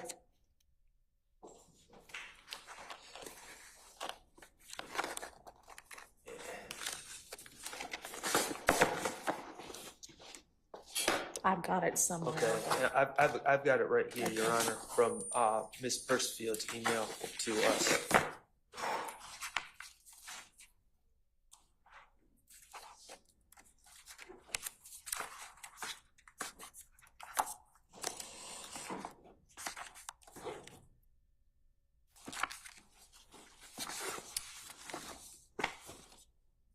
I've got it. If you, I mean, if you've got it at hand, go ahead. But if you don't, I've got it now. Okay. I'm trying to find out exactly, try to figure out where it was. Okay. Paragraph 11. Go ahead. I'm sorry. Paragraph 11. Yes. And it says, Kenneth Copeland has been subpoenaed to testify in the above style case. Copeland is the next witness scheduled to testify in this case on June 7, 2024, beginning at 9:00 a.m. On June 4th, 2024, and June 5th, 2024, investigators with the Office of the Fulton County District Attorney coordinated and arranged with Kenneth Copeland to provide Copeland transportation to court on Friday, June 7th, 2024.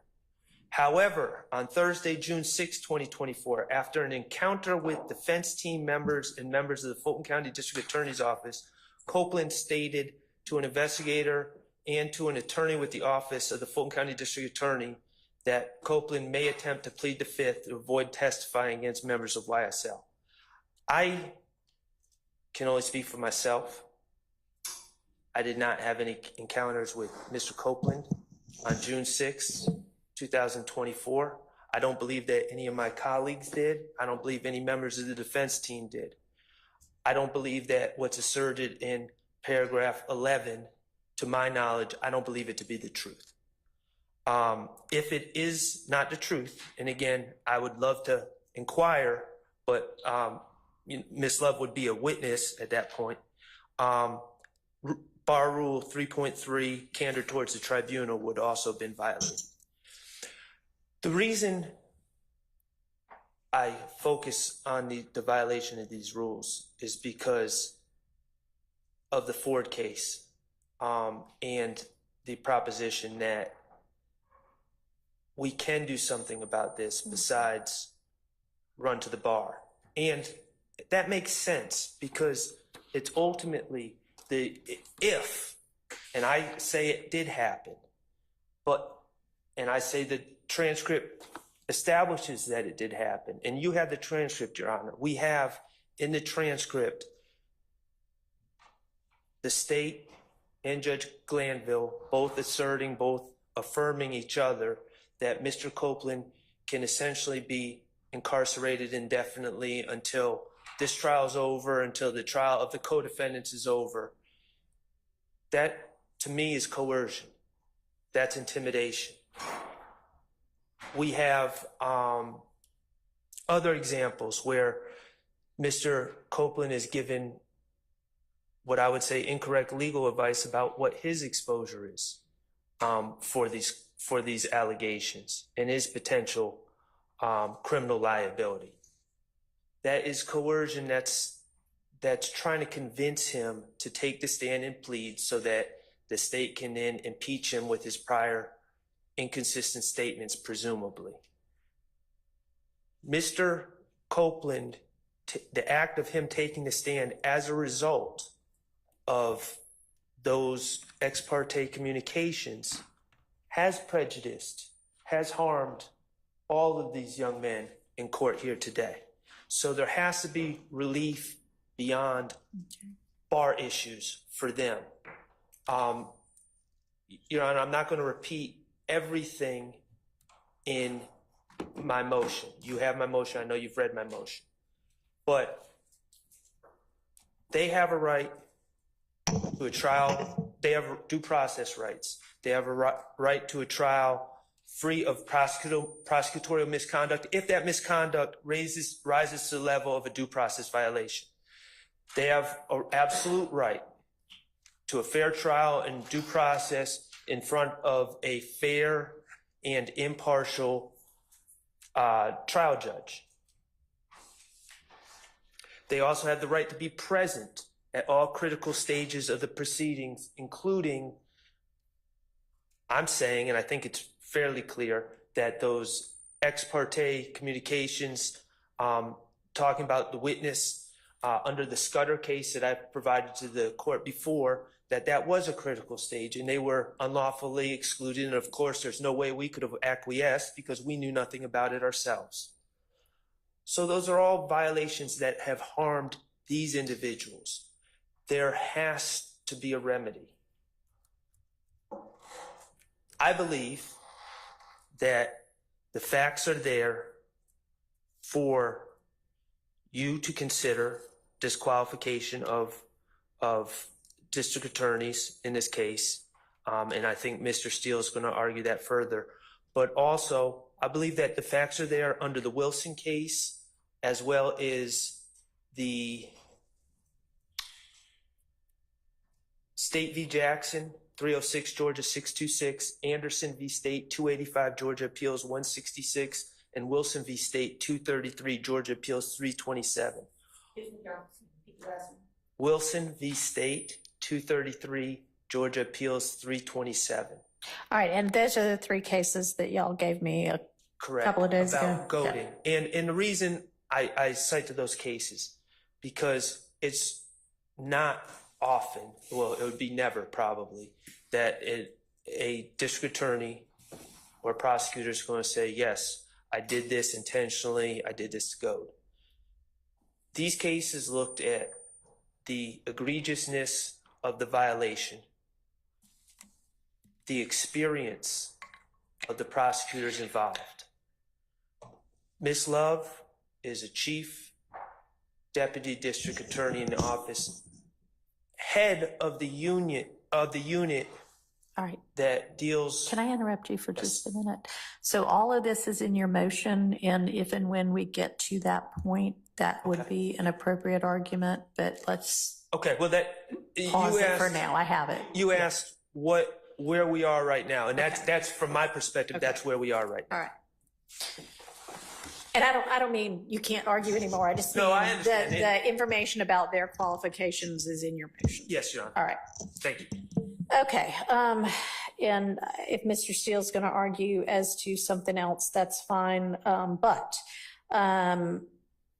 I had said a little while earlier that with regard to Ms. Love, your proffer about what Mr. Abadi might or might not have to say about Mr. Melnick's representation was not yet relevant. I think it is now relevant, and the proffer has not been accepted. So if you want to present evidence as to that, that would now be appropriate. Thank you. And I don't mean this very instant, because I'm going to hear from Mr. Steele, but we now know that is an issue. So you can go ahead and get him lined up. Thank you. All right, go ahead, Mr. Steele.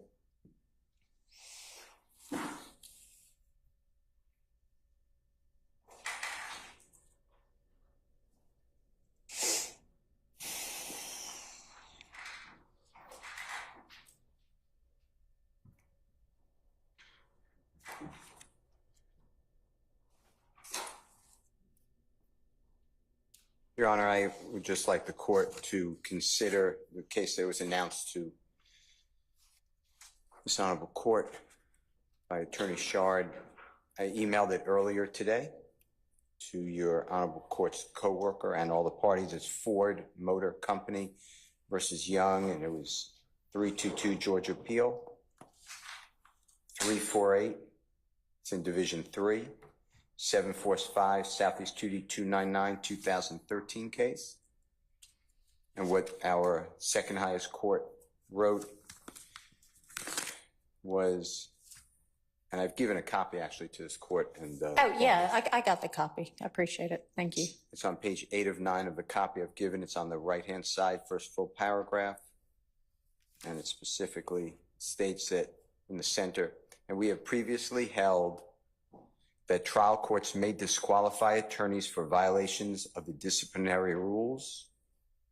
We held that the trial court erred in ruling that because sanctions for violations of disciplinary rules appear to be the exclusive province of the Supreme Court of Georgia, not of the trial court, it lacked authority to determine whether plaintiff's counsel violated 4.2, Rule 4.2 of the Georgia Rules of Professional Conduct, and therefore should be disqualified. We noted that the determination of whether an attorney should be disqualified from representing a client in a judicial proceeding rests in the sound discretion of the trial judge.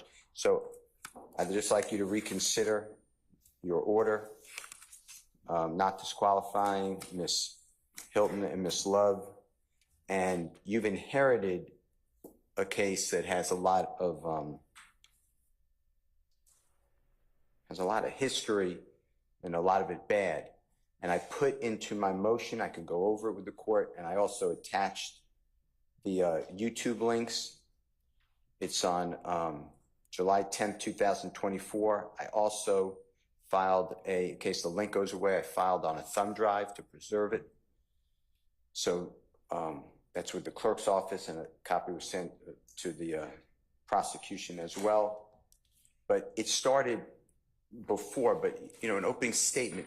I don't know if you've read it. So I read your motion and I looked at the portions that you were talking about. Hurtful. It's hurtful. And then as of last week, a new court comes on. It's almost like, a breath of fresh air. It's all new. And again, I'm hit with emotion by Miss Love. That was the fourth time the same thing's argued, talking about a duty that is intentionally and knowingly not followed through by me, and I owe it to her. And I saw your email saying, whoever wrote that, you come into court. I understood it. I don't think Miss Love did herself any favors with that. Well, the favors have to end. I'm not trying to, I've never done this before in my history of living in a courtroom, but it's just not appropriate that I can't accept a proffer from a lawyer. I've never said that before. I've never uttered any of those words. So I'll leave it with you. My point is, it doesn't end. There have been no sanctions. It's been ratified almost.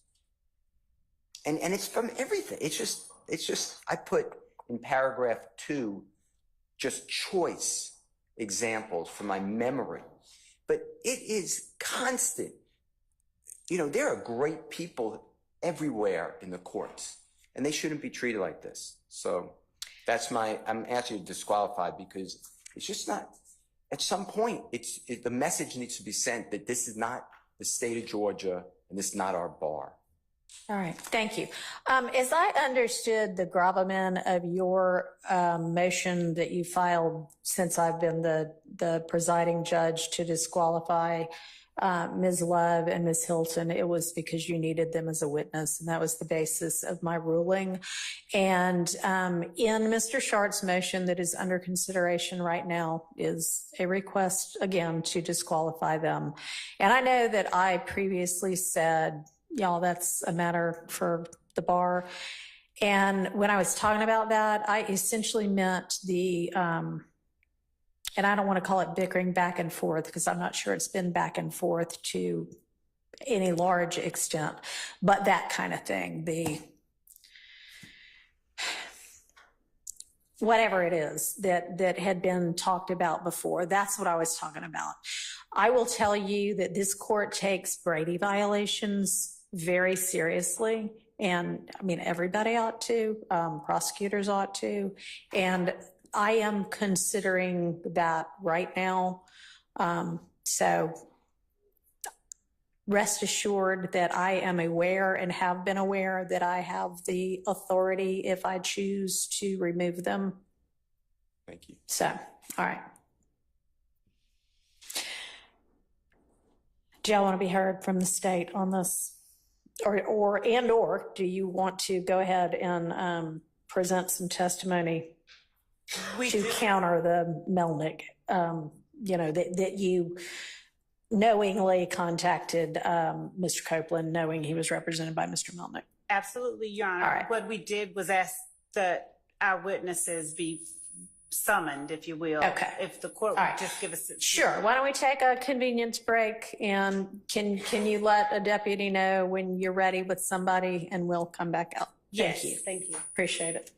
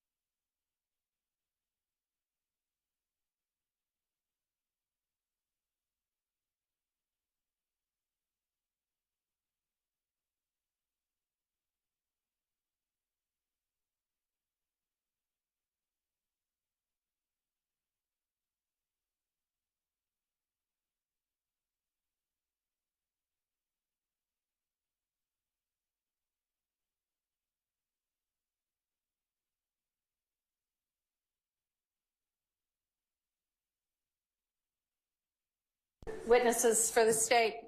Ready? All right, let's get that person on the stand. Your Honor, State House, Adam Abadi. All right. I remember one time when I was called as a witness in a case for some very ancillary matter, and we're so used to being the ones examining, we're not used to being the witness. And the direct finish, and I got up to leave, just like all of the lay witnesses who have no clue, and then I felt like an idiot. But oh well, maybe Mr. Abate won't do that. We'll see.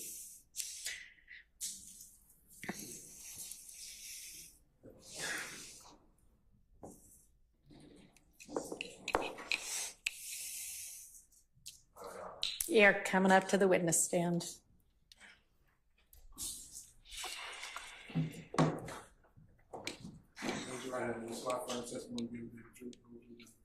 Like Mr. Melnick, I'm an officer of the court. He didn't have to swear himself in, but whatever. All right, let's. Like Mr. Melnick, I'm an officer of the court. He wasn't sworn in, but yes. Thank you. Good afternoon, Chief Deputy Abadi. How are you? Fine, thanks. Just for the record, would you state where you work and what your position is? DA's office in Fulton County. I'm the Chief Deputy of the Major Crimes Division. All right. And February the... Could you please slow down? Spell your last name. It's A-B-B-A-T-E. And I said Chief Deputy of the Major Crimes Division. February of 2023, where were you working within the DA's office, if anywhere? Same position. All right. During that time, do you recall having a conversation with an attorney by the name of John Melnick regarding a person by the name of Kenneth Copeland? Yeah, it was a conversation on a Zoom call where Judge Whitaker was on the call and heard all the contents of what I'm about to testify to, yes. All right. And would you tell the court what the purpose of that Zoom call and that conversation with Mr. Melnick was?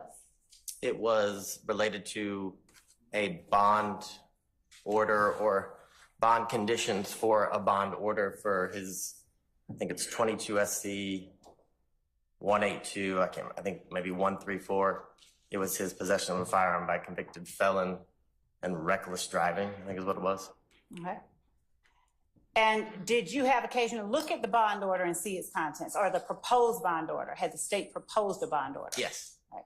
And did the state's proposed bond order have any reference to or any conditions that are related to Mr. Copeland's witness, position as a witness, in this case, 22 SC 183-572? No, not from my recollection specifically, no. Did the bond order or the proposed bond order reference co-defendants? Let me ask this. Are you familiar with the co-defendants on, or the defendants on indictment 22 SC 183-572? Some of them, yes. I've tried. I think Khalif Adams was somebody who I was the prosecutor who, when he was convicted of murder. And the bond order, did it reference some of the defendants on this case? I think it referenced all of the defendants on the case involving Jeffery Williams. All right. Did the bond order, well, Your Honor, I'd ask the court to take judicial notice of the bond order, which is in this case I'll take already judicial filed. notice of it, but I'm also just going to print it out right now and make it a part of this record, so it'll just be easier. And I did misspeak and say, in this case, it is actually in Mr. Copeland's 22 SC case. Yeah, 22 SC 182 134. Thank you. Would you please tell the court the content of the conversation or communication you had with Mr. Melnick regarding Mr. Copeland on that day? Yes, it was. So it was me, myself, Abigail Potter, who at the time was the trial division lawyer assigned to Judge Whitaker's courtroom. Judge Whitaker and Mr. Melnick, and I believe Ms. Rosser, the case manager who set up the Zoom link, was on the Zoom, and it was just a discussion as it related to the bond conditions for his possession of a firearm by a convicted felon case that was before Judge Whitaker, and the conditions that would be included in it. Was there any part of that conversation that referenced Mr. Melnick representing Mr. Copeland as a witness in this case? Yes, specifically. And the reference is that Mr. Melnick was all hot about the fact that I was on the call representing as a representative pretty much for you as a member of the team for this case, because he specifically said on more than one occasion that I'm not here about that case. I don't represent him on that case. The only case that I have this judge that I represent Mr. Copeland on is the 22 SC case. He said it over and over again, and he kept making snide remarks as it related to you and the district attorney's office and eventually me, to which I said, I finally interrupted him. I said, we're done with your used car salesman, stuff. And that's when the judge was kind enough to intervene and say, all right, whatever, we're here just for the 22 SC case. We understand you don't represent him in the YSL case because there's nothing to represent him on, was the gist in my recollection.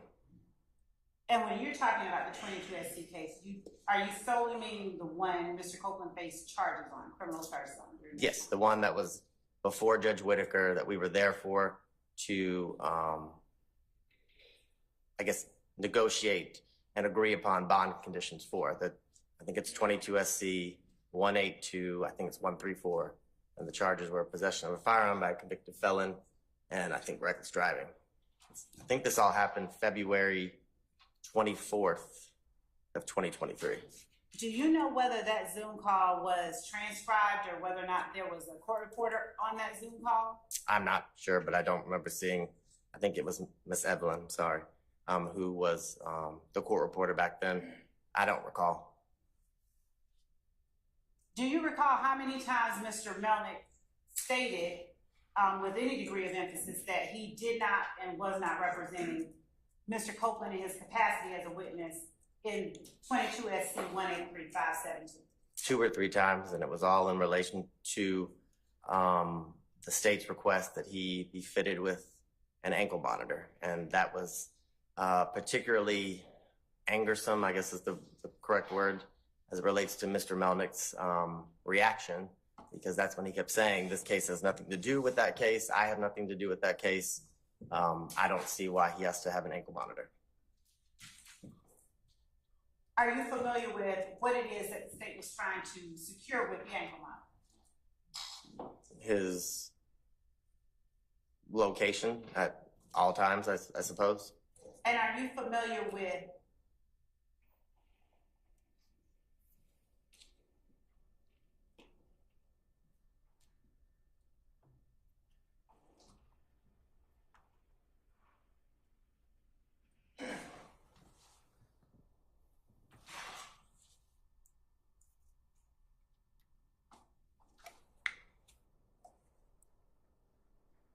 Did you speak with Mr. Melnick at any other time regarding his representation of Mr. Copeland as a witness in this case? No, I try to avoid him as much as possible. Has he ever in life represented to you that he represents Kenneth Copeland as a witness in this case? No, it was the exact opposite in front of the exact same judge that we're sitting before today.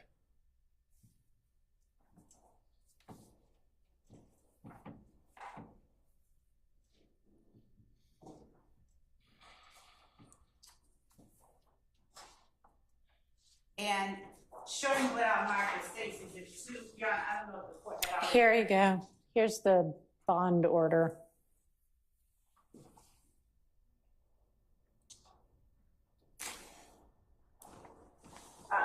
Showing you States Exhibit 2, which I'll mark, which is a copy of the filed bond order. Is that the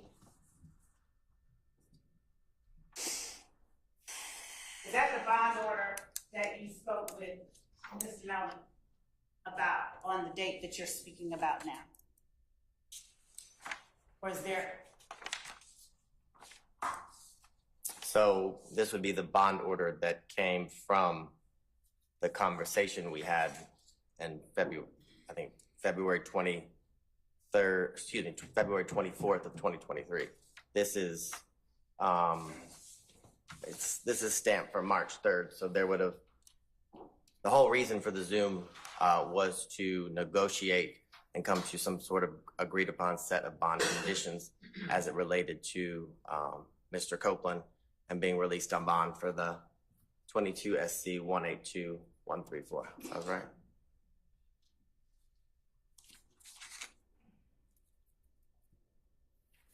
So this would have been the product of that conversation. Okay, thank you.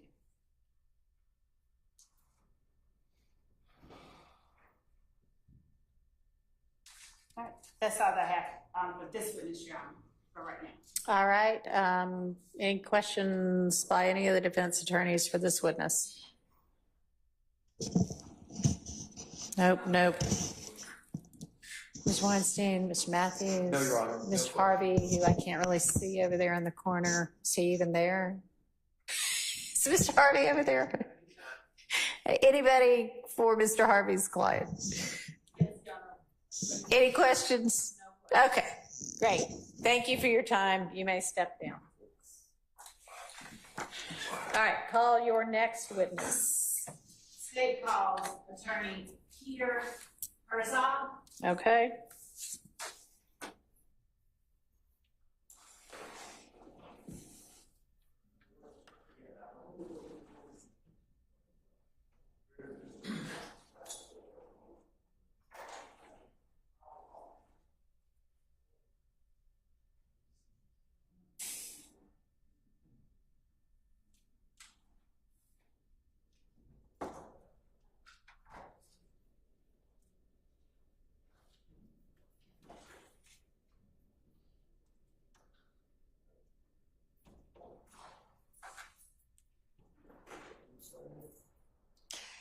It doesn't matter to me. I mean, do you want him sworn or do you want him to testify in his place? I'll have him sworn in. All right, yes, please swear him.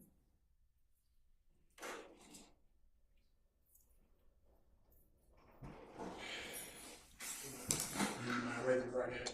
Swear firm testimony you give the truth, you tell the truth, the whole truth, nothing but the truth. I do. Have a seat. Thank you. State your first and last name, of course. Peter, Peter, Herzog, Hertzog. TZOG. Good afternoon, Mr. Herzog. Good afternoon. Would you please, just for the record, state for the court where it is that you work and what position you hold there? So I'm a senior assistant district attorney in the anti-corruption unit of the Fulton County District Attorney's Office. How long have you worked in the anti-corruption unit? Since I started in the office, about a year. I think I started March of 2023. Did you say March? And I just need to speak up a little bit louder. March 2023? Yeah, I think it was March. I've been here about a year and a half. Okay. Have you ever worked in any unit besides the anti-corruption unit? I did a short stint where I screen cases and then I cover a court part for a complex, but I've always remained in anti-corruption. As an attorney with the anti-corruption unit, have you ever had an occasion to speak with Mr. John Melnick about a person by the name of Kenneth Pope? Yes, I believe so. At any time during those conversations, did you ever, in any way, seek any information regarding Mr. Melnick's representation of Kenneth Copeland as a witness in the case 22 SC 183572? No. Did you ever, in any of those conversations, have any occasion to talk with Mr. Melnick about his representation of Kenneth Copeland as a witness in any YSL related case? No.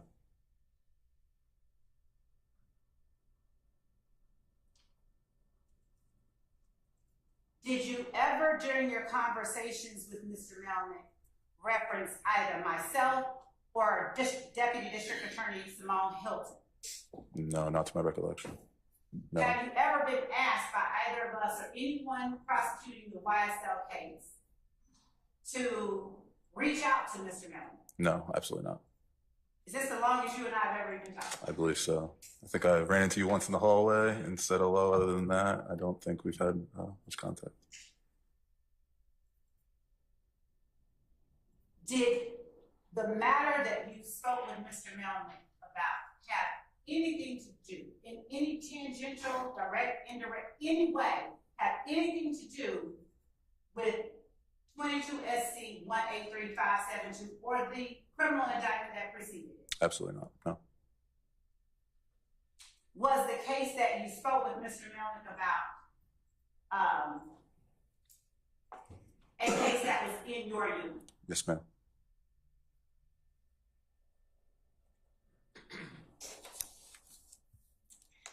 Were you ever asked by anybody within the DA's office to have any communication with Mr. Melnick regarding his representation of Kenneth Copeland as a witness in this case? No, ma'am.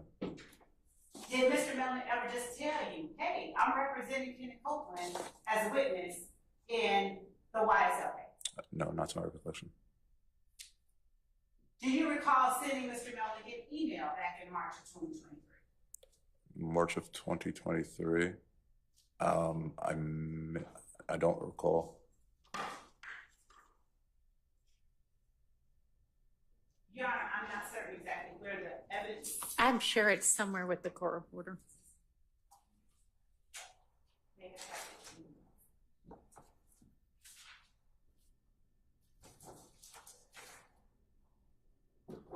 I'm going to show you what has already been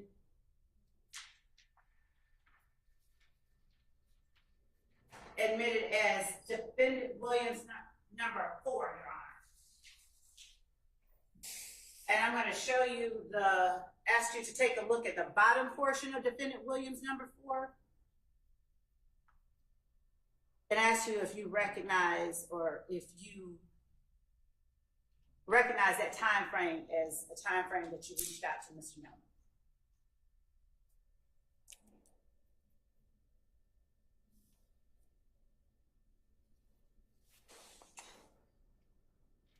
I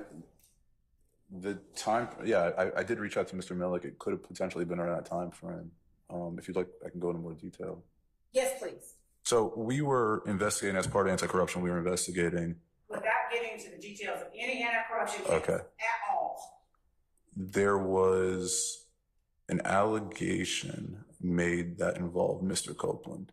At the time, I was relatively new to the office. I'm not from here. I'm from New York. I spent years practicing up there. So I know nothing about what's going on down here in relation to this case. I reached out to Mr. Melnick to see, as per our usual in our unit, to speak with every witness. And I believe I asked him if Mr. Copeland wanted to talk about that specific matter. And I don't believe we ever followed up on it. Was Mr. Copeland in jail at the time that you reached out to Mr. Melnick? I believe so. So was when you reached out to Mr. Melnick, where and why did you seek to go through Mr. Melnick to get to Mr. Copeland? Because, if I remember correctly, he represented Mr. Copeland in that other matter. To your knowledge, had that other matter been resolved? At the time, I'm not sure if it was resolved at that time. I don't believe so. I think that's why I went through Mr. Melnick, I believe. Outside of the anti-corruption matter, did you speak with Mr. Melnick regarding anything else related to Mr. Copeland? No, ma'am. That's all I have. All right. Any defense examination of this witness? You know, I did a thing, I wrote a check mark, and I'm gonna have to get that off the board. Okay, probably have some white on it. That would work. Is that okay with everybody if on states 4, Ms. Love White felt the check mark she inadvertently wrote on states 4, which is why I don't like to ever handle the evidence, because I'm constantly taking notes and then I end up writing on the evidence. And it's defendant Williams exhibit. Is that okay? All right. Thank you. With the court's permission, I'll do that after Mr. Sharp has had an opportunity.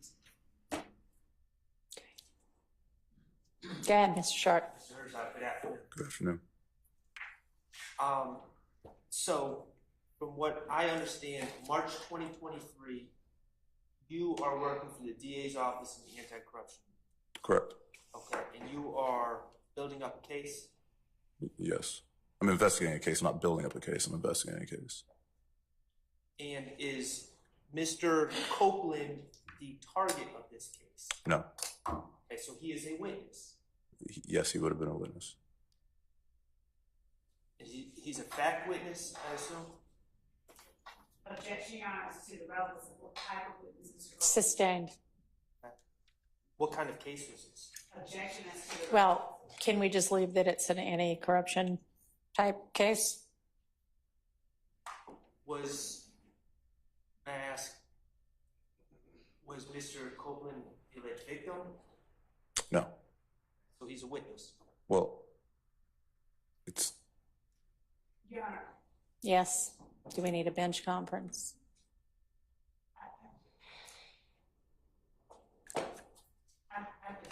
Okay.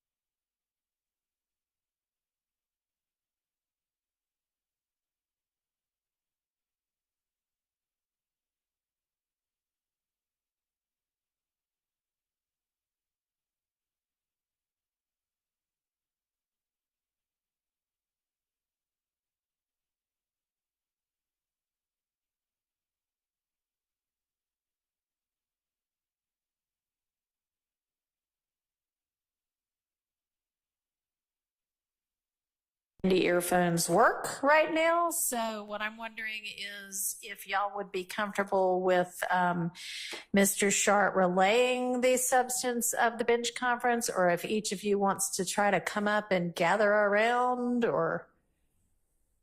And Your Honor, since we cannot have, since we don't have the ability to let it be heard, I'd ask that the court ask whether each defendant waives their presence at the bench conference. So do the attorneys want to come up, or? Okay, so I know the defendants normally are able to hear what's going on. I'm sorry we're having technical difficulties. Apparently you need to put these things on their charger pretty frequently in order for them to work. So I'll know that for the next time. But one of your attorneys is going to come up and listen to what the substance of the bench conference is, and then I am directing them to return to the tables and let you all know what we talked about. I want to find out whether that's okay with each of you defendants. And also, I am happy if you're not satisfied with what the attorney has told you about it, then you can let me know and I can say, well, here's my take on what happened. Okay. So, Mr. Kendrick, are you okay with Mr. Weinstein just coming up and then telling you what we talked about? All right. How about you, Mr. Huey? All right. Thank you. Mr. Williams? Okay. Who else do we have? Mr. Stillwell, are you okay with that? All right. And then Mr. Ryan, you okay with that? All right. Thank you. Appreciate it.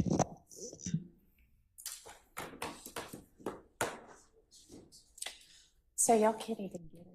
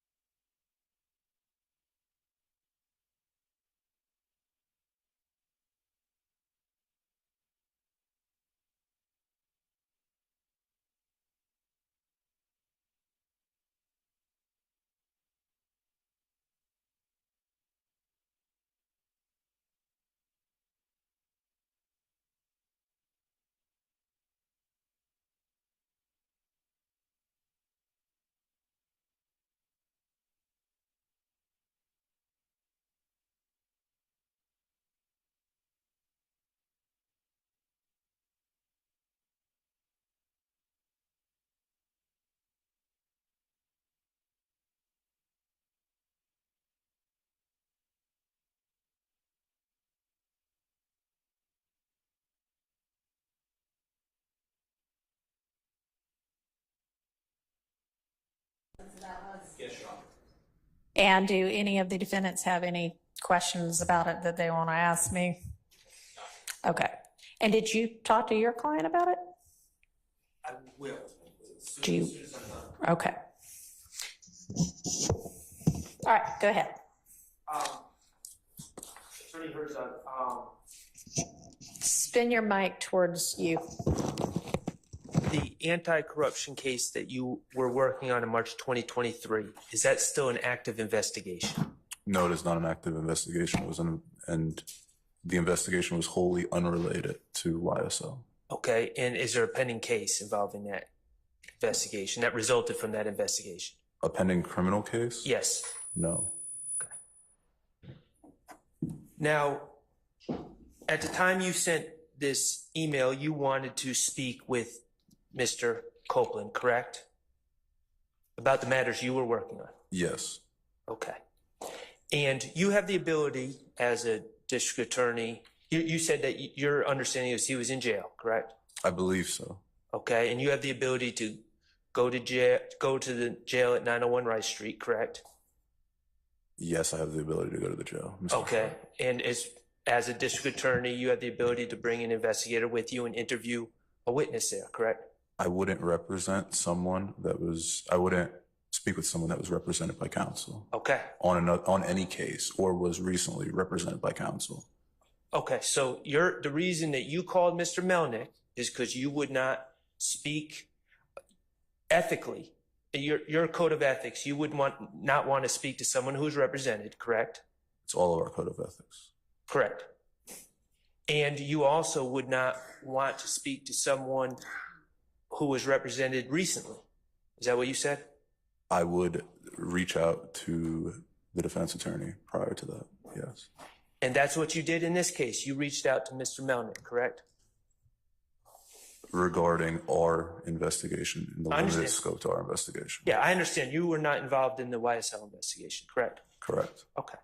But as part of your investigation, you reached out to Mr. Melnick in an effort to speak to his client, Mr. Copeland, correct? Yes, I believe so.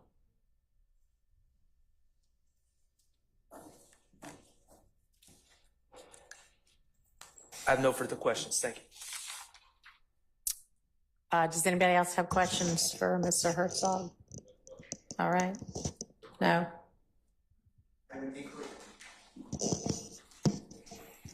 Inquiry for the court. Sure. I don't understand enough about it, and I understand that the ruling is maybe I shouldn't know about it. With the court, Mr. Williams has no objection. And if you do, please correct me. Would the court be able to find out whether this has any Brady implications from Mr. Copeland, either under Giglio getting a deal or he did not get prosecuted because he was involved, but he was being used as a witness, and I don't have that information. Sure, I don't either, but yeah, that's valid. Let's find that out. So you can ask that question. You don't have any objection to that question, do you, from the state? Okay. Hello. Mr. Steele. How are you? Good, how are you? I'll let you know. Brady evidence, you feel comfortable talking about Brady evidence, what is required by Brady and its progeny? Is the question whether I feel comfortable? Yeah. Do you understand Brady and its progeny, what it includes? Yes. Okay. And I didn't mean that to be insulting at all. Just, some people have different definitions or something. Dealing with Mr. Copeland, only Mr. Copeland, was there any type, no matter how non-promising, was there any type of agreement, promise, benefit to him, whether that's reduced charges, no charges, he's cooperating, he's a CI or whatever you want to call it, anything to do with that? Absolutely not. I have no information regarding the YSL case or any investigation of the YSL case. I reached out solely related to a wholly unrelated matter. Okay. And I'm broadening it besides what you call the YSL case. I'm saying, was Mr. Copeland given any benefit? Forget about this indictment before the Honorable Judge Whitaker. Was he given any benefit on any matter, including the matter you were investigating? Not to my knowledge, no. Okay. All right. Thank you, Your Honor. Okay. All right. Anybody else? Mr. Williams? Okay. Anybody? All right. Any redirect by the state? No, Your Honor. All right. Thank you. You may step down. Thank you, Your Honor. And did you have one other witness? Yes. Are they ready? Can the court allow Mr. Atkins to go outside and check? Sure.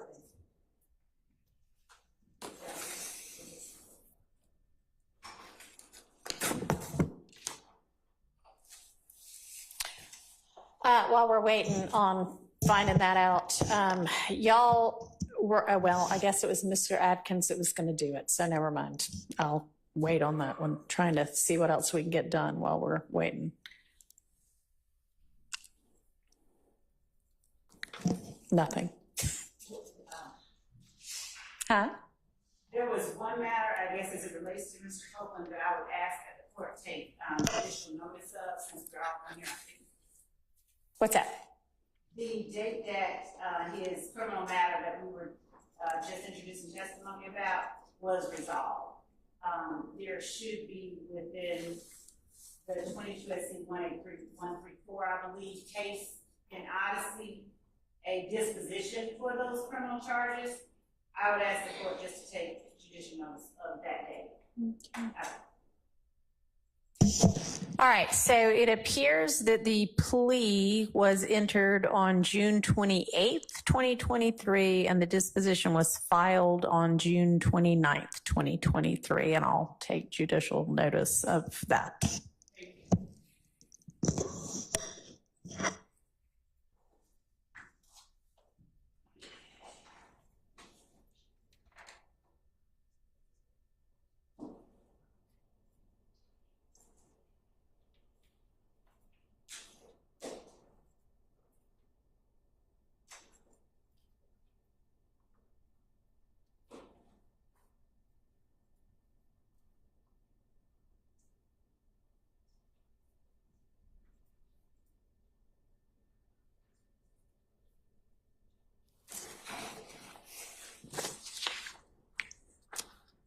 All right, what do we know, Mr. Atkins? So Ms. Potter is 30 minutes away. I'm not going to ask the court to wait on. Okay. I'm Okay. sorry, he said 40 minutes, he corrected. Okay. And so rather than have the court wait on that, We're going to do that tomorrow? I can, yes, I can do that. All right. And Your Honor, the other thing that I was looking at was I'm obtaining a certificate of service for Mr. Copeland that I believe was filed. I think he was served most recently in May of 2024. And if the court would indulge me one moment, I was just trying to determine who it was that served him, since the subject is state's actions regarding a witness, Mr. Copeland. And I would also argue to the court that there is not standing to complain of the interactions between state prosecutors and their witnesses in this case. And there's not standing to complain of what happened as it relates to Kenneth Copeland in the in-chambers hearing. But to the, on June 10th, in terms of King and its progeny, and what the transcript reflects, and the court has heard testimony reflecting. All right. Well, their claim is a right to be present, and they have standing to make that claim. Whether I make a determination that they did have a right to be present or didn't is yet to be determined, but they can certainly make the claim. Was there, with regard to them, are there not being standing to complain about whether the state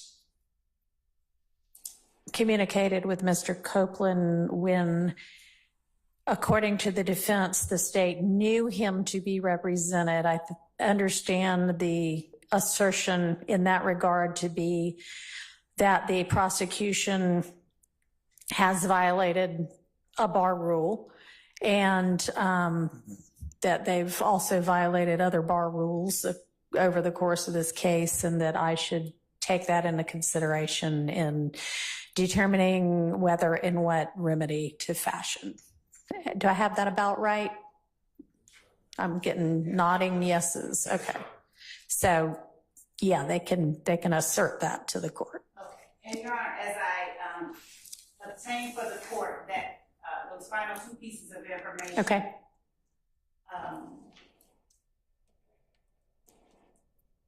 I'd ask for the court's brief indulgence while I give the certificate of service and the date that he was served. Okay.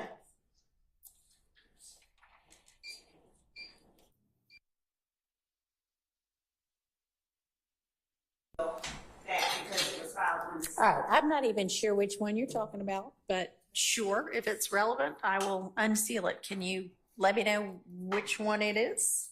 It was a certificate of service and it was filed on, okay, that's what we're getting today. Okay. It's, and that's in which case? This 22. YSL case? Yes. Okay.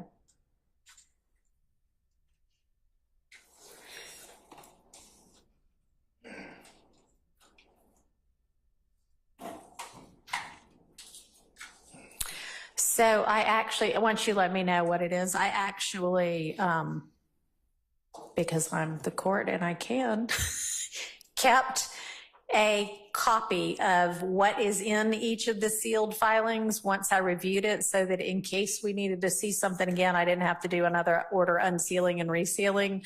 So those are in an envelope in my litigation manager's office.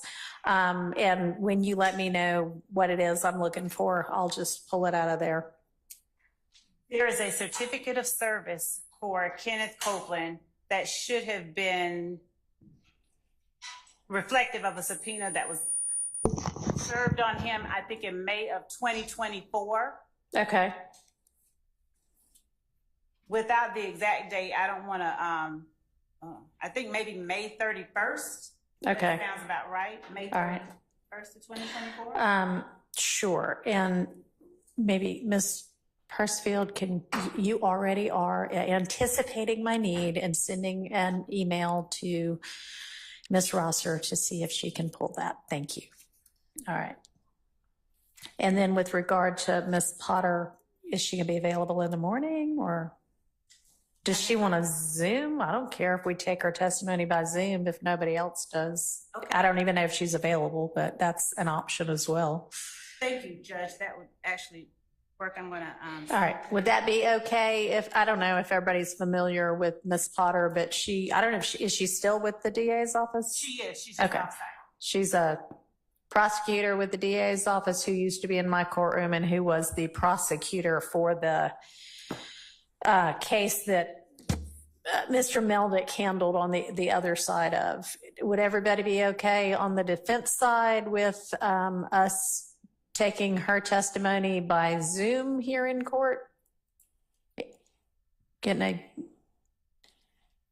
anybody has an objection, please voice it orally now. Okay.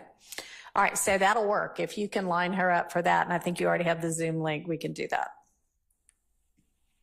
Thank you. All right. And as Ms. Love's doing that, Mr. Adkins and whomever from this side of the courtroom was going to work on the maybe one or two issues with Mr. Copeland's jail calls over the weekend. Did y'all get an opportunity to do that and reach any kind of resolution? Your Honor, I have not spoken with any defense counsel in relation to those jail calls. Okay. Wasn't that your task?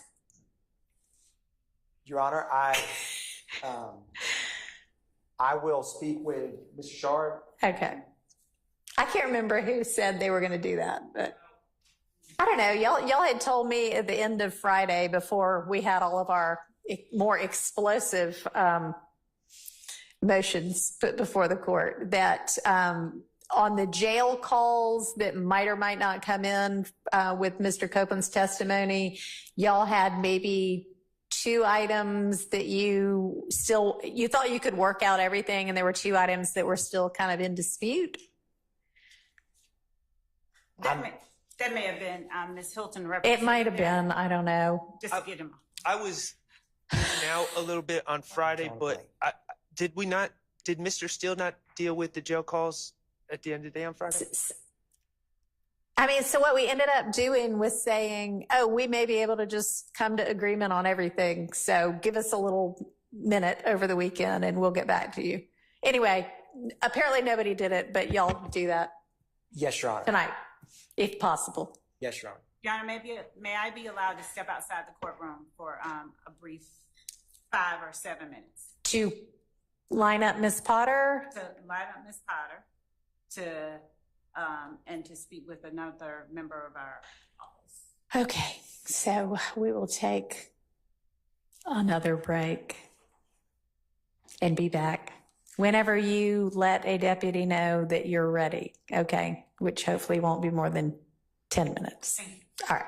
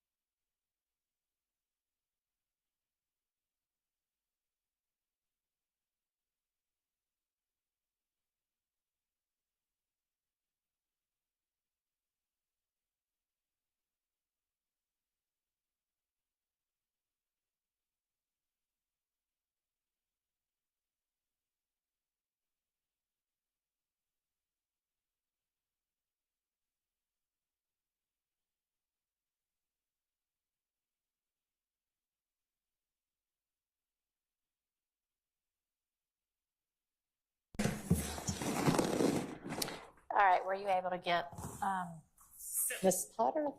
So Judge, my request is that the court allow us, if I call her, to do it in the morning, and to also allow us to, because we've got the case that. Hang on. We're missing some defendants. Oh. Sorry, they said we're ready, so I just kind of assumed we were ready. Hang on. I should have looked. There are some empty chairs. No, we can all go home with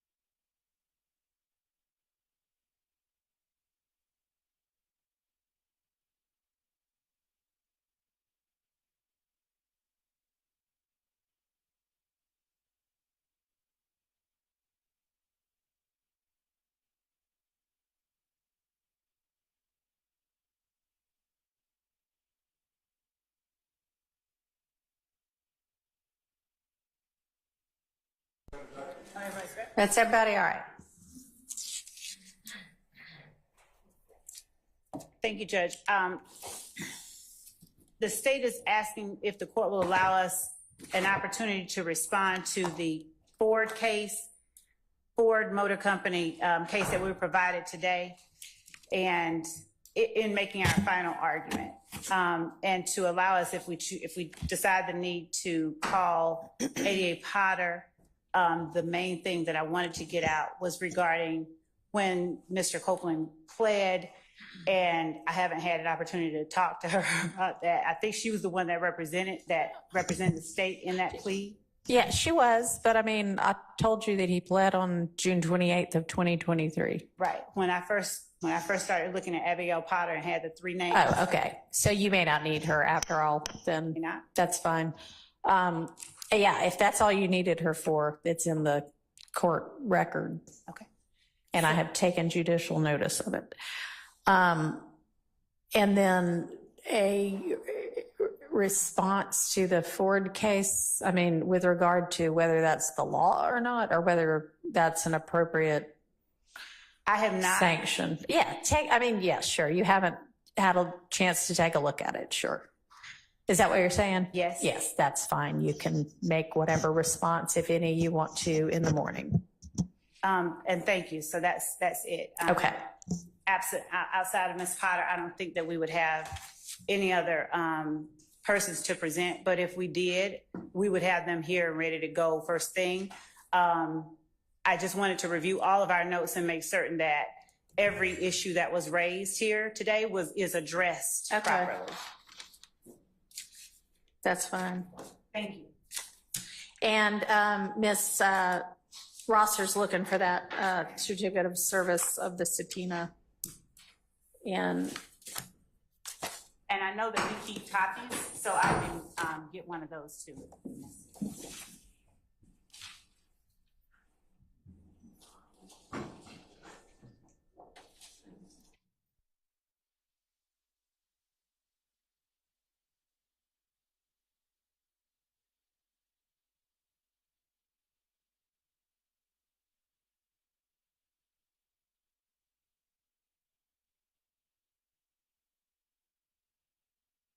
think that I've got the certificate of service of a subpoena that you are referencing, because it has that on May 31st, Investigator Long actually served Mr. Copeland, and I'll let you look at it, but it looks like it actually is also attached as a, and I don't know if it was or not, but it at least references that the order that Judge Glanville enters on the 7th that is pursuant to 24.5.507 that gives him immunity maybe attaches that subpoena, but I don't know. Anyway, if you want to come take a look and see whether that's what you mean. And if so, we can make a copy of it and you can do whatever you want with it from there.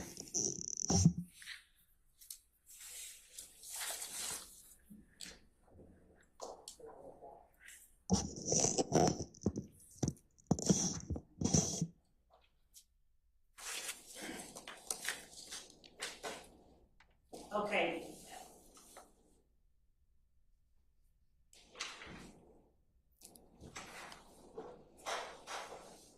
Is that it? It is. It is. It's attached to the, as the court said, it's attached to the motion to, well, the order granting the state's motion to compel. All right. And so it's already, I would think, then in the record. Yes. Yes. All right.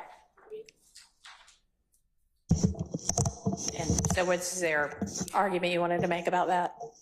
Or just? Just that, and I can reserve the rest of it for tomorrow, but just that he was served, Mr. Copeland was served on May 31st, and I think that's well a week before he was ever called to testify or anyone was informed that he would be the next person up. And we did not, I'll make argument at the appropriate time. All right. Okay, so tomorrow, in addition to wrapping up whatever final evidence and argument there might be as to either of those issues, what I would like, I think y'all now have, if not every bit of Mr. Copeland's prior testimony, almost every bit of it, and Ms. Weaver's been pretty fast at turning it around. And at this point, it may be best to redo the entirety of Mr. Copeland's testimony, including bringing him back in and asking him whether he wants to testify. And I'll hear from everybody on what we might need to advise him of, if anything he's been, or re-advise him of, or correctly advise him of, and then just maybe start from scratch with him. If there are things that everybody can agree, I just don't know whether we know what he's going to do or how he's going to testify. So I don't know if it's productive to continue to look and see whether there are things y'all can agree on. But if there are things that everybody can agree on and we can just say, okay, you know, these 5 things take as, you know, something he said and the rest of it redo, or whether we just want to start 100% from scratch. As I understand it, nobody had played the June 10th, 2015 interview from him yet anyway, right? That's correct. Okay, and that's the only one where he inculpates any of these defendants, right? No. No, that's not right. That in the Donovan Thomas murder is what I mean. Oh. That's the first one, yeah. Okay. All right. It's directly in the way that he did on Okay. that. Yes. Okay. All right. but we need to make some progress into I am still considering and working through Mr. Shard's motion, and then we'll get to Mr. Weinstein's motion for mistrial. Both of them are motions for mistrial. But assuming for the purposes of getting things done, that those are not ultimately granted, then we need to pick back up with this trial. Obviously, if they're granted, then that's a whole other ballgame. But I want us to make progress in the meantime. So tomorrow, I would like for our focus to be on how to handle Mr. Copeland and his testimony or potential testimony once we have the jury back, whether there's any agreement as to anything, proposed jury instruction as to if we're disregarding any or all of it, what that should say, whether we need to take notes, all of that kind of like the details we actually need to think through. I want y'all working on that tonight so that we can make progress with that tomorrow. And, you know, there are a lot of things up in the air in this case. And I am going to once again say to everybody that there's a lot of risk for everybody. There's a lot on the line for everybody, both sides of this case. And I know not everybody has necessarily the most fruitful relationship with each other across the aisle right now. But I know, Mr. Steele, you said that you do still have a good relationship with the district attorney herself, who certainly authorized to talk about each and every case because they're all her cases ultimately. But, you know, y'all need to be thinking about all of the potential ways to handle and move forward in this case. And I encourage y'all to be doing that because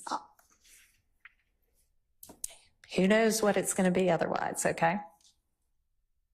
And Your Honor, we did get last night, speaking of things that we can deal with. Yeah. We got last night from Mr. Sharp, and he can correct me if I'm wrong, I believe about 76 proposed redactions from the proffer of one of our witnesses that we discussed on Friday, Mr. Zachary. Okay. At some point, I know that the court is going to have us to address those. So, and I believe that Mr. Sharp, he can again correct me if I'm wrong, said that he could go through that was from the August 2017 interview, a proffer from Mr. Zachary. And there's an earlier one that I think he said he's going to go through and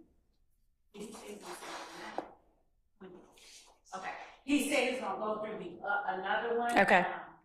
And so if he sends us those, that's another thing that we need to work out. Perfect. And so y'all go ahead and tackle the first 76, see if there are things that you can agree on so that we can have an efficient day like we did on Friday where we sort out so that everybody knows here's what can and cannot come in potentially with regard to this witness. And he's coming up pretty soon. And if Mr. Copeland makes a decision different than his last decision, we may be getting to Mr. Zachary sooner than we think. And if that is the case, then the state would have a motion for the court, similar to the one prior, with respect to Mr. Copeland. You're gonna have to give me a hint as to what you mean by that. So, Your Honor, just now, Your Honor referenced if Mr. Copeland chooses to do something different than what he chose to do last time, with respect to testifying. I'm assuming the court means plead the fifth again. I don't know. Well, I mean, I'm not undoing the immunity order. The immunity order stands. Unless y'all got some, I mean. That's what I understand. Okay. All right. Well, I mean, I guess we can. I don't at this point see a need to undo and potentially redo an immunity order. I know that there is the argument about how paragraph 11 might contain a misrepresentation as to whether there was an encounter. I mean, the way I read it and what it says is there was an encounter with representatives of the DA's office and people from the defense team. After that, Mr. Copeland told somebody he might plead the fifth. Now, I don't know whether from that it means Mr. Copeland was even a part of that encounter, or if that's just given me some kind of a timeline about one thing happened and then another thing happened. But the import of that to the predecessor judge and to any judge considering does immunity need to be granted and is immunity in the public interest here is not what triggered it. It's this witness who the state thought was going to be testifying voluntarily under subpoena or not, now intends to take the fifth. The only way we can get their testimony, which we believe we need, is to compel it. Will you compel their testimony? That's the import of it to me, not what led up to it, because there's no allegation of coercion or dirty dealing or anything like that, if it even means that Mr. Copeland was involved in any of that. So I don't believe that the immunity order needs to be redone. If somebody else thinks differently, y'all let me know that right now. Silence. Mr. Steele. I don't believe anything before Mr. Weinstein filed the first motion to recuse. I'm not challenging anything before that. Okay. But I do want to hold, there was a lot of exculpatory information before the recusal motion was filed, so I don't want to wipe out Mr. Copeland's testimony on the 10th, right. 11th, or part of the 12th. All right, which is why I need y'all to get together on it and let's tackle that tomorrow. The nitty gritty of it, okay? All right, so that means y'all have to do that tonight if you haven't already done it. All right, anything else before we break for the evening? No. One more thing.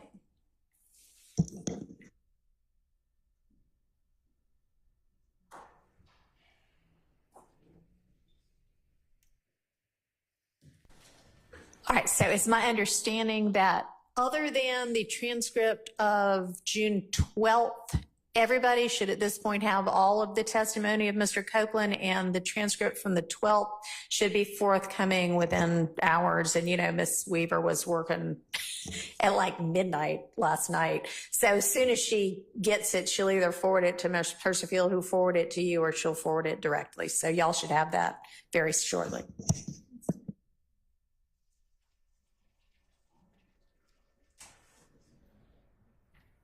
All right, anything else before I bid y'all adieu for the day? May I inquire if it's appropriate? Is the court's plan to bring the jurors back in on Wednesday? Is that still the plan?